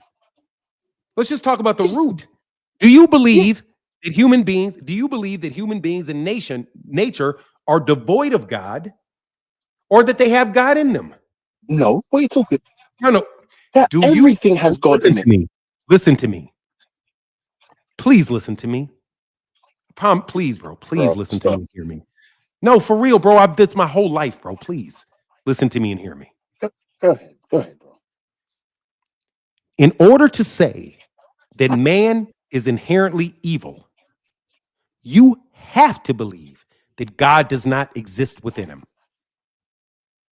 It's necessary. I don't. Listen, it's necessary. Because if God is omnipresent and he is in you, then you are by nature good, because you are by nature, your essence is God. They don't believe that. They believe that your essence is bad. And what is bad? Devoid of God. So what do you need? You need a Messiah to rule you, because he is of God and you are of evil. So you have to have a bunch of rules put on top of you in order to make you not do your human nature, which is evil. If you don't believe that... Were you asking me the question, or were you just putting it out there? I'm giving you an explanation of the question so you can answer it. Because I don't think you can answer the question if I say, do you believe that man is innately good? You said no. I mean, you said, yeah, you believe God is in there. But so that's what I'm saying. So you obviously believe that God is in all of us. God is in all of us, yeah. So there you go. So you have to start conversating with people. Look, so in order to you to have a conversation with anybody that is a conservative, you have to address that before anything else. You can't talk about politics, sociology, anything else until you address that. It is Can I ask you a a question? fundamental issue. It is a fundamental issue. Because Why are you asking me that though? Listen. Because I want to talk about the topic. That's the topic. The topic isn't these examples and the quotes and Diddy. It is the absolute gravitas of the issue. And we're in agreements with the gravitas of the issue. So when we start disagreeing with people that branch off into the men are evil by nature, you now know that they don't have a perception of God that you do. Even if they don't know it. They don't know that they are fundamentally atheists. They don't understand that. They don't understand. Oh yeah, for sure. That science itself, that the very nature of science itself is rooted in the non-materiality or spirituality of humans, period. They try to neutralize it. So the conservative sees we're bad. The scientist says we're not good or bad. And the God-fearing person believes we are good because we are of God. That fundamental difference, it doesn't matter what you do, bro. You're never going to agree with somebody if you can't agree on that. Period. Nothing else is worth talking about right there. Do you see? This is I think what you're saying is powerful. Oh yeah, absolutely. Absolutely. But what comes to mind here though is, one of those logical fallacies, appealing to nature, right? And I've always had a gripe over that particular logical fallacy. You're way up. In general. But you're way up. You're way upstream, bro. That is way downstream. You cannot, you can't even where I was going, bro. You don't even know where I was going. All right, cool. No idea where I was going, but go ahead. No, for real. I like the conversation. Complete your thought. You don't even know what I was going to say. I do, but go ahead. No, you don't. Bro, go ahead. Trust me. But I don't know. Go ahead. I'll act like I don't think I know. Go ahead. I was about to say. One of the logical fallacies, appealing to nature. Can you hear me? Yes.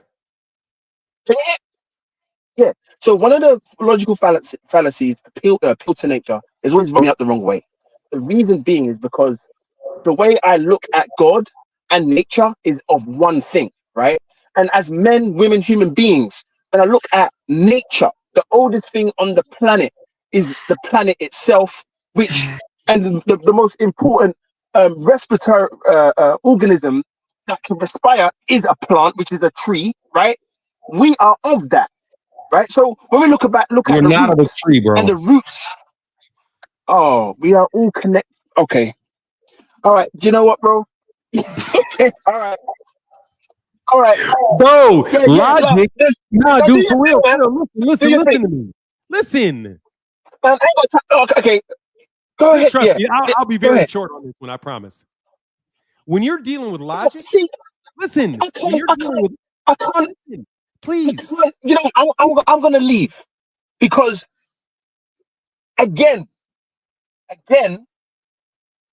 it's like, how do two people agree on something? Okay, you know what? This is your show. I was just gonna point something out. The relationship between men. Bro, all I wanted to say was this, bro. Logic is a physical phenomenon. Logic is mental. It's not spiritual, it's mental. Logic applies to the physical world. So when you're talking about logic, we're talking about how things work that are in existence. I understand that. When you're talking about God, I understand all that, bro. When you're talking, but that's why I'm saying that's way downstream. Yeah, it's way downstream, but there was a point I was gonna make, man. Maybe I'm not succinct enough for you. Maybe it's that, right? Maybe no, it's just a hard subject. Maybe you just keep talking. This is a terribly really hard. Subject. Bro, I get what you're saying, man. Let me tell you.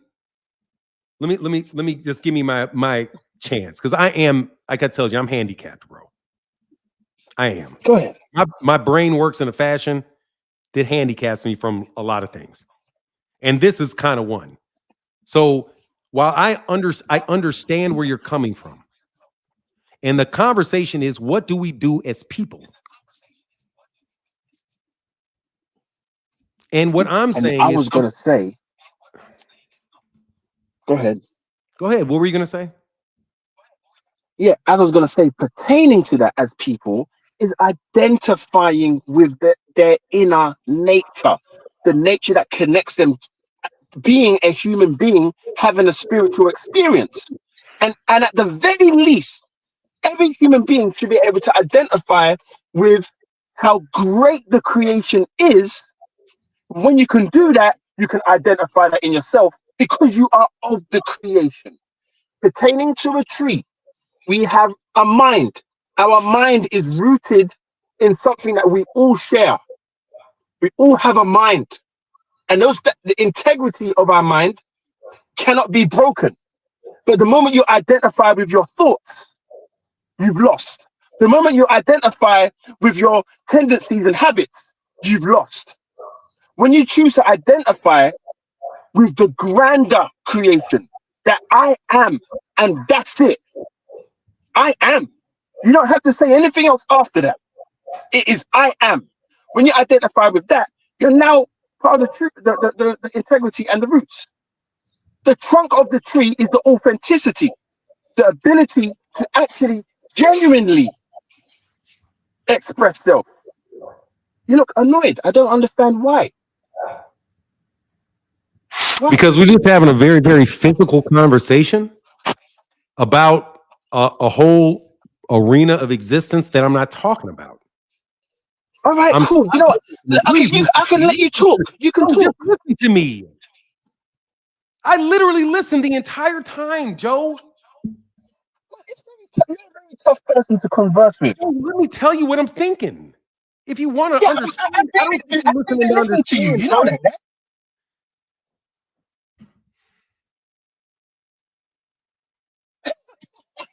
For real. I listen to you 75% of the time. When I want to say something. All right, let me ask you a question, bro. Because I'm telling you, I've been on here 5 hours and I've told you this. Okay. Dude, I'm not talking about the physical world at all. I don't care about sociology. Okay. I don't care. Listen, please. I'm bro. I gotta literally beg you to listen, bro. I am not talking about anything related to sociology, politics, the physical world, math, biology, none of that. I'm not talking about metaphors. I'm not talking about any of that. I am literally talking, if we're looking at a computer system, I am literally looking at the on and the off. That's it. Everything in a computer system is based off of an electron going on and one going off. What I'm telling you is I want to talk about existence at that level. I don't want to your position. Bro, no, you are not that is sociology that you're talking. No, I'm not. That's what you think. Bro, Find your position. I know what let me tell you something, bro. You know what I'm getting? The law of gender. Bro, you don't trust. You don't believe that I actually understand what I'm saying. No, that's not true, man. I you don't share it. No. It's not true. You don't understand what I'm saying, Joe. No, I do. I'm going to have to correct it all day. Joe, no, you don't. Bro, Joe, you don't understand it. Listen to me. It's like me talking to contracts, bro. If I'm talking about you with contracts, bro, I'm going to tell you when you don't understand a contract. Okay? I don't understand. You don't. That's all I'm saying. You don't. And okay, no problem. And that's okay. That's okay. It's okay. So what I'm gonna do? So what I'm gonna do? So what I'm gonna do? Please, bro. No, I'm gonna listen. I'm gonna listen. Yes, I will listen. I promise you, I'm gonna listen. Joe, are you gonna listen to me after? I'm just gonna tell you this one last thing. I'm going to listen to you from the back. So I'm gonna come off, and I'm gonna be listening. Okay, I'm listening. If you leave, I'm not saying it. Bro, there's no point being here. I'm gonna listen to you though. Joe, I am talking to you and only you. Yeah. I'm not talking to anybody but you. If you leave, I'm not answering it. I'm going to leave. The only person I'm talking to, Joe, is you. I'm not talking to 500 people that are here. I'm just talking to Joe, man. I'm not performing for anybody. I'm just saying, Joe, listen to me so I think that you understand me. Because you're not giving me that you understand me. You're giving me that you don't understand me. Oh, my God. You say you understand me, but you don't. And I'm clearly telling you, you don't. I understand you. I do. All right. You don't understand me. I'm telling you that reality doesn't matter. Nothing of it matters. All we are is a reflection, a solidification of some things that happened so long ago that time doesn't even relate to them. And that we keep repeating in archetypes. We're nothing but echoes. Anything more than the sun on our face is a distant echo of the original non-visible thing which the sun truly is. We never see the sun. We only see the reflection of it in the atmosphere. And what I'm saying is we never really get to see true reality. Our physical bodies are only a manifestation of the ultimate, and our job is to understand that. And until we put aside earthly things and relate to our experiences to things that do not relate to the and this is the word I use, Joe, the illusion of diversity. Illusion means the diversity is not real. What is the diversity? That we're different human beings in different countries and different worlds. Any more than our body is a manifestation of a million different universes in ourselves. We are still just one body called Joe. The human race that's not even the core essence of us, is our humanity. Our connection with God is way deeper than even human. It's non-physical. It's non-existent. You have to get to understand that the more we keep talking about the reflections of the reality, the more we stay within the babble. That's the metaphor of the fallen angel and being clothed in reality. Originally, we had no separation. We believed, that's what they called it, Lucifer. We were all one. But somebody wanted to be their own individual. So God cast him down into materiality. And they tell the same miniature story with the Garden of Eden. The devil was kicked from heaven for trying to separate himself and call himself unique. I am the smartest. I am the most beautiful. It's the I am, Joe, that's the problem. Don't say I am. That's what the same philosophers have been teaching us that led us into ridiculous materialism. I am trying to escape from materialism. Of course it's materialism. You absolutely. No. Our body is materialism. Of course it is. Come on. Obviously. What do you mean obvious? That shit ain't obvious. Oh, sorry. It's to me it is. It's obvious that our bodies are not real. Yeah. That's not obvious. What's obvious is that you see a physical body in your eye. And you think that mind is separate from your mind. But I don't. But that mind is not separate from your mind. That mind is just one of the whole, bro. We are just a little bit of the whole. Okay. So why do we got to keep talking, Joe? I agree with that. I don't want to keep talking about all the different diversities. I wasn't. They're no different. They're no different. What diversity did I speak of? Dude, here it is. I don't want to talk about whether this water is a piece of ice, whether it's a snowflake, whether it's an avalanche, whether it is an ocean. It's water. I don't care if it's sociology. I don't care if it's political science. I don't care if it's boxing. It's still existence. And because it's existence, it's going to be based off the same pattern of existence. So until we understand the pattern of existence and the issues with existence, period, we are never going to spread that solution as a virus through our body. We got to stop looking at money. We can't say, dude, why is money the root of all evil? Bro, the answer to that, I'm telling you, what I'm telling you is going to relate to that.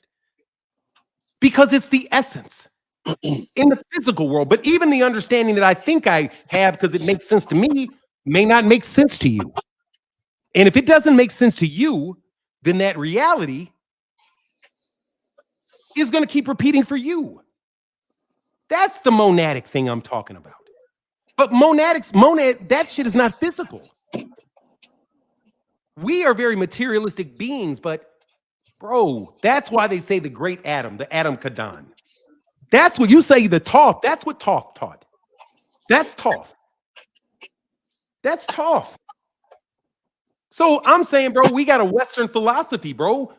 This all we're talking about in this perception we have a world is formed by Western European vision of the world.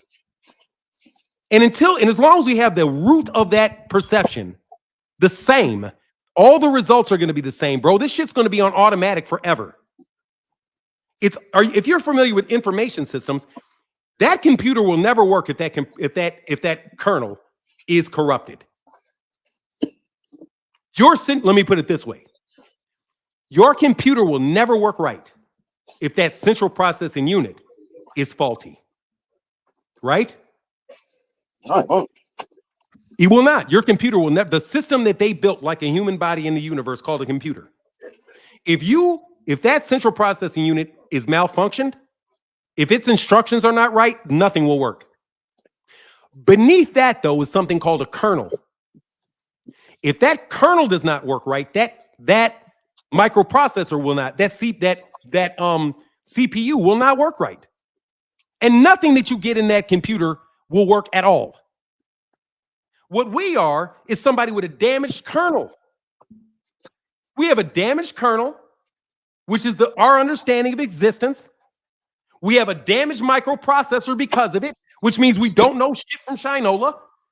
We don't know what to say, what to think, how to store data, how to analyze, because our kernel's fucked up.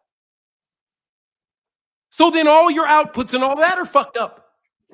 It's literally the same architecture in IT that would apply to the spirituality of a human being. Your kernel is that essence of God that is within your processing, your decision-making processes, which is your mind. And then your mind makes those decisions and it moves your body. And your body and mouth then move other people. And then the other people that you move then move greater numbers of people. And then it echoes out into society in the body, just like a virus from your kernel. That's why it's so important to control the thought patterns of every fucking body. Because all you need is a kernel. All you need is to change your perception of a human being from one being good, naturally good, which means, hey, man, if they're making these decisions, I'm okay with it. They can live their life. But if you think people are innately evil, everything that they do, you're going to want to stop them from doing it. They're free. No, you can't practice that religion. We got to control you. Because you don't have the essence of God in you. We have the word of the God. They just oppose the word of God with the spirit of God. What you have is the word. You don't have the spirit. What I'm telling you is I don't need your word. I got the spirit. That's what I'm saying, bro. I'm not even on a physical conversation, bro. Really. I'm not even discussing any of this shit really on a physical level anymore. Because I already think it's over with, bro. And I think the lesson is where we go. I only got 55 more. I'm 55, bro. I got another 30 years on this shit. I want my shit straight wherever I go next. And it ain't damn sure ain't going to be sitting there trying to figure out how many times these white people lied to me. I'm going to go to the crux. What do you think that affects all your decisions? You believe people are bad. That's the one. That's the O. I believe people are good. That's the one. If we keep vacillating to make this word move, it's on, off, on, off, on, off, on, off. Bro, I just want to stay on. Because God don't have on-offs unless you're talking about life and sleep. Even that is copied off God. These people aren't intelligence. They're just fucking pattern recognizers. And I want out of the pattern, bro. I want out of the pattern, bro. I don't want another pattern. I don't want this anymore. For me, if I pass away as a human being, bro, I don't want to come back. Yes, I knew that's what. Yeah, I understand. But that is true transcendent. That's truly transcending it all. But yeah, but dude, if we're transcending, if you truly believe in transcendent spirit, then we have to prepare to transcend, and we can't believe in death. But if you believe in death, but if you believe all people are evil and they don't have the essence in God in them, then they are mortal and they die, and that's it. Because the only thing that they say is immortal is the Spirit of God. So if only the Spirit of God is immortal, then hey, bro, I need that. But if you say that I don't have that within me, then you say that I'm going to die. I'm just done. And I don't believe that because I don't trust y'all. Y'all lie too much. I don't believe nothing a liar says. I just want to get to the core of the lie. And the lie is that there's a illusion of diversity, bro. Me and you are the same, man. We got the same feelings, the same loves, the same risks, the same language. 99.9999999% of things between me are the exact same thing. And the only thing that we actually notice different about us is our color or this or that thing, or the perception that we're two different people. But think about it, looking at us as having a conversation as a whole. And two people of the same spirit, you get to see an interaction between the same soul, between the same essence. The essence of me trying to communicate with the essence of you for the benefit of the essence that is of the essence in enlightening the essence, the enlightening, because that's what enlightenment is. Enlightening the knowledge of the essence of God within you. You have to get that first. If somebody doesn't believe that, there's no hope for them with you. And it doesn't matter if they're a Christian or not, or whatever religion, because nobody ever addresses that basic very issue. Anyway, it's love though, bro. I love you with all my. I love you as a friend, man. Thank you for the conversation. Really. Did you leave me, man. Joe? No doubt. Yeah, Can you man. hear You me? my guy, bro. No, I'm here. I wouldn't even talk to most people, bro. I'm No, telling I you, man. appreciate you, man. I would never have this conversation, dude. I'm telling you, bro. I got like PhD love. I got all kind of shit. But it really does come down to that because I wanted I don't to think create. you need to, like, massage your own ego. You do. No, Your I'm actions telling you, do it's this not for an ego, yourself. bro. You don't need It's to not let me me. know. I see it. No, bro. It's not me. It's not my ego, bro. What I'm telling you is, bro, for real. These guys, they wanted a total theory of everything. Like somebody told me, bro. A dude told me this. Watch this shit. Dude told me, he's like, man, I was like, man, I'm trying to figure out what God is. I'm trying to understand it. And this dude told me, older dude, Kojic Church, he said, man, okay, I appreciate that. And I just remember when I tell you, you're going to go all the way around the world. You're going to wind up right back here, son. Yep. I went all around the world. I wound up right back there. Do unto others as you do unto them, as you would have them do unto you. Lean not into your own understanding, but on all thy ways acknowledge him. I can't lie, bro. You can study anything, go anywhere. And trust me, I tried to run from that dude. I tried to run from him. Like, I don't want him to be right. Because, older dude, what the fuck does he know? He's 70 years old. I'm 25. Sitting right there at his desk right now. And that's the journey many of y'all going to be on. If y'all don't get to the essence. What's going on? All right, bro. Much love, man. I'll get back. Yeah, man. Peace and love, bro. I'll catch Peace, up man. with you. And Dubois, I'm riding with Dubois. Yeah, it has to happen. It has to happen. All right. But yeah, man, we catch up, man. You've been here for 5 hours, bro. Yeah, man. Yeah. But, it was fun, man. I had a great time. All right, man. Peace. Good. All right, peace. All right, y'all, man. That was MH Blackwell live stream. I hope you enjoyed. I know I talked forever. Everybody going off YouTube. I got 170 people over there on Fanon, man. That's hilarious. I ain't never had that less. Till you go 5 hours talking about God, you'll lose people. Anyway, much love, man. Y'all have a great day, man. And with that, I'm out. Deuces.